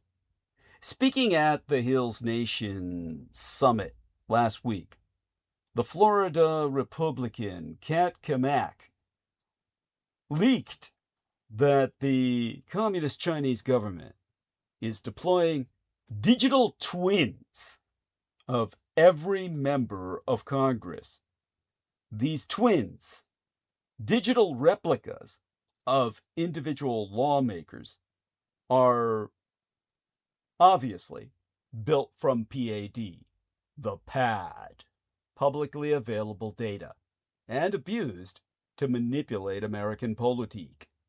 Cammack offered no evidence for this fact because none was necessary. I'll tell you why. In the meantime, it should be noted by yourselves that you're hearing it from me first because the broader mainstream mass media machine has completely ignored it. The fact that your congressmen have all been cloned. Yet Cammack's statement is more interesting than critics might realize. The monolithic communist Chinese superstate is known to intelligence, known throughout intelligence circles, to have built 535 virtual legislators. And it did so quite easily. More importantly, a number of other entities most certainly can and will. Because public figures have spent their entire professional lives publishing the training data for their digital replicas. A member of Congress's votes Well, speeches, tweets, articles, press releases, donor relationships, and committee interventions form a remarkably complete behavioral record. Taken together, this material allows any technically competent actor to not only imitate how a politician speaks, but to model how they are likely to behave. This isn't theoretical. In April of yesteryear, researchers from Johns Hopkins University, Nomic AI, and Helivan, Twa companies that build monitoring and evaluation systems for AI and organize unstructured data for use with LLMs, large language models, respectively, published a paper entitled Toward a Digital Twin of U.S. Congress. Using a daily updated archive containing every tweet sent by serving members of Congress during their terms, they equipped large language models with politician-specific data. The resulting models could produce tweets that were largely indistinguishable, meaning essentially identical, from the people upon whom they were modeled. More consequentially, the researchers used them to predict roll call votes and estimate which lawmakers would cross party lines. When Kamak described a Communist Chinese intelligence program, American academics had already published the proof of concept. Indeed, probably under contract to the Communist Chinese. Now, the phrase digital twin itself is misleading. Nobody is attempting to capture and recreate a senator's soul. Well, for one thing, one could never be located in any of them. Rather, a useful model need only predict him or her more accurately than a lobbyist, intelligence officer, or diplomat would ever be able to. Human political profiling is imperfect. Campaigns divide voters into crude demographic categories. Intelligence agencies produce psychological assessments of foreign leaders. Lobbyists hire former staffers to explain what makes their former employers tick. AI makes the resulting profile interactive and continuously updating. Diplomats once studied their counterparts. Soon they will rehearse against them. Before negotiating with an opponent, officials could simulate countless permutations of the same meeting. Does he respond to flattery or pressure? Is he exhausted by detail, or does he relish an hours-long philosophical digression? Which concessions might he or she accept, and what causes them to leave the negotiating table altogether? The same capability will soon industrialize blackmail.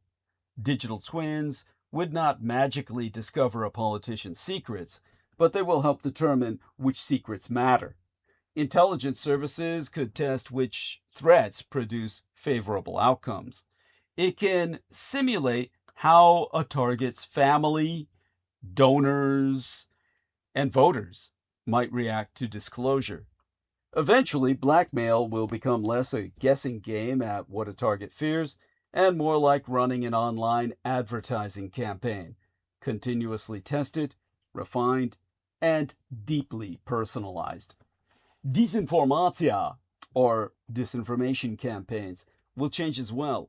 Before releasing a fabricated statement, an adversary can simulate how a target will react, which journalists will propagate the narrative, and what counterattacks might be effective in neutralizing a response.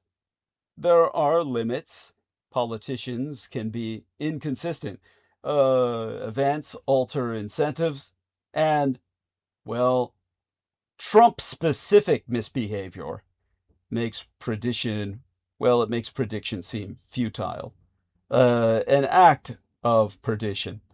A machine trained on publicly available data will also reproduce the version of a politician that he, she, and an army of advisors have carefully manufactured.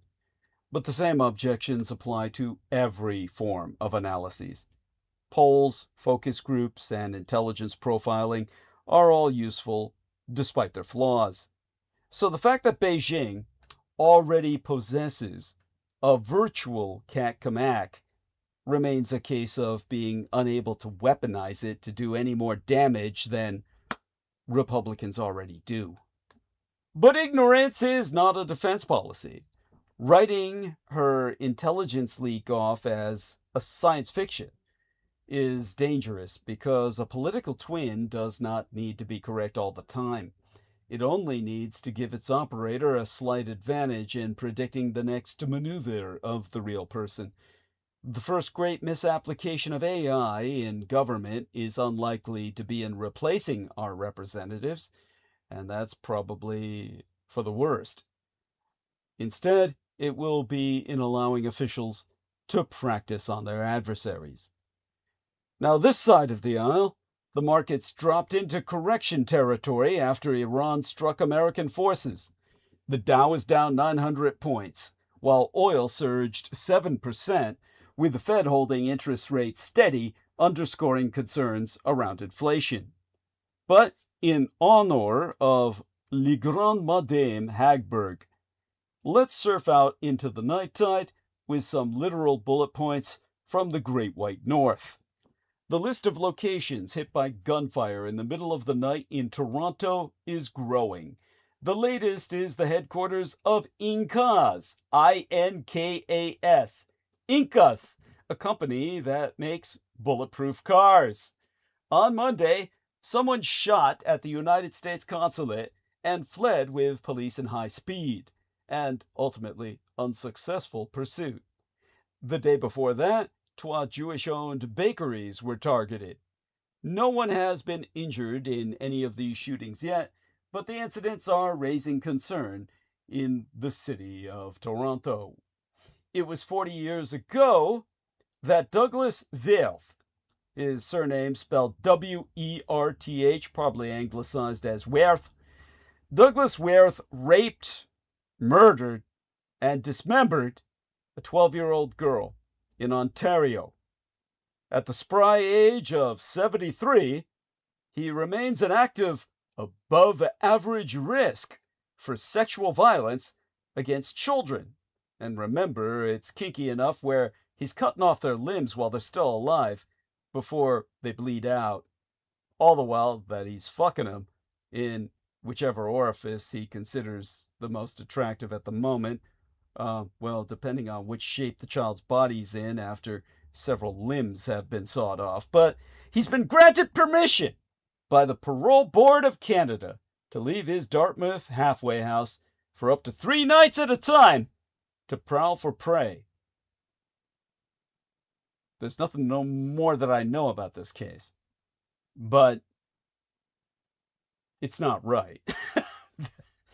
Something's wrong in Canada, just like everywhere else. And to prove the point that only the good die young, Rebecca Luna was diagnosed with young onset Alzheimer's at the age of 48 and decided she would prefer to die before she couldn't remember her family. After documenting her situation on social media, she carried through with that decision via medical aid, AID. That's acronyms for Assistance in Dying. On Saturday, at the age of 49 years.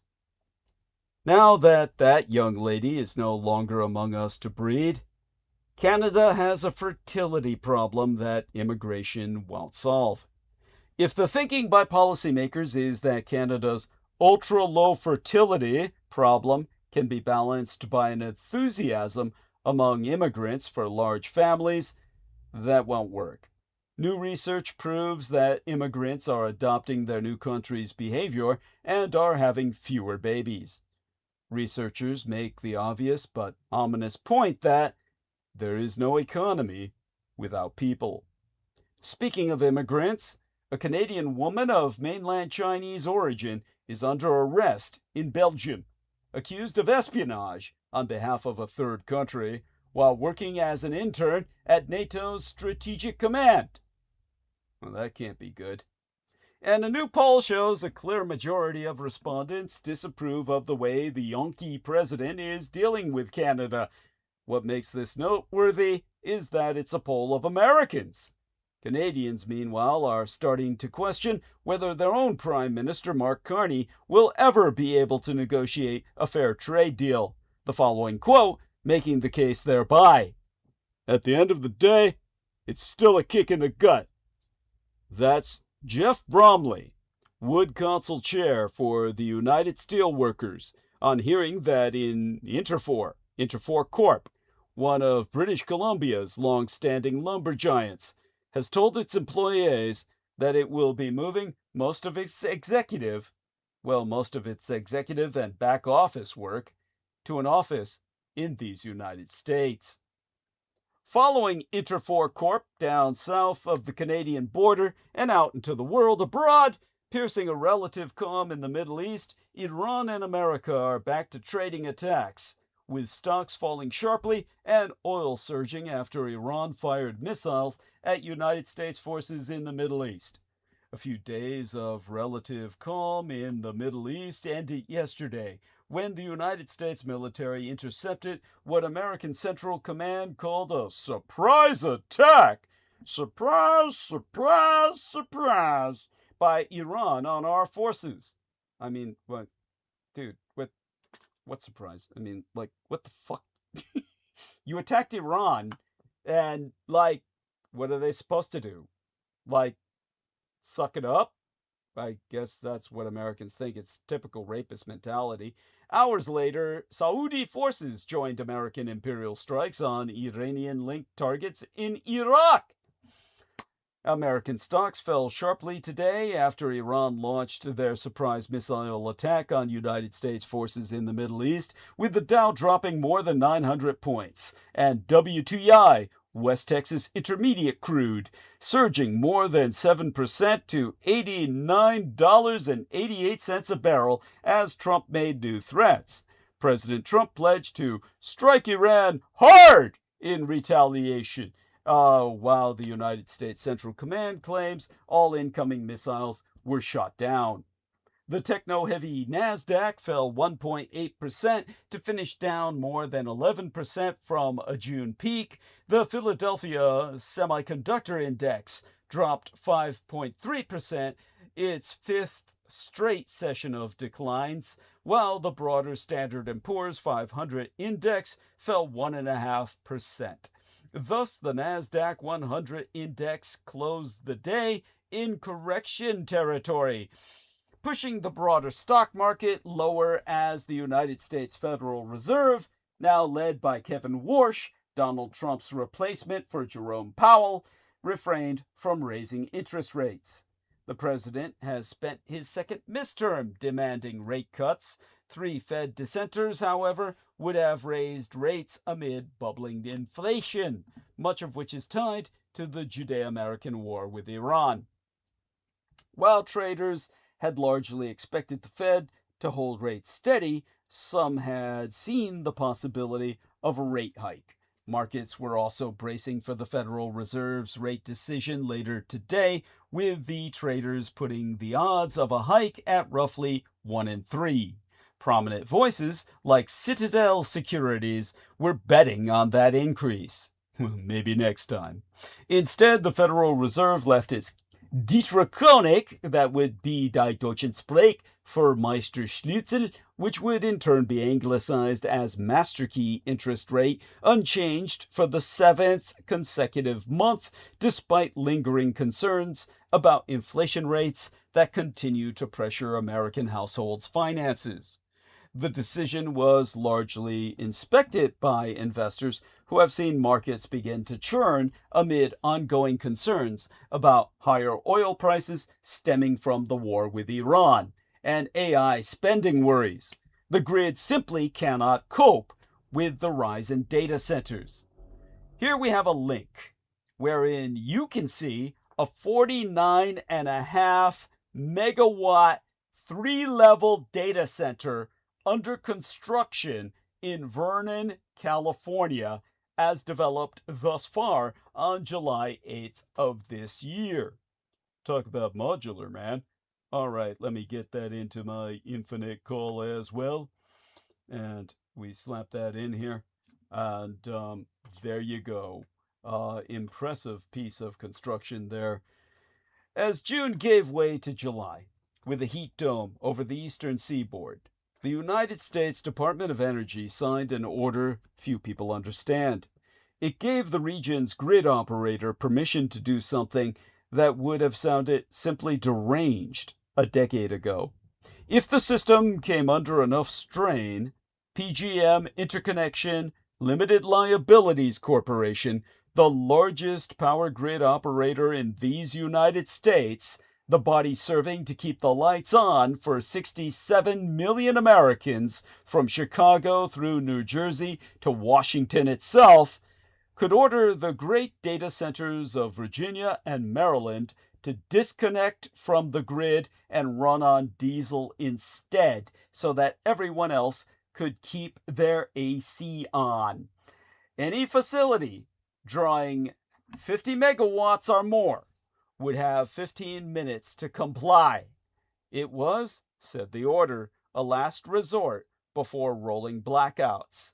The Secretary of Energy, Chris Wright, said keeping the power on was non-negotiable.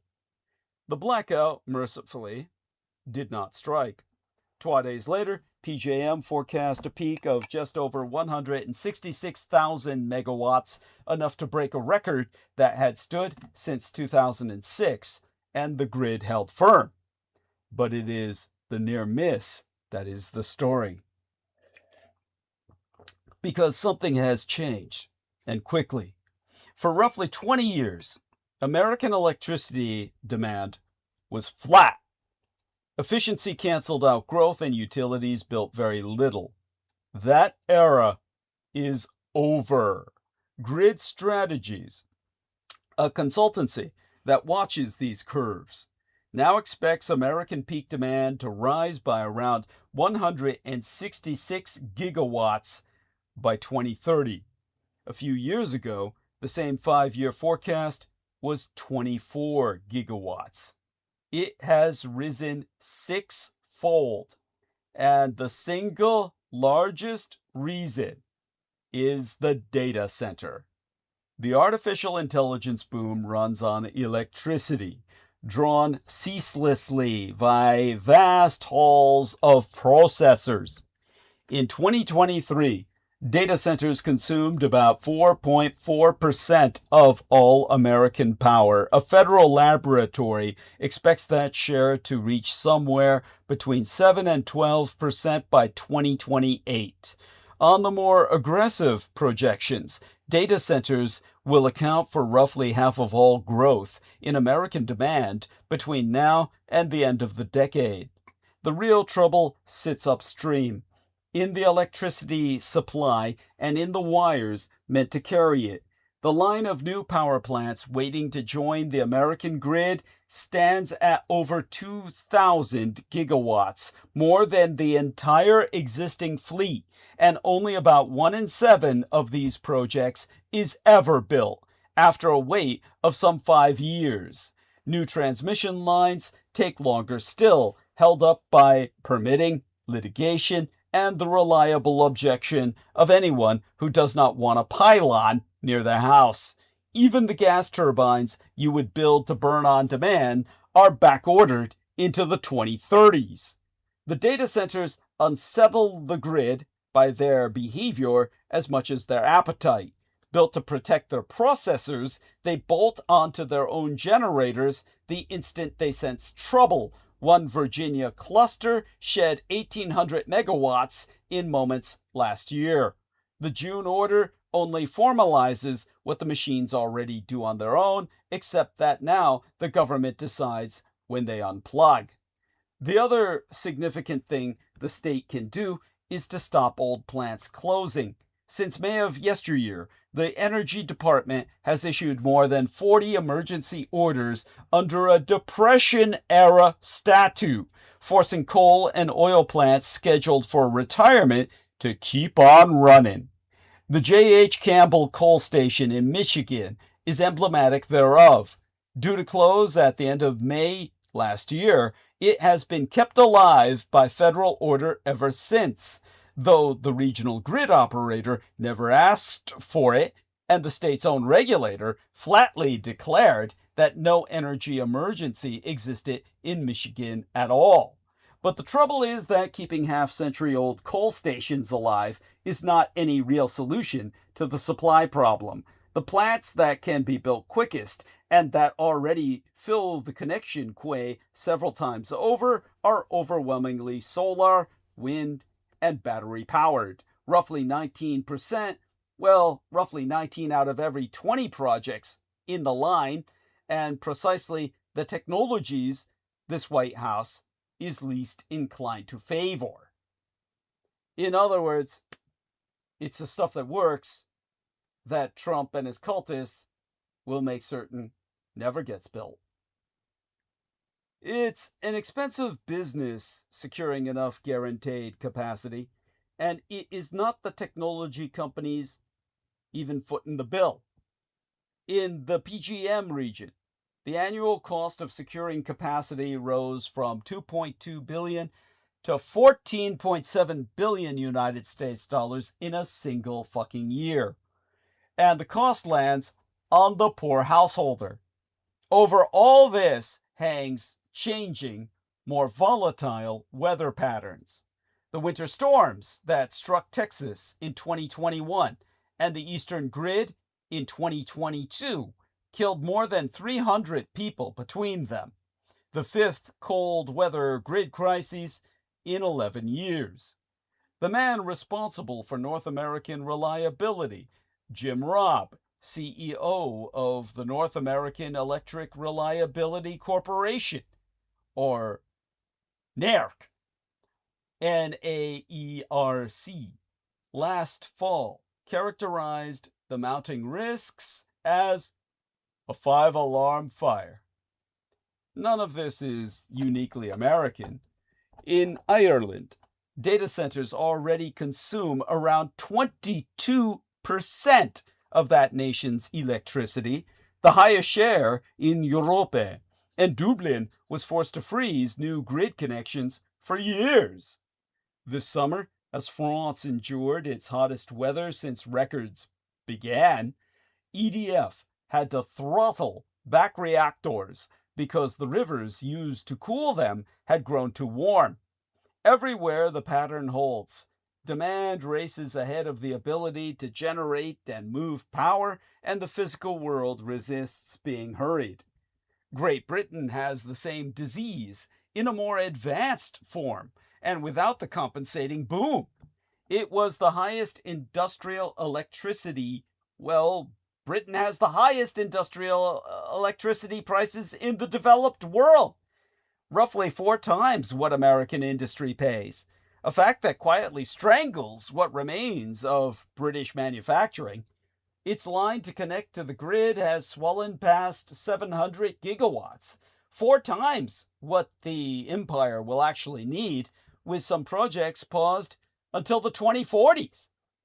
The system operator has begun, sensibly, to tear the quay up and start again, but the position is stark.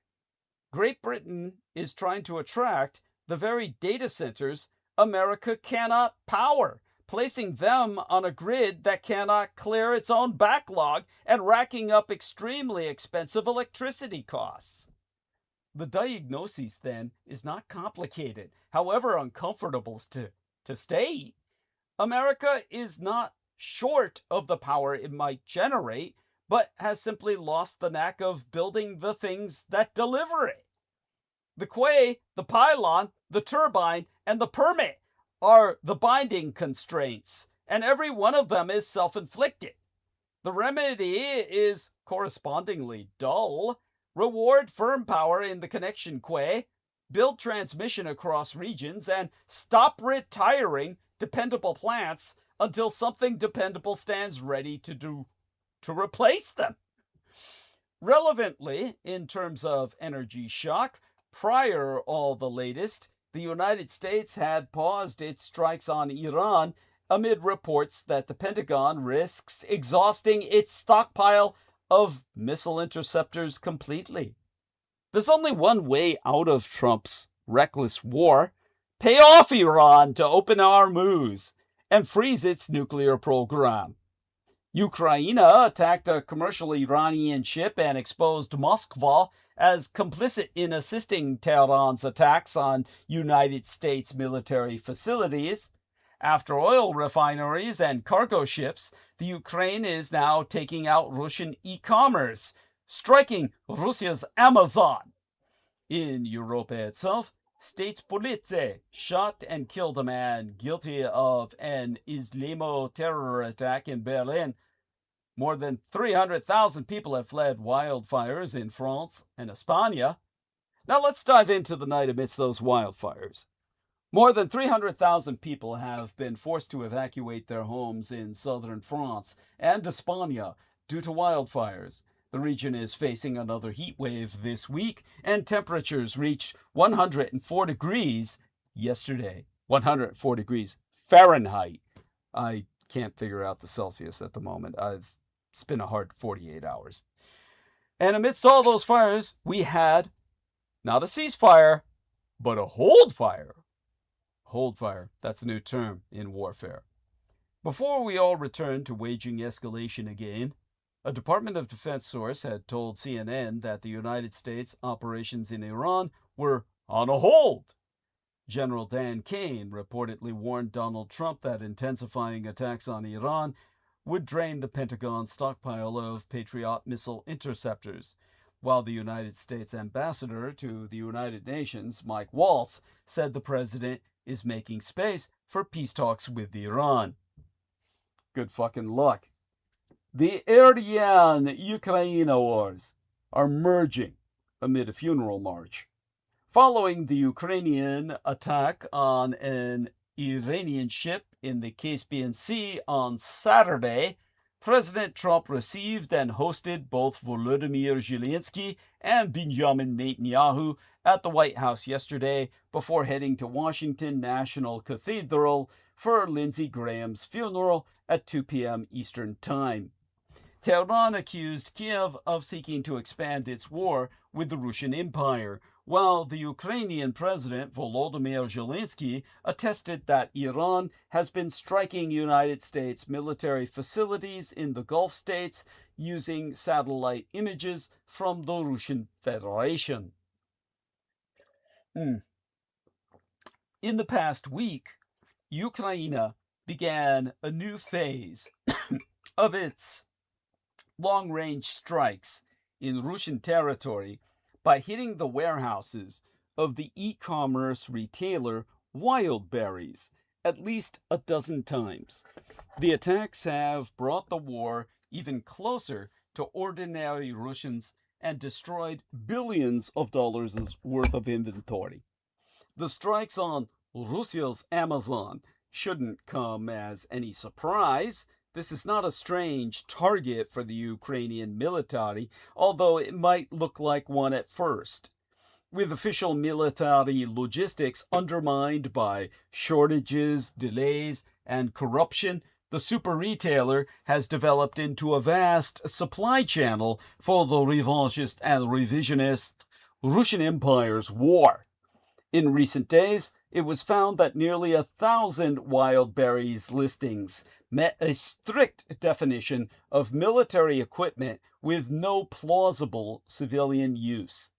Given the company's sheer size, the attacks are also sure to have an economic impact beyond the military supply chain.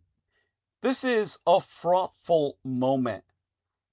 It's fraught, perhaps the most dangerous since the end of the Third World War, in effect so grossly misnomered the Cold War.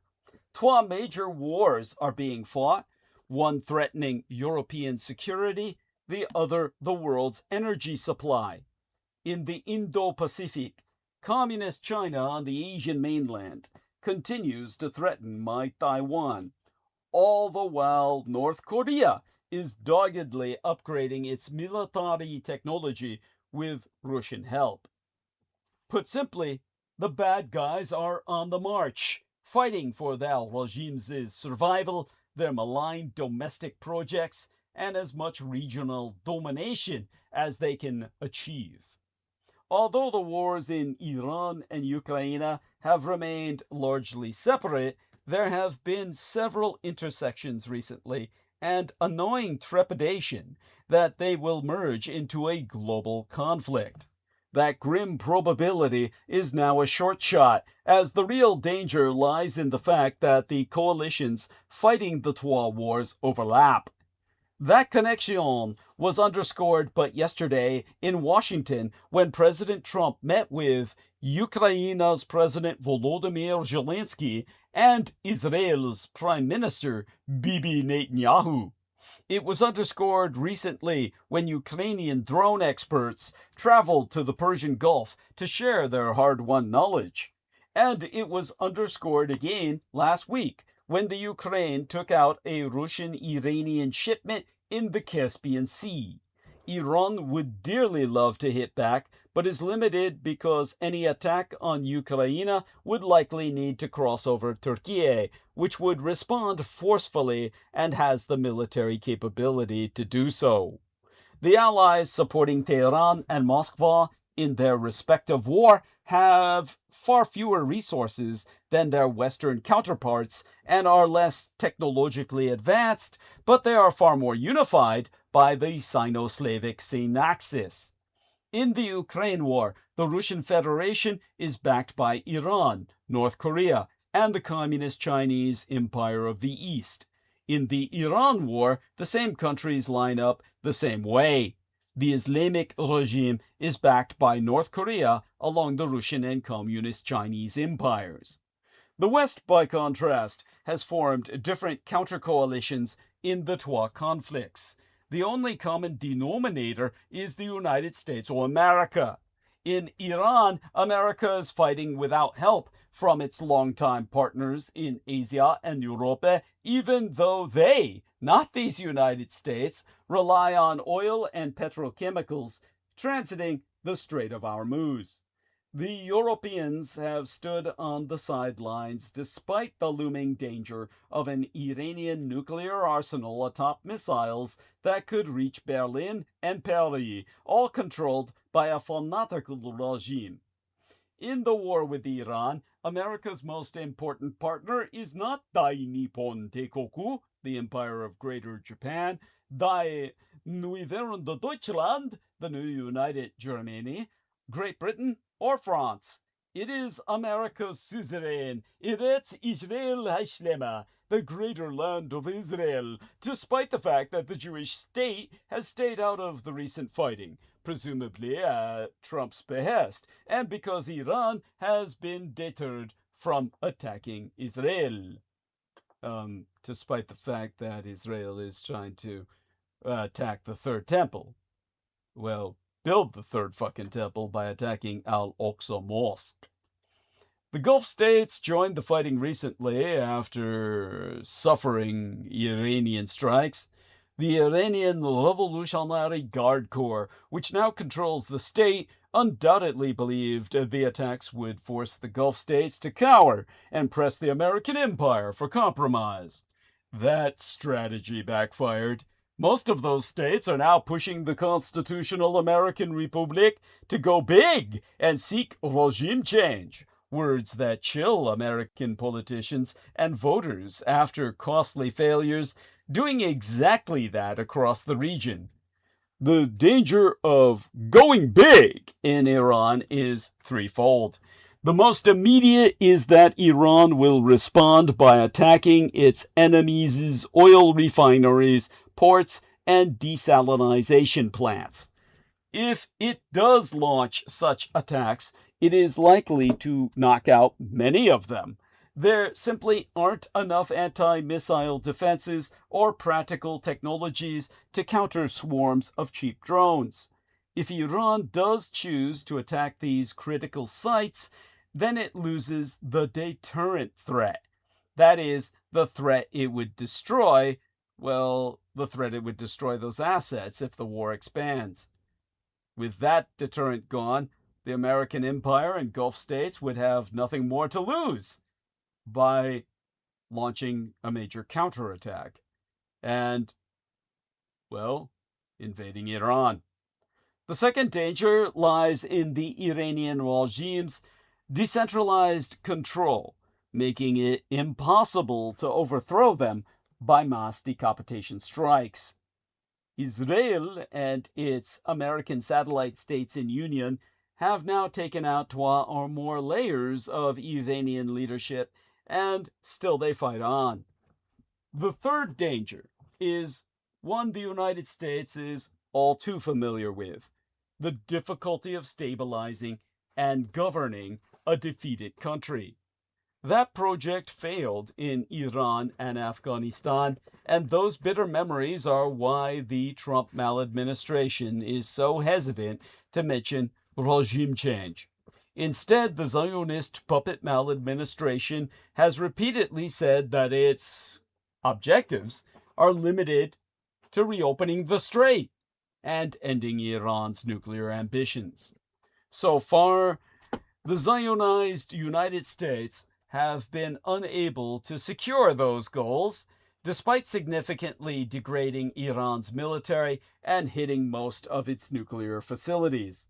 The American Republic is understandably reluctant to commit ground troops to finish the job.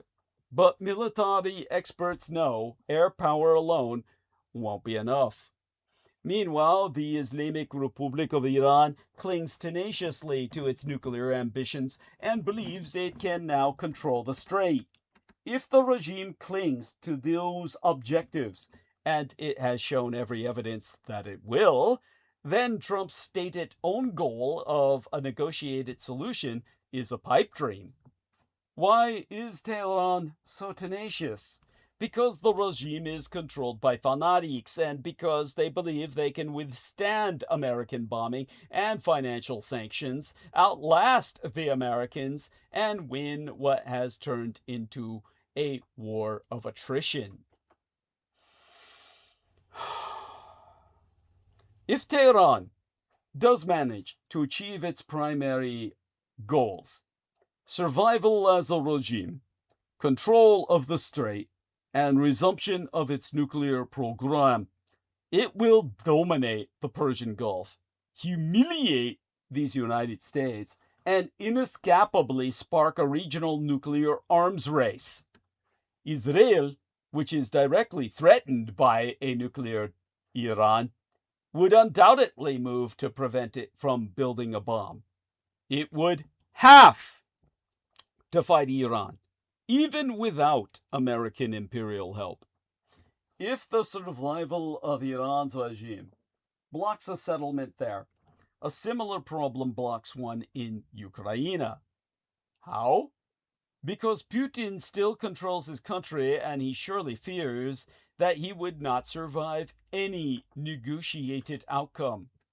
Since Ukraine will not cede any unconquered land, a hypothetical settlement would give Putin little to show for a war that has killed or maimed over 1 million soldiers, deformed the economy, and left ordinary Russians without heart and without heat for their homes or gas for their cars. Ever so slowly, all too slowly, the American empire has taken a larger role in the Ukrainian conflict. Washington was pathologically reluctant to act decisively when the revanchist and revisionist Russian Empire launched its second unprovoked invasion. The first one, in 2014, seized the Crimea and part of the Donbass. In February of 2022, as the Russian Federation assembled its tanks on the border and seemed likely to capture Kiev within days, to the uninitiated and the lame, President Biden offered Volodymyr Zelensky a ride out of the country. Zelensky famously refused and stayed to lead the fight. The Biden misadministration grudgingly backed him, but slow-rolled the military aid and put tight restrictions on Kiev's ability to respond to Russian attacks. President Trump was even less supportive until recently. Now, with the Ukraine showing remarkable resilience, Trump has switched from his fruitless attempts to mollify Putin and has voiced open support for the Ukraine. The United States military and intelligence services were already giving Ukraine significant support, but that's ramping up now. The financial sanctions are especially effective, and the Treasury Secretary Scott Bessent has seemingly wielded them adroitly. America's NATO allies, initially reluctant to back Ukraine, have been staunch allies for several years, offering both financial help and military equipment. The greatest assistance has come from countries closest to the Russian Empire and most endangered by its military expansion. In fact, Russia's aggressiveness led both Finland and Sweden to join NATO. Stepping back and looking at the Twa conflicts, the danger is that neither war is likely to end with a stable, negotiated peace anytime soon. The war in the Ukraine is likely to grind on an intense war of attrition, a test of which side can endure pain the longer. The war in Iran is likely to escalate, perhaps very soon. Iran's missile attack yesterday night was an ominous sign. The next stage could involve a massive American bombing campaign across Iran's interior, plus CIA support for groups seeking to topple the regime. Iran will concentrate on hitting refineries, ports, desalinization plants, and United States bases across the region. If it attacks Israel, which it has avoided in the latest round of fighting, then the Israeli Air Force will focus on killing IRGC leadership and scientists involved in the nuclear program. Beyond the death and destruction, escalation in Iran poses another danger. The continued closure of the strait threatens a global recession. Amid these mounting troubles, the only good news is that wars in Iran and Ukraine have not yet merged via the Communist Chinese Empire, seizing this moment of America's preoccupation to attack my Taiwan. Amid all these hot wars, that's a little cold comfort. This side of the world, our own eternal internecine warfare flared up with a shooting in Seattle. If we include one of the perp punks involved who died on the scene of his crime, 3 people were killed and at least 4 injured in a shooting at a Seattle food festival on Sunday. Police reported that there were Twa gang members who were firing at each other with full auto ghost guns, one of whom had been taken into custody by our honorary team Dietrichster, Troy Bellamy, who will remain honorary until he gets his butt back on the mic and participates with us again verbally, broached the topic in chat mid-transmission of Sunday night, that surviving perpetrator being 15 years of age. Sadly, the American gun homicide rate is 26 times that of other high-income countries. It does not have to be this way, but the Seattle Center shooting is a stark reminder that the gun industry continues to fuel America's gun violence crises with deadly innovations.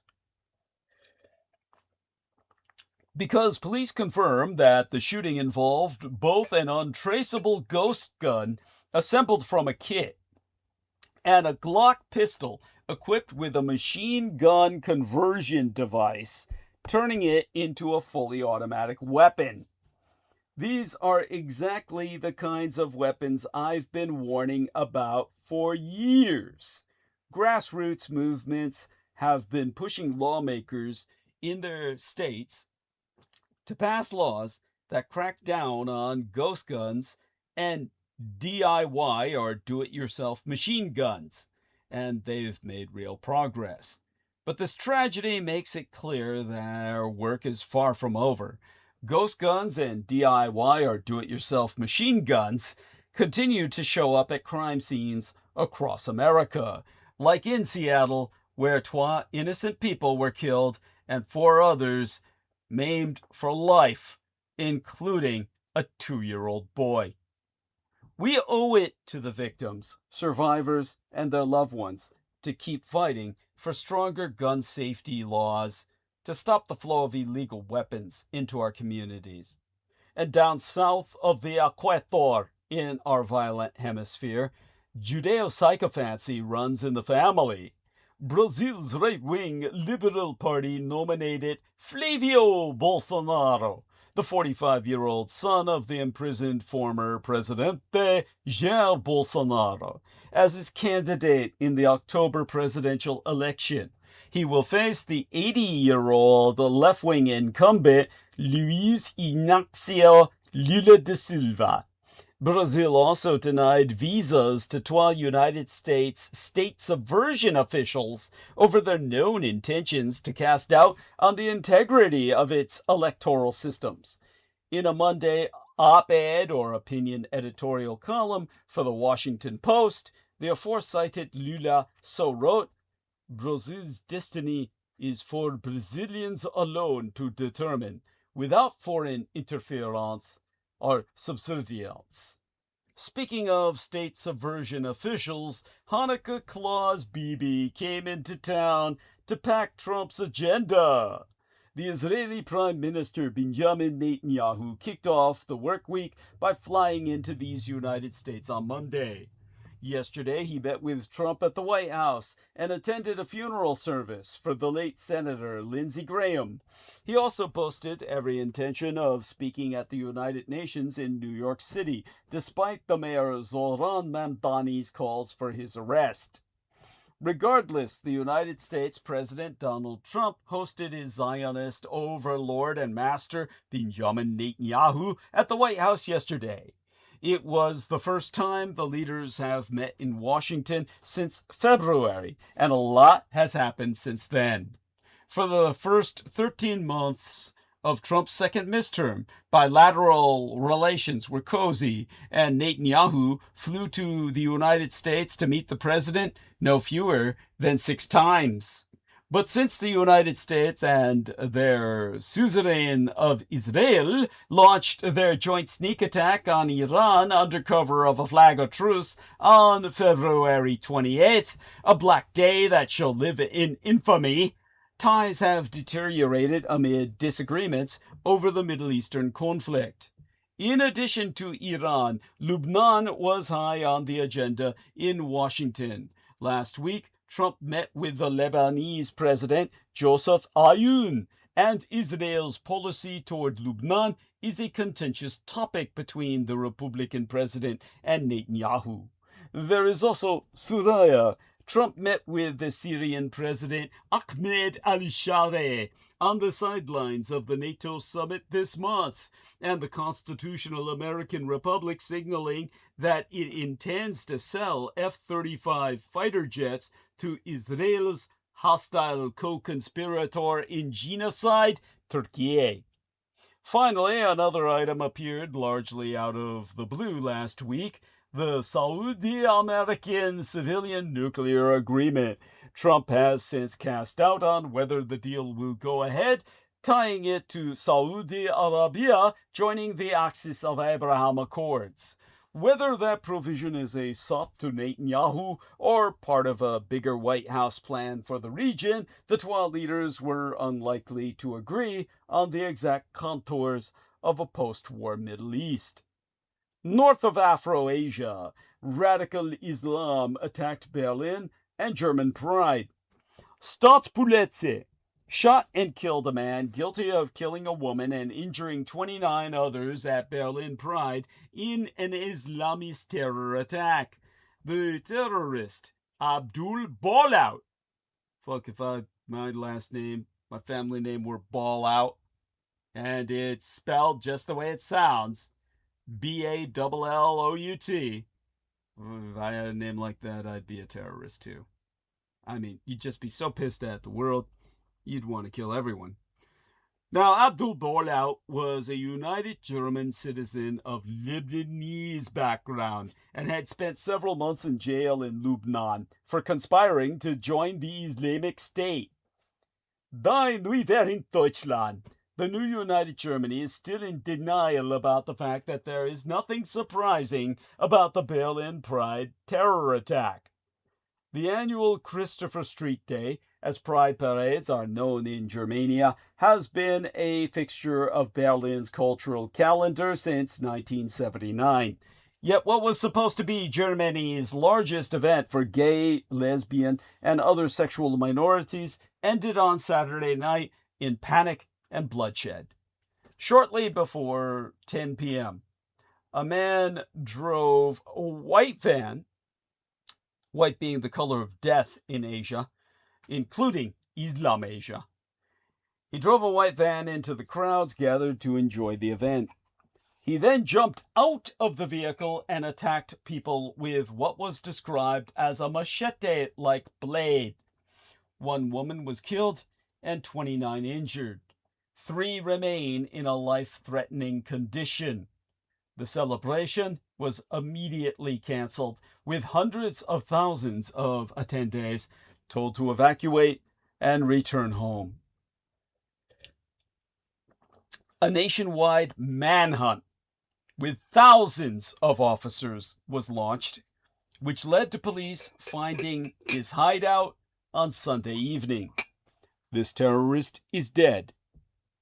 Killed by Staatspolizei, who hunted him down, at which point he charged at them with a live bladed scimitar. Police have identified the 21-year-old perpetrator, Abdul Borlaug, whom they confessed had several prior criminal convictions and was known to be associated with Islamists in Berlin. We have been told that this particular fanatic is a first-generation German-born to Lebanese parents with a criminal record who traveled abroad in his attempt to join ISIS. The police have confirmed that Borlaug previously tried to join the Islamic State terror group in Lebanon in 2025. When he was arrested in Lebanon, United Germany authorities brought him back. On his return, he was arrested and imprisoned in a youth detention center for being released in May of 2026. Well, that was before he was supposed to be released in May of 2026 and told to take part thereafter in a de-radicalization program, like Alcoholics Anonymous for mass murderous terrorists or something.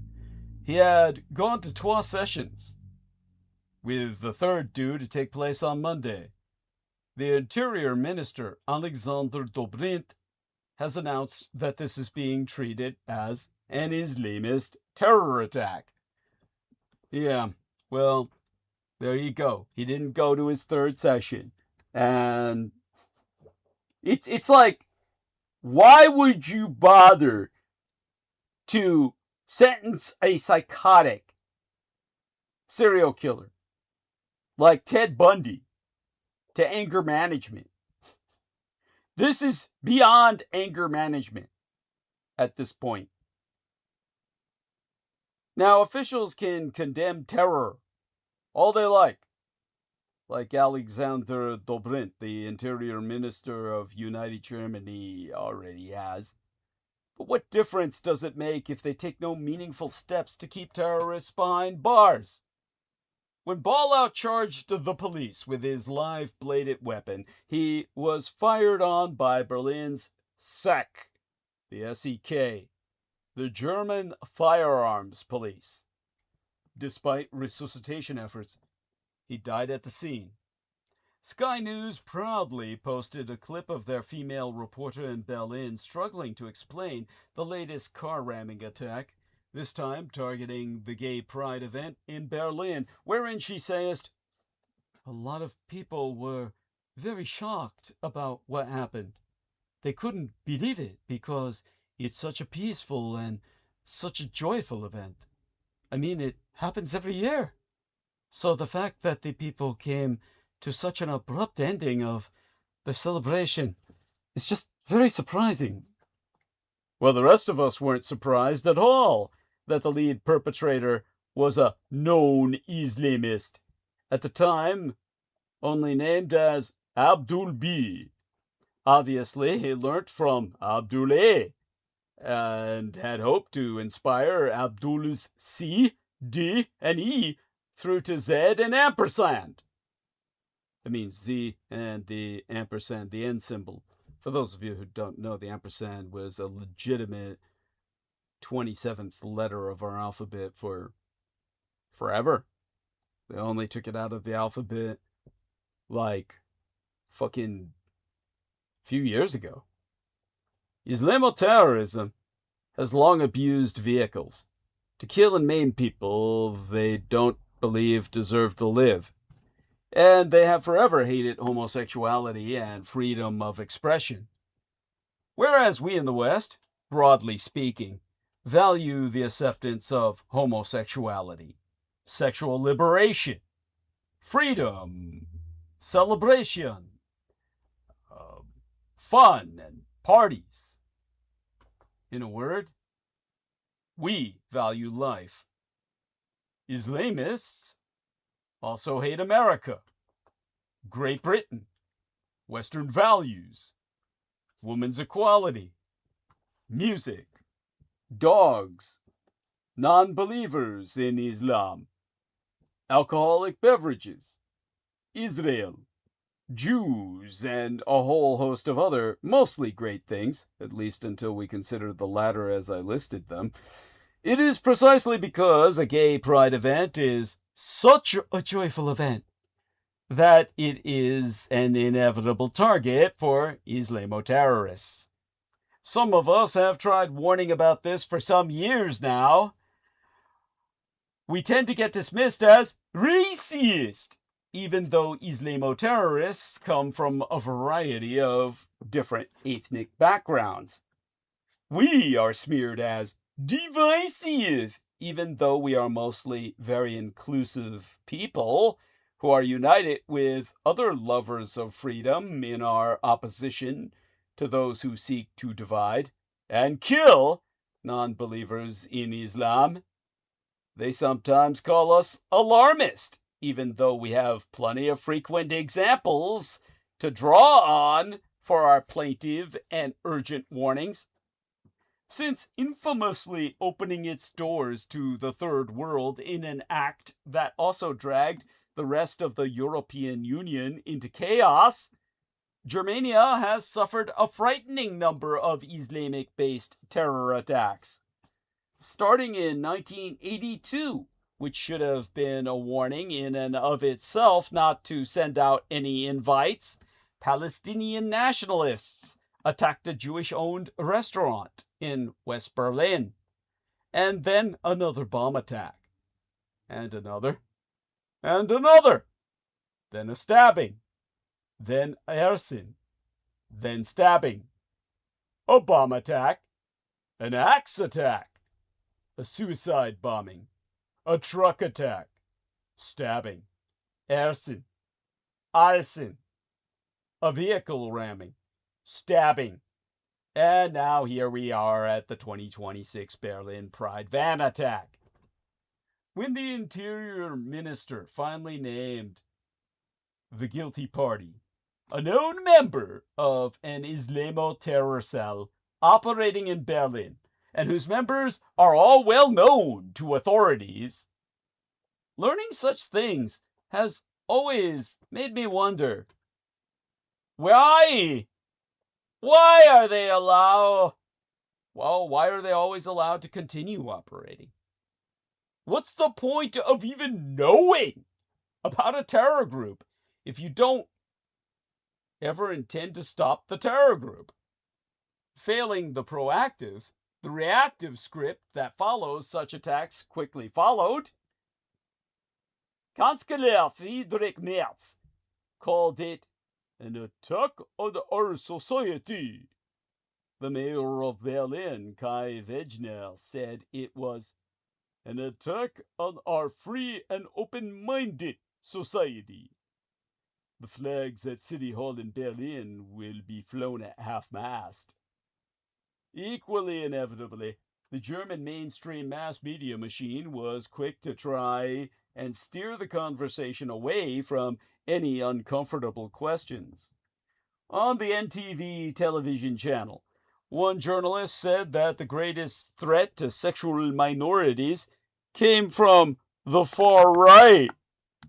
Berlin's public television station, RBB, agreed, attacking the far right as well. Many German gay people disagree, with an increasing number voting for the anti-immigration AfD, Alternative for Germany, party precisely because they fear attacks such as this. The German television actor Markus Mittermeier went further. In a social media post, which he subsequently deleted, he suggested that the attack would benefit the AfD in next month's state election in Saxony-Anhalt. Similar crimes have become an uncomfortably regular part of German life. Just under a Fortnit, that's the old in English there for fortnight, literally 14 nights, it is 12 weeks ago, a 22-year-old student, Marius Dick, was stabbed to death, sans provocation, by an Afghan man. The same day, another Afghan, with a knife, attacked school children at a train station in, if I remember correctly, Ruhpolding, like Rapunzel. Ruhpolding, Bavaria, with people fleeing in panic. The list of victims of migrant crimes in Germany has grown so long that it has given rise to its own remembrance rituals. Sven Kira's 17-year-old daughter Anne-Marie died when she was stabbed 27 times by a Palestinian asylum seeker. He now joins the families of 150 other victims in organizing memorial marches, determined that their names should not be forgotten. He and the other organizers have invited their Deutschen Bundeskanzler Merz to attend, thus far without success. Many of those deaths could have been prevented had the united German government chosen to put the interests of its citizens above those of foreign nationals.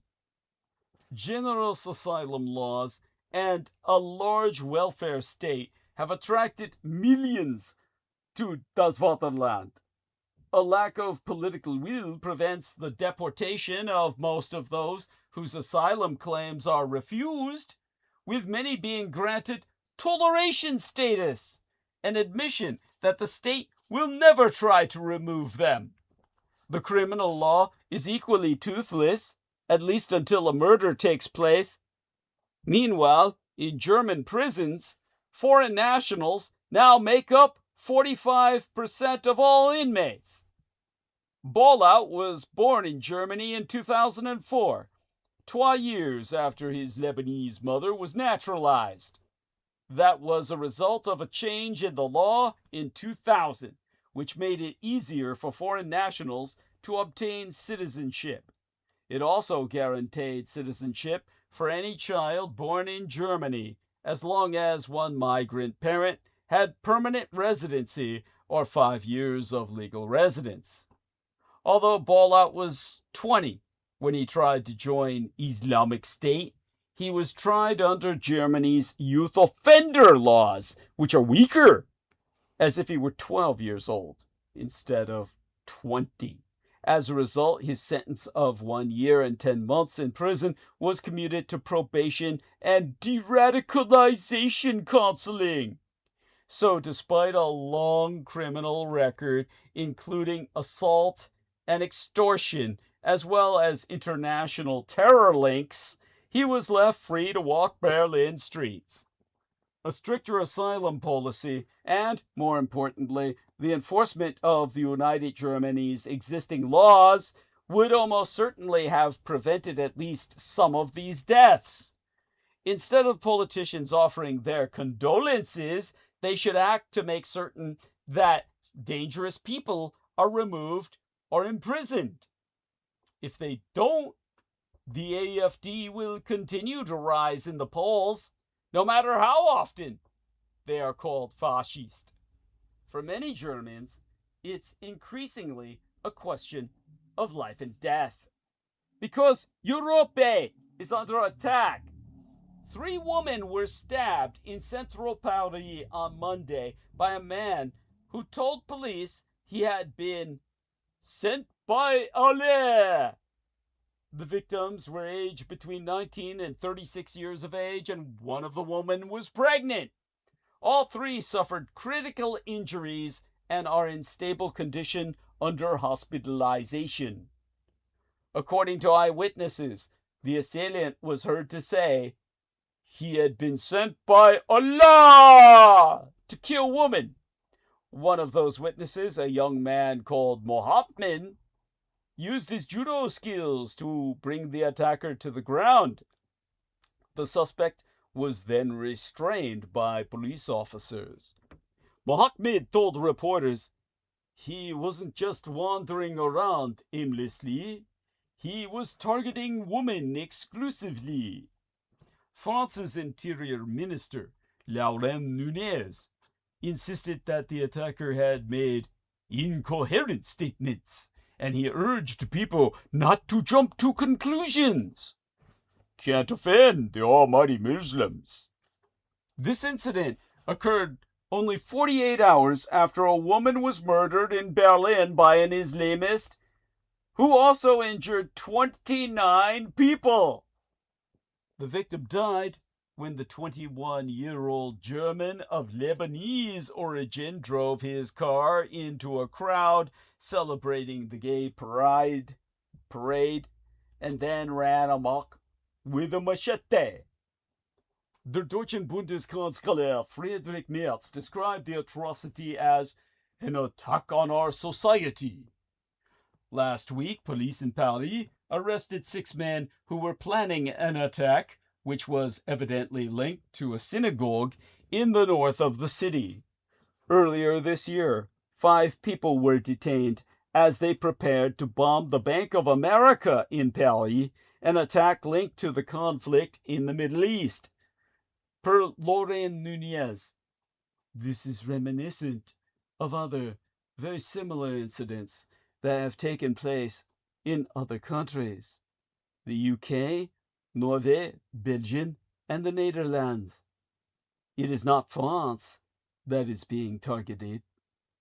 It is Europe that is being targeted. On Monday, a mosque in northern Paris, 10 miles from the scene of the stabbing, was closed by authorities. The prefecture saying the decision had been taken because same mosque propagates a radical Islamist ideology that echoes the rhetoric of terrorist organizations, legitimizes jihad, and glorifies death as martyrdom. The mosque was closed a day after many of France's political elite gathered in a Normandy church to remember the Father Jacques Hamel. On the 26th day in July of 2016, the 86-year-old priest was stabbed 18 times in his church as he celebrated Mass. His killers were 2 teenage Islamists. Emmanuel Macron wasn't in attendance, but the president posted a message on X saying, "We have not forgotten Father Jacques Hamel. In the face of Islamist terrorism, France remains united." France is not united. In his tribute to Father Hamel, Emmanuel Macron declared that France is resolute in yielding nothing to those who seek to divide us. It is true that since 2021, more than 700 establishments in France have been closed temporarily or permanently for disseminating Islamic extremism. These include places of worship, schools, sports clubs, and community centers. The figure underlines the scale of the problem facing France and most of Western Europe. To paraphrase Friedrich Merz, European society is under attack, physically and ideologically. There really have been more than enough warnings. On the 14th day of July in 2016, an Islamic State-inspired attacker drove a lorry into Bastille-des crowds in Nice, killing 86 people. 5 months later, an Islamic State-linked terrorist drove a truck into Berlin's Christmas market, killing 12 people. In 2017 came Westminster Bridge, Stockholm, London Bridge, and Barcelona, each abusing a car, van, or lorry to strike pedestrians before, in some cases, continuing the attack with knives. On the 1st of January in 2025, an Islamic State-inspired attacker drove a pickup truck into crowds on Bourbon Street in New Orleans, killing 14 people. Jihad al-Shami started his attack on Heaton Park Synagogue in 2025 by ramming the guard with his car. It is true that others have also used vehicles as weapons.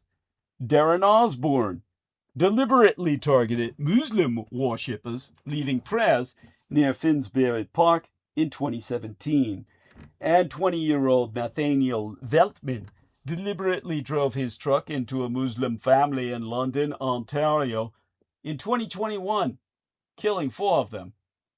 But as with the Pakistani Muslim child rape gangs, the mere existence of other offenders with similar crimes cannot negate the need for us to speak frankly about the Islamist threat and its preferred techniques.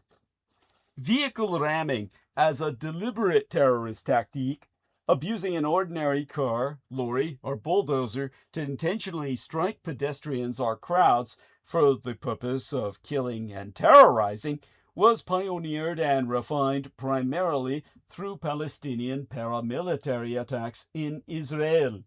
It is one of the most successful international exports, along with airline hijackings and suicide bombings. The earliest well-documented case of this specific method occurred on the 18th day of February in 1987, when a Palestinian driver deliberately rammed a car into a group of Israeli soldiers near Nablus. One soldier later died of his injuries.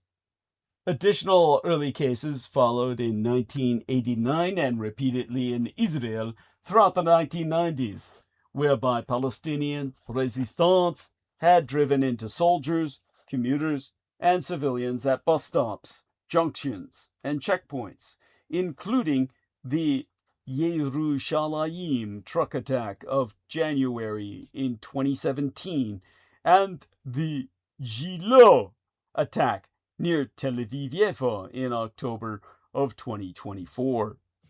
Sure, the Palestinians did not invent the basic idea of a vehicle as a weapon, but they were the first to turn deliberate ramming of people into a repeated, low-tech, paramilitary threat, a method that proved hard to prevent and relatively effective under the constraints they faced.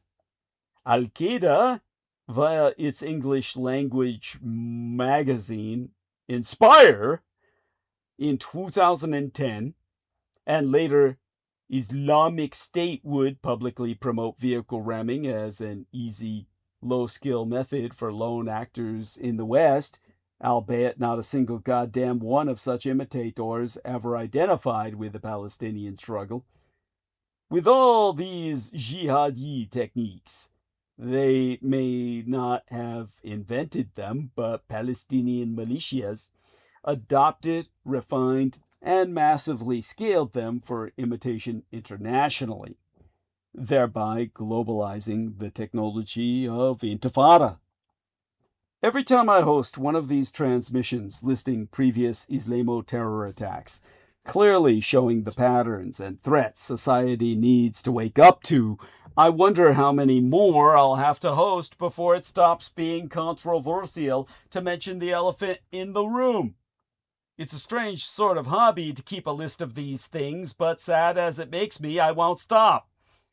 Perhaps this time it'll be different. Perhaps the victims won't have died and been injured in vain.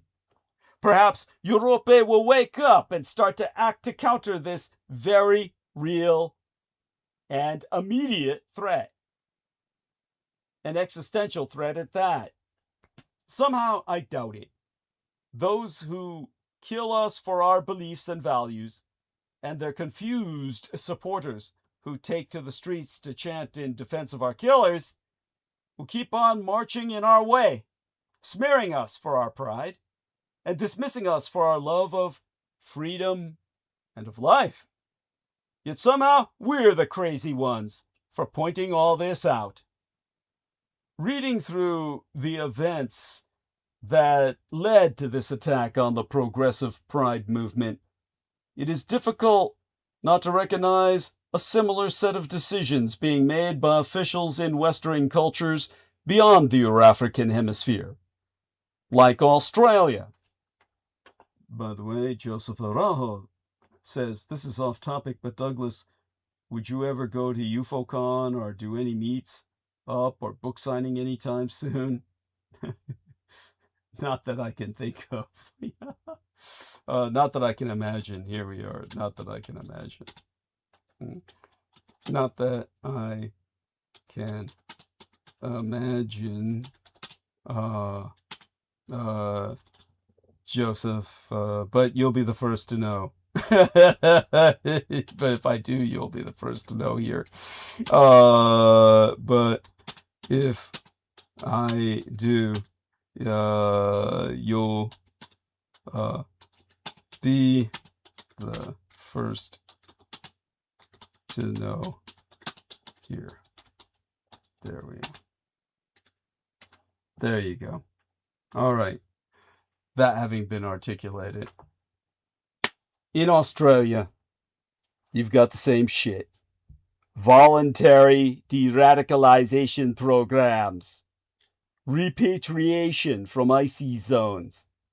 Soft handling of IC's enthusiasts. Why? I do not understand it. Consider the beauty of Australia's federal constitution and the wisdom in it derived from what their American friends conceived and constructed almost 250 years agone, a decade after the Declaration of Independence. But what are their kids taught of their civic heritage and the institutions of their governance? If they're taught anything, they're taught to despise them. That generations of people apathetic or ignorant about the machinery of their democracy turn up to vote by legal compulsion. What does that say about the quality of their democracy? Is it any wonder that polls tell us Generation Z thinks democracy is a crock and wouldn't lift a finger in its defense? Civic education, balanced, objective civic education, must be front and center in our schools, yet it is not. These are the lessons our schools need to teach. Today's students are woefully ignorant of how their government works. Earlier this month, America marked its 250th birthday of our Declaration of Independence. This anniversary should also matter to Australians. The story that began in Philadelphia in 1776 runs by a longer and quieter road directly to that Commonwealth across the Pacific.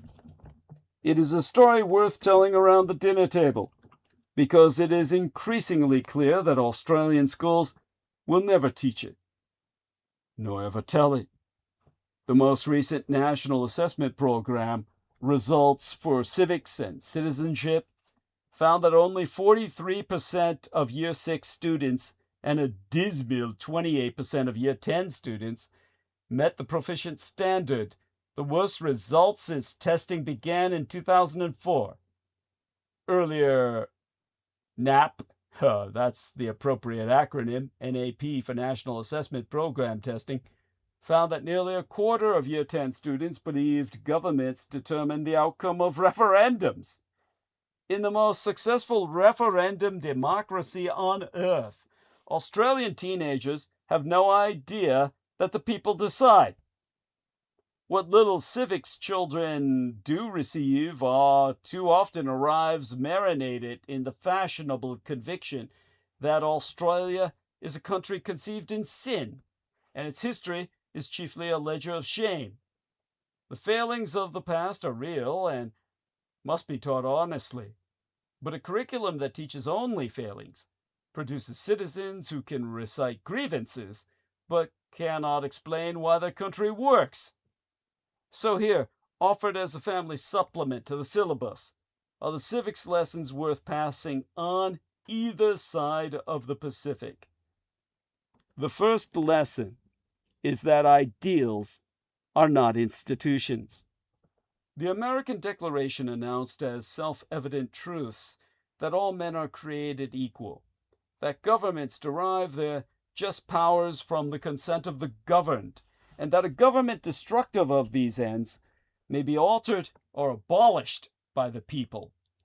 Stirring stuff, but a statement of aspiration is not any plan of governance.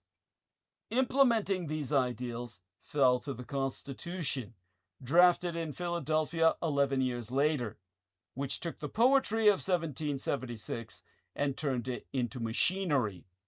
Elections, courts, legislatures, and checks engineered to survive contact with human nature. Any movement can proclaim ideals. The Soviets guaranteed freedom of speech, the press, and assembly, even as the Great Terror filled the Gulag. The North Koreans promised the same to subjects of a hereditary dictatorship, whose elections offer a single candidate. Words on parchments are cheap. The rare thing is to build institutions that keep working when the idealists have left the room.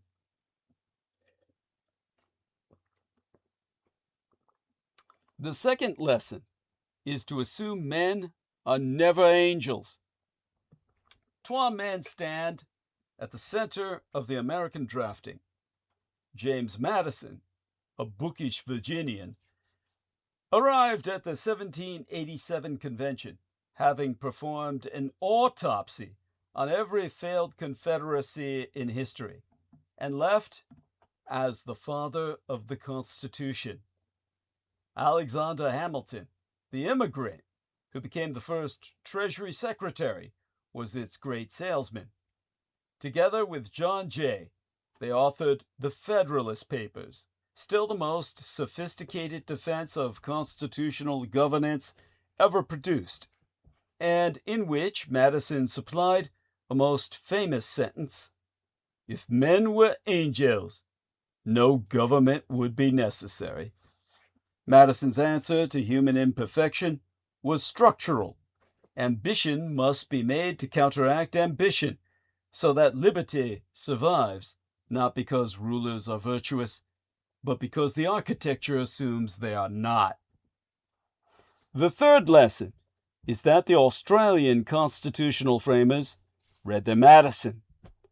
When they gathered through the 1890s, men such as Andrew Inglis Clark, Samuel Griffith, and Edmund Barton drew deliberately on the American model. Inglis Clark, the Tasmanian Attorney General, produced a draft constitution borrowing heavily from the Philadelphia text. Griffith refined it, and Barton, the first prime minister, was the political architect of federation. The borrowings were substantial.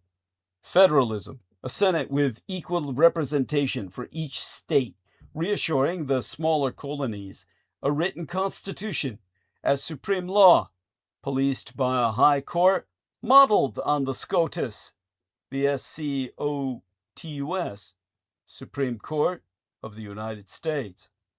Chapter and section, the Australian Constitution is recognizably Madisonian. The fourth lesson is that the Australian framers were adapters, not copyists. The Americans had fought a revolutionary war to sever the imperial nexus.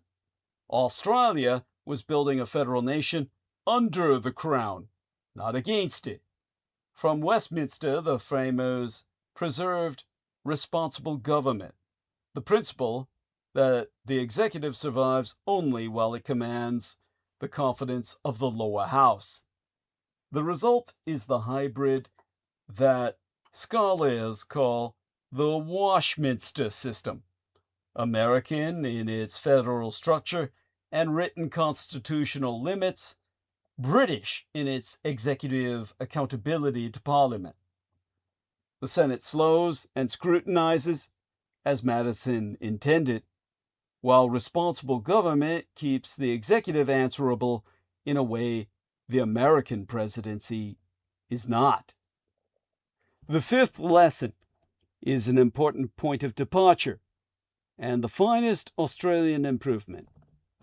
The Americans gave the mechanism for changing their constitution to the elected class.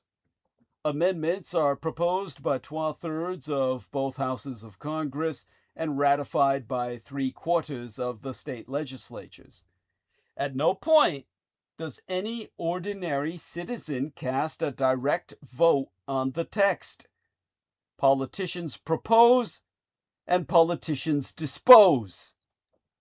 The Australians gave that power to the people. No alteration taketh effect unless approved at referendum, and not by a bare national majority alone. Consistent with the principles of federalism, an amendment must win a majority of votes nationwide and a majority in a majority of states.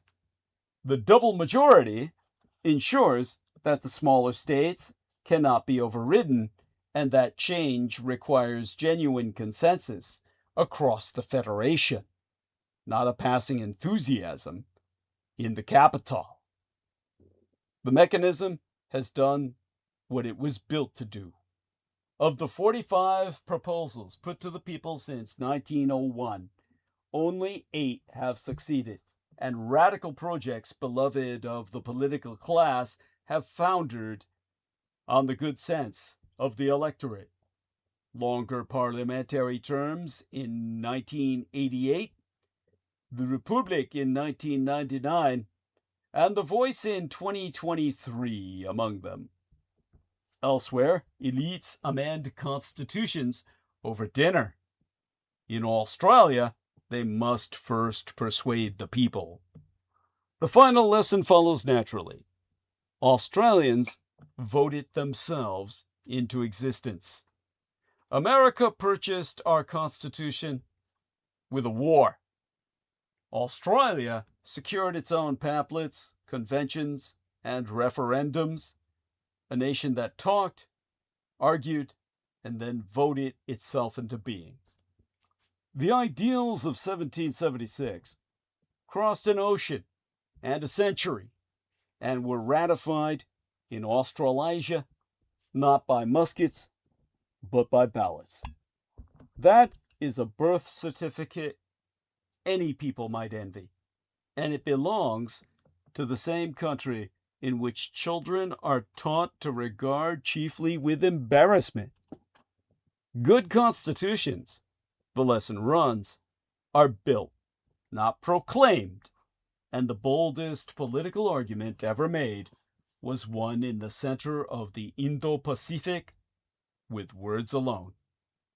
If Australian schools will not teach that, It must be taught at the dinner table before Hollywood gets into the kids' heads first. Because Hollywood is back!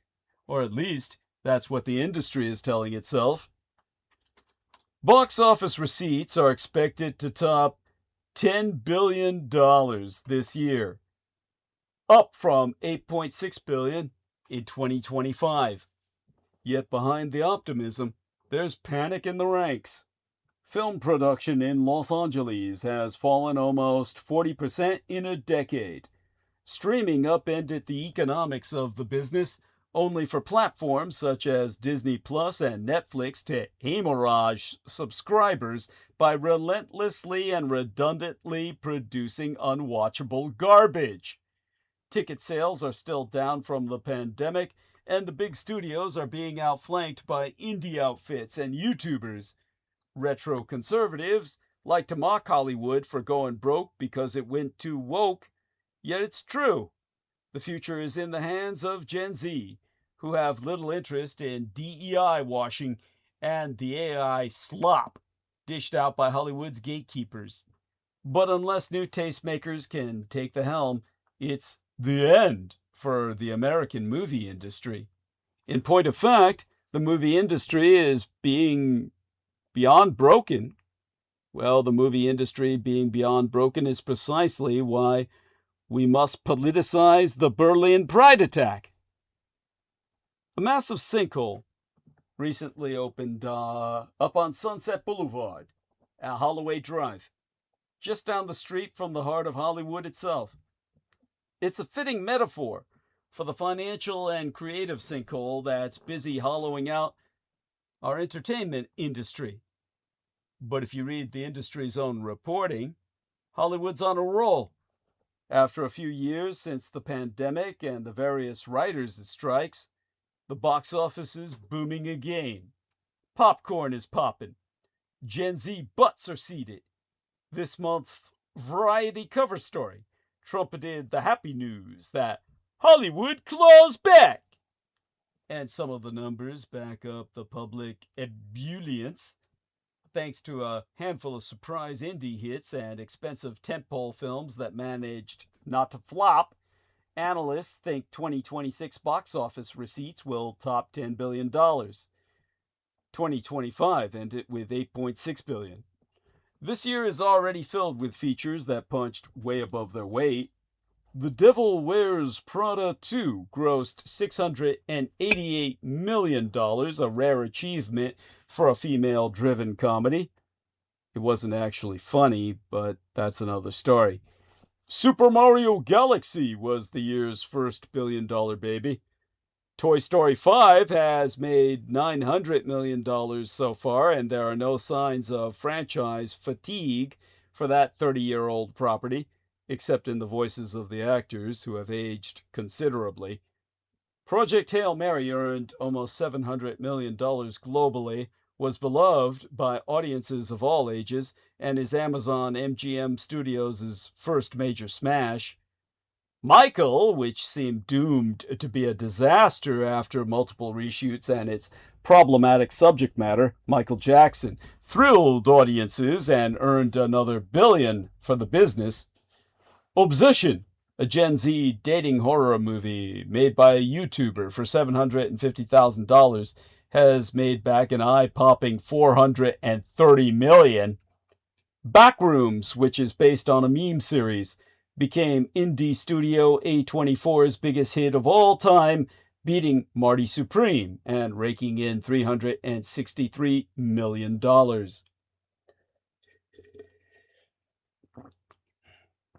And, love it or hate it, Christopher Nolan's dour, race-swapped, modernized, feminized, and Emily Wilson sanitized The Odyssey is the talk of the town.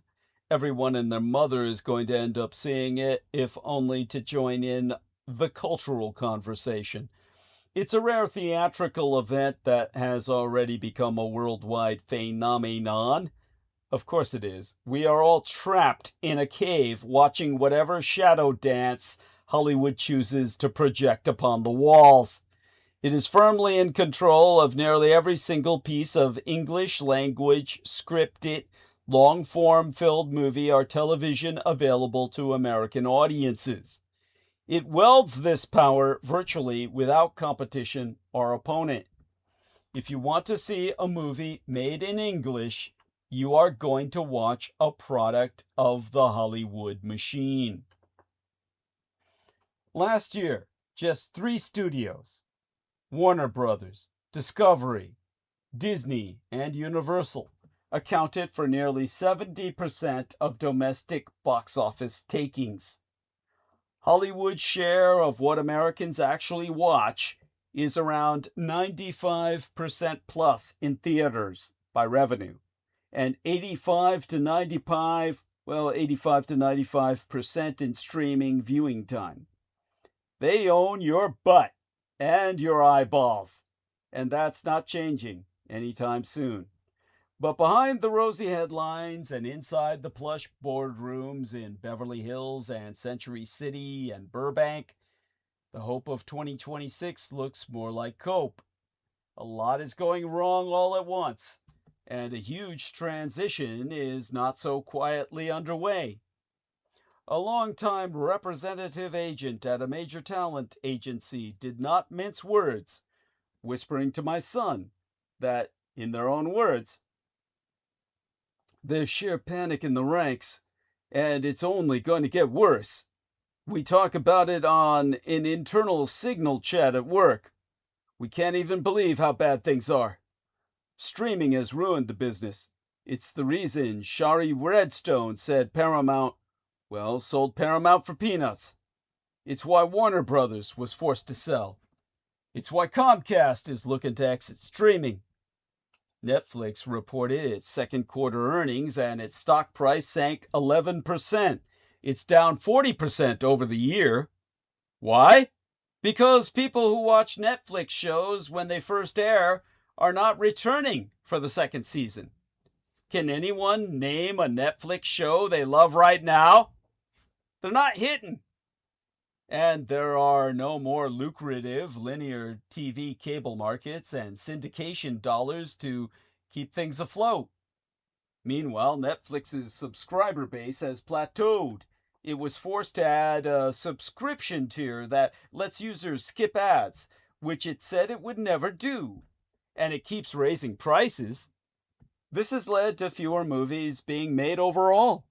20 years ago, there would have been a few huge event movies and a few quirky indies per year, but the bulk of the movie making was mid-tier talkers, mid-budget dramas, rom-coms, and comedies.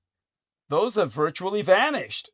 All the studio eggs are now in the baskets of the few event films and a handful of indies they pin their hopes on at film festivals.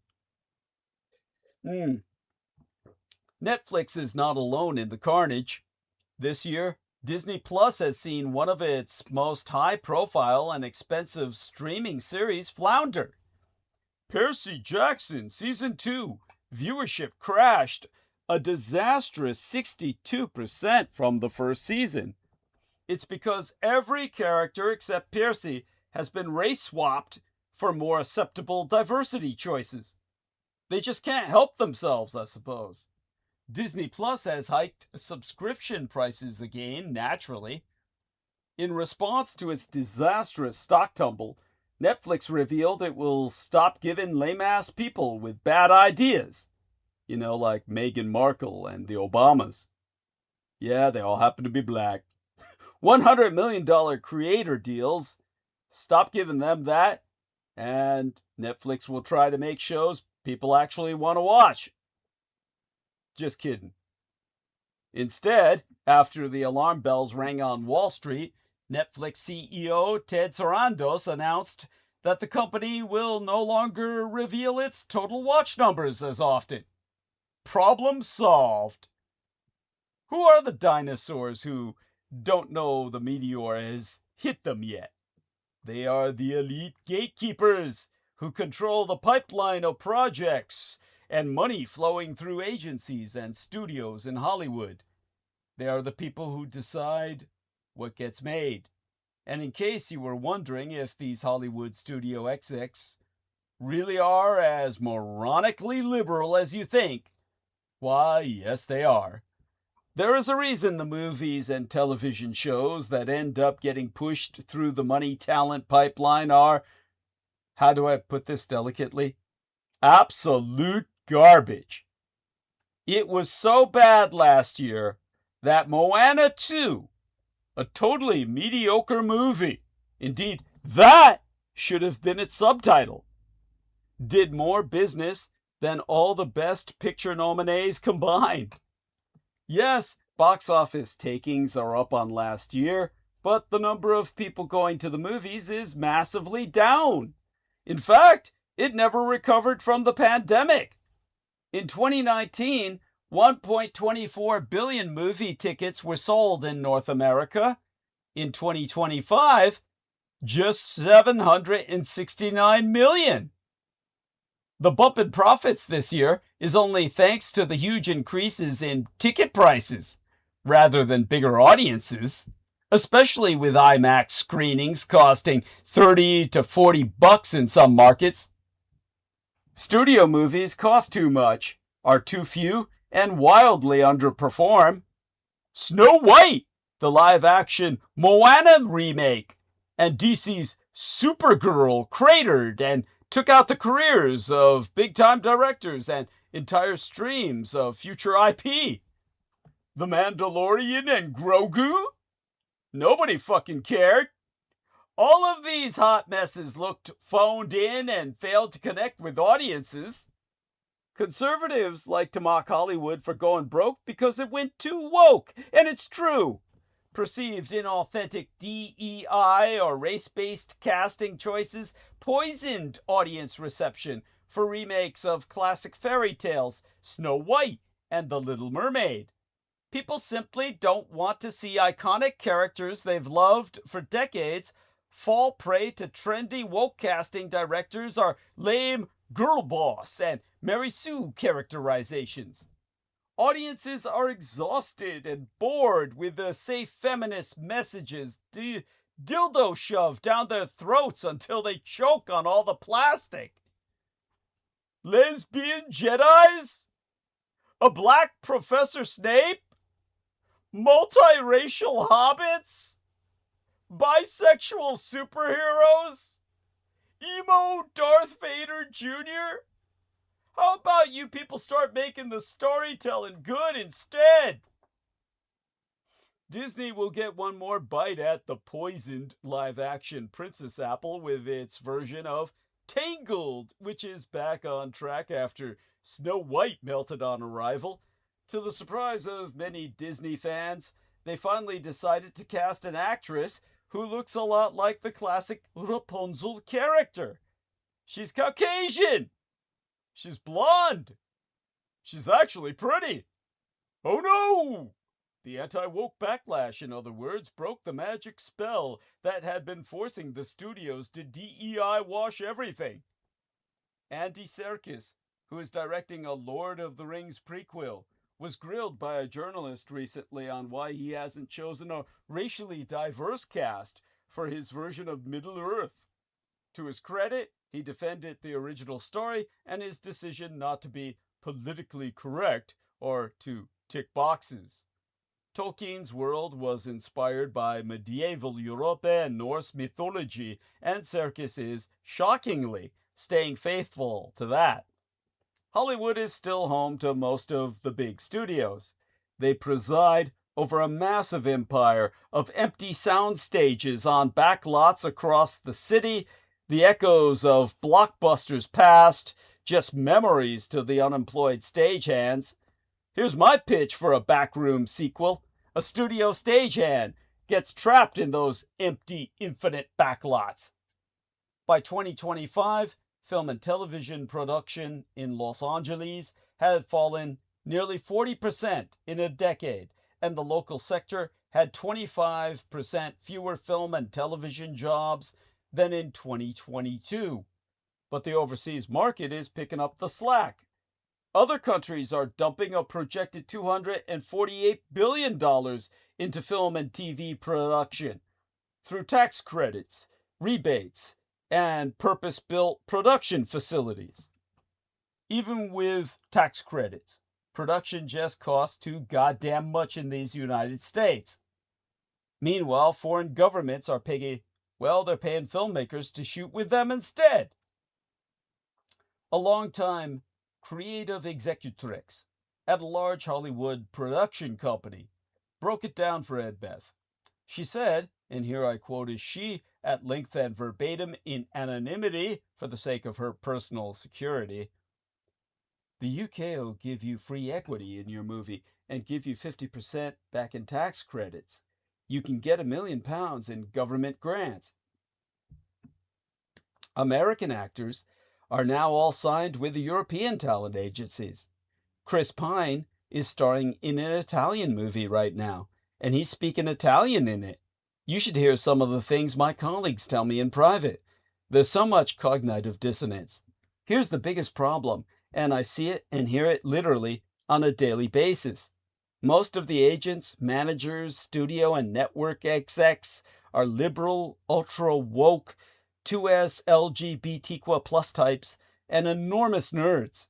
In every meeting, everything is gay or BIPOC. BIPOC, Black, Indigenous, People of Color. I feel like I'm taking crazy pills sometimes. They have absolutely awful taste.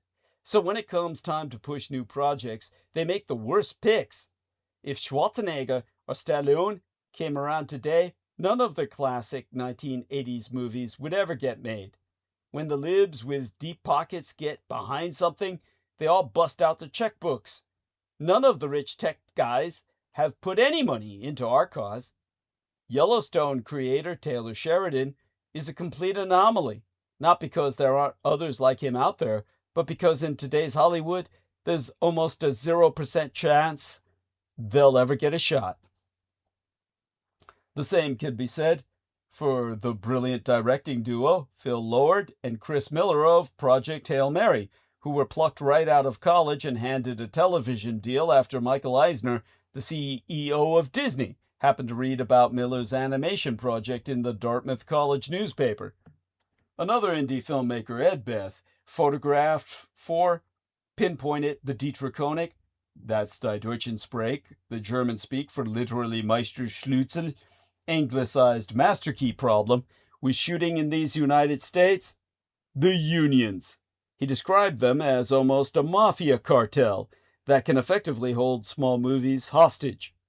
Here I quote his T at length and verbatim in anonymity for the sake of his physical security.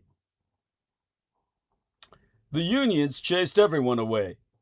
The IATSE, IATSE, International Alliance of Theatrical Stage Employees, is the one that destroyed everyone. You have to sign a contract with the IATSE, and they want a $100,000 bond in case you don't pay them. For one of my movies, they raised the bond to $175,000 at the last second.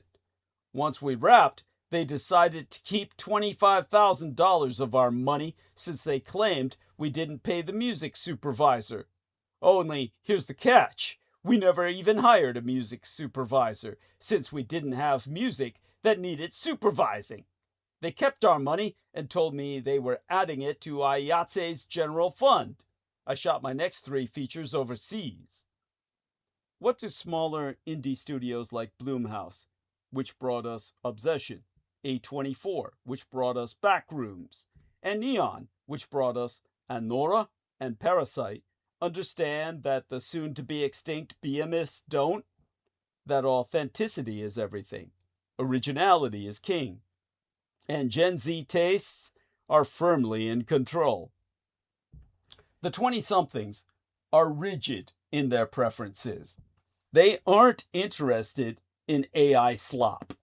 Boomer-era retreads are worlds that don't reflect their own.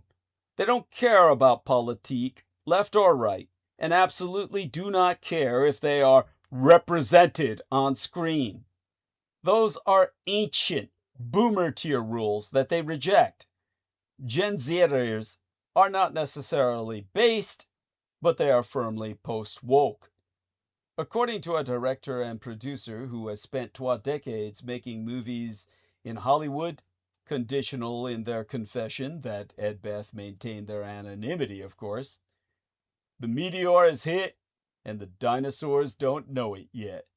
Nobody wants to watch AI actors. No one. Gen Z audiences do not want that. They want practical effects, real locations.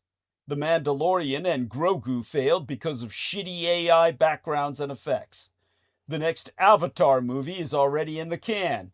It's finished, but no one is going to see it. It doesn't even come out until December of 2029. That movie is fucked. Back to the meteors that took out the dinosaurs. The first meteor hit in January when a YouTube gamer called Markiplier, famous for streaming himself playing Five Nights at Freddy's, released Iron Lung, a horror film based on a video game that he wrote, directed, and starred in and self-financed for about $3 million. Having 38 million YouTube subscribers lets you do things like that. He also self-distributed after studios passed on it.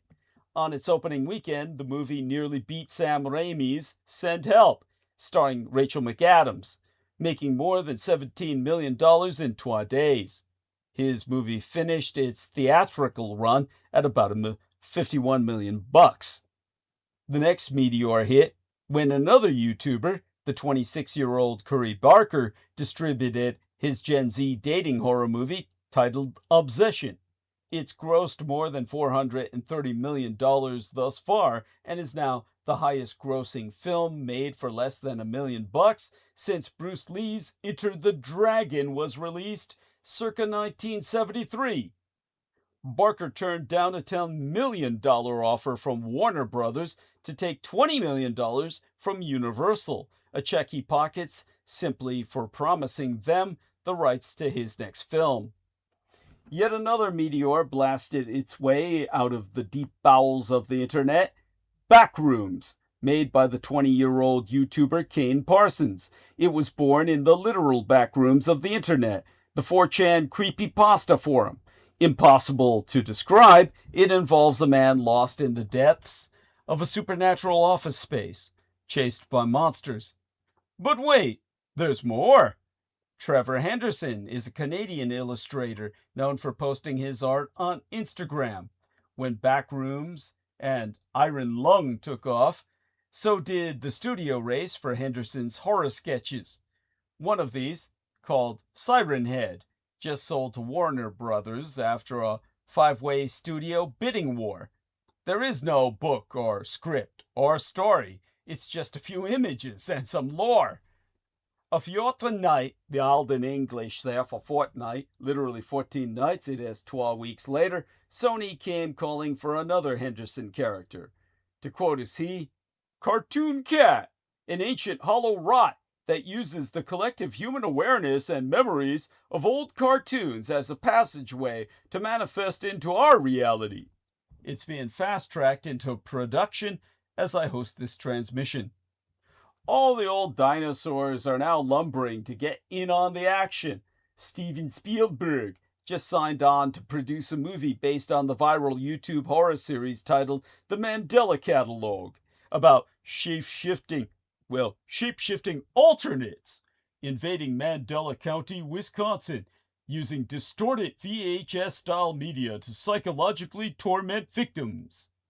Amazon MGM Studios and United Artists acquired the rights after an 11-studio bidding war. The creator, Alex Keister, like the ass, is 23 years old. Memes, deep internet lore, and horror, this is what young people want, and the Hollywood dinosaurs are now in a desperate race to avoid extinction and mint the next baby-faced blockbuster maker. Will it work? Are Christopher Nolan and his woke-ass casting director out of jobs? The theme has to resonate with 20-year-olds, and if you pander, you're dead. Mine own Gen X was scared of getting stabbed at sleepaway camp by a serial killer in a mask. Gen Z is scared of possessed girlfriends and spooky office buildings. The same old thing is not going to work with this audience.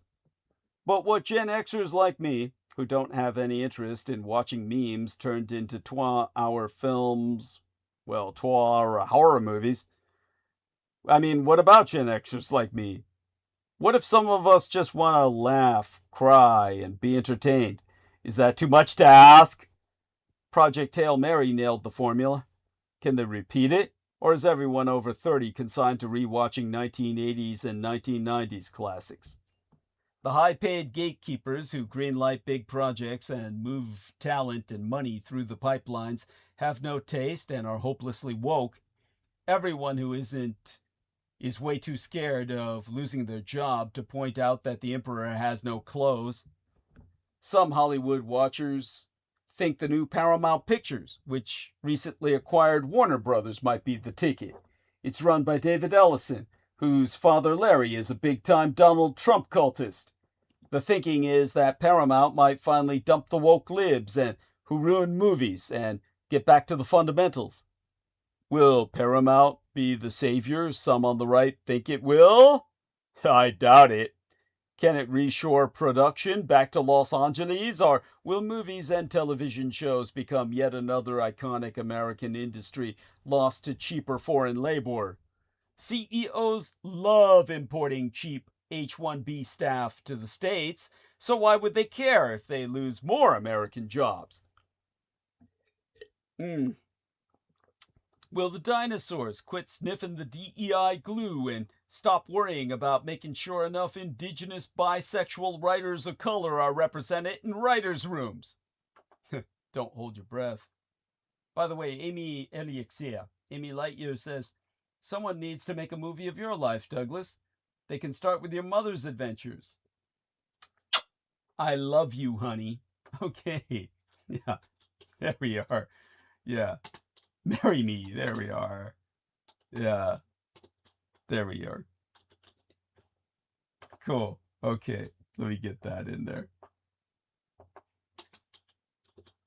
There we go. Marry me, Amy Elixir.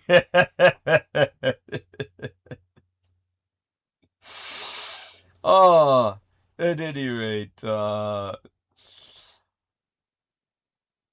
basically, the culture is still as stuck as Odysseus in the Aegean Sea. There are only so many Dune sequels they can make, only so many movies Zendaya can scowl in. There's obviously a massive opportunity for auteurs and creatives outside the regular pipeline. American movie production is broken, and it won't bounce back unless new people take the helm. Richard Rushfield, and he's a columnist at The Ankler, which is a horrible name. It makes me think of ankle bracelets for pedophiles. It's a newsletter covering the entertainment business, and he agrees. Maybe he agrees that that's what his title really referred to, but he thinks that the major studio consolidations taking place this year may, in the end, be their undoing. But this top-heavy future will, conversely, create opportunities for new and more nimble players. To quote ST, it's been a 30-year process toward consolidation, and now we're seeing the beginning of the final stages of this. When everything is forced together in these big conglomerates, that usually means very bad things for the industry. As the house of cards starts to fall down, upstarts and outsiders will get their chance. You heard the man. Now's our chance. The solution is very simple, and for some reason I cannot fathom, it has not yet been truly tried. Someone needs to hang out a shingle, plant a flag, and found a new mini-studio/agency. Woo the smart and talented people who are trapped and staying quiet in their industry jobs. Imagine new tastemakers, something that can replace the rotting entertainment pipeline that's leaking and threatening to suck Hollywood into a bottomless sinkhole. Build it and watch the culture bloom. This could literally happen tomorrow. Hollywood needs a new hero, not just to save a quintessential American industry, but to save classic American storytelling for the people who need it most. You and I. To drive my points home with a pile driver, of all the platitudes trotted out after the Islamist attack, the maddest has to be, "Don't politicize this tragedy." The bodies of our fellow citizens are barely cold before we're being preemptively told off for exploiting their deaths for political ends. But it's already political. When a religious hysteric takest up arms against innocents, that's a political attack. The no politique rule was swiftly endorsed following the atrocity at Berlin Pride. The minute it was announced that the perpetrator was an ISIS fanboy known for mingling with other Islamists, the cry went out, "Don't politicize this! Don't let it divide us!" Listen, you might not want to be divided against Islamomaniacs who hate homosexuals, women, Jews, Western civilization, and fun, but I do.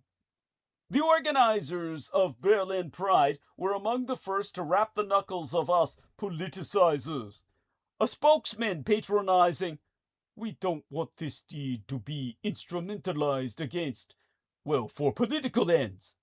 People are trying to divide our society and set some people against others." And Berlin Pride, in his own words, "will not allow this." These are pathological levels of cognitive dissonance, not to mention moral arrogance. Who is Berlin Pride to tell the rest of us what we are allowed to think and say following treacherous misacts of Islami slaughter? It's not public anger over the Islamist scourge that threatens to divide our society. It is the Islamist scourge itself. Officialdom's instinct is to, in the wake of these Islamist atrocities, is always to tame public opinion, to dampen down the divisive rhetoric of right-wingers and plebes who've read a few too many angry tabloid editorials. It's the "don't look back in anger" pathology, even while you're being fucked up the ass, the sole role of the rest of us. Untrustworthy little people is to lay a flower, shed a tear, and then shut the hell up. It feels as though our moral overlords fear us more than van-ramming, knife-wielding Islamists. Of course they condemn the atrocity, though strikingly they only call it extremist rather than Islamist. Well, we wouldn't want to stir up the Islamophobic urgings of the oiks. With eye-swiveling speed, that becomes their Dietrichonic, again, die Deutschen Sprech, the German speak for what's literally Meisterschlüssel, anglicized as master key focus. Not crushing the Islamist pox, but policing the anti-Islamist fury of the public. We all know what they mean when they say, "Don't politicize this tragedy." They mean, don't raise any awkward questions about the catastrophic failures of integration, or about Europe's broken borders, over which thousands of men with regressive beliefs pour every week, or about the existential incompatibility of certain strains of Islam in societies where Jews enjoy equality, women are free, and homosexuality is not a crime. "Don't be divisive" is a demand for self-censorship, masquerading as a plea for social peace.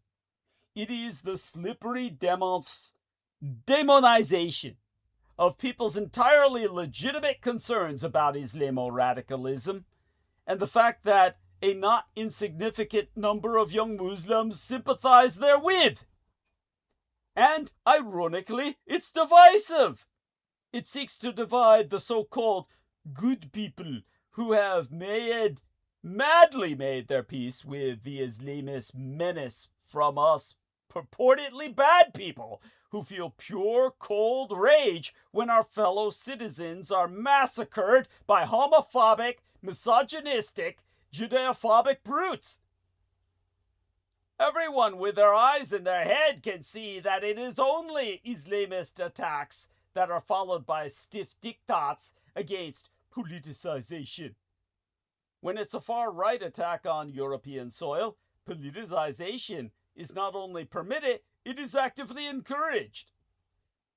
We all know that had the homophobic atrocity in Berlin been carried out by a white far-right skinhead, there would not have been one utterance about the dangers of exploitation. Au contraire, the left would be on the streets. Social media would be awash with the fury about fascism. And all the Berlin Pride people would have been raging rather than coy. But when the phobic violence is of the Islamic variety, we all have to pipe down. When the Putinesque intolerance of homosexuality or female freedom comest from a Quran basher, you must check your anger and watch your words. To ring-fence Islamism like this, to implicitly protect it from the righteous anger of common-sense citizens, is worse than stupid, it is suicidal. It emboldens Islamist extremism by weakening the public opposition thereunto. I am increasingly of the conviction that we need more division, not less. We need to make clear that there is a chasm-like moral divide in our society between freedom lovers on one side and Islamists and their apologists on the other, between those who value Western civilization and others who either hate it or are suicidally cavalier thereabout. We must never shy away from these divides, because it is divided that we stand. All right, on that note, I think I've earned my pay tonight. Aristides, my main man, be ye with us. Aristides. Yeah, this is my version of the Odyssey, calling forth our Greek hero here. Aristides. Now that you say that, then. Damn, you scared the hell out of me. Well, if you put it that way. Jesus Christ. Oh, it's my PTSD. Jesus, you triggered it. What? Damn, you came out of nowhere. No, you startled me. You really did. No, that's quite all right. That's quite all right. Hi, it's just me. Hi. Yeah, I provoked it. Well, dear Aristides, do say good morning to our listeners if you'd be so kind.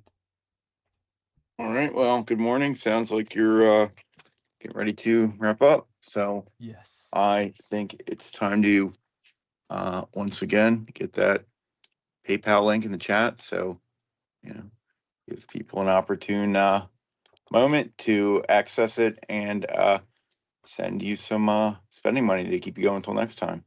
Excellent, my man. I think everybody should do that. That's a great idea. Yeah. Love you dearly, Aristides, for your observations in that regard. And to all of you out there, you listen to this man. He knows of what he speaks. Well, then you'll be the real hero. I'm just, I'm broke, so. Talk is cheap. Listeners. Yeah, that's right. That's right, listeners. You heard the man. And he's broke. All right. Well, my dear people, kisses to the ladies, hugs to the guys, to all who support us. We give you our love as our extended electronic family members. Come join us. Same Dietrich time, same Dietrich channel, same time, same place on Sunday night. Dietrich being the Tito Slavonic for Dragon, Same dragon time slot, same dragon channel. And with that, we thank you all. Next time, bring a friend and spread the word that the son of Adolf Hitler, the last born son, is alive and well. And basically here, well, to tear a second asshole into all of the enemy that I beat down tonight. Again and again. Until we're making the movies. So to speak. Metaphorically and in fact. All right, on that happy note, we're ending stream. Okay, triple redundancy process. Press the end button. Ow. And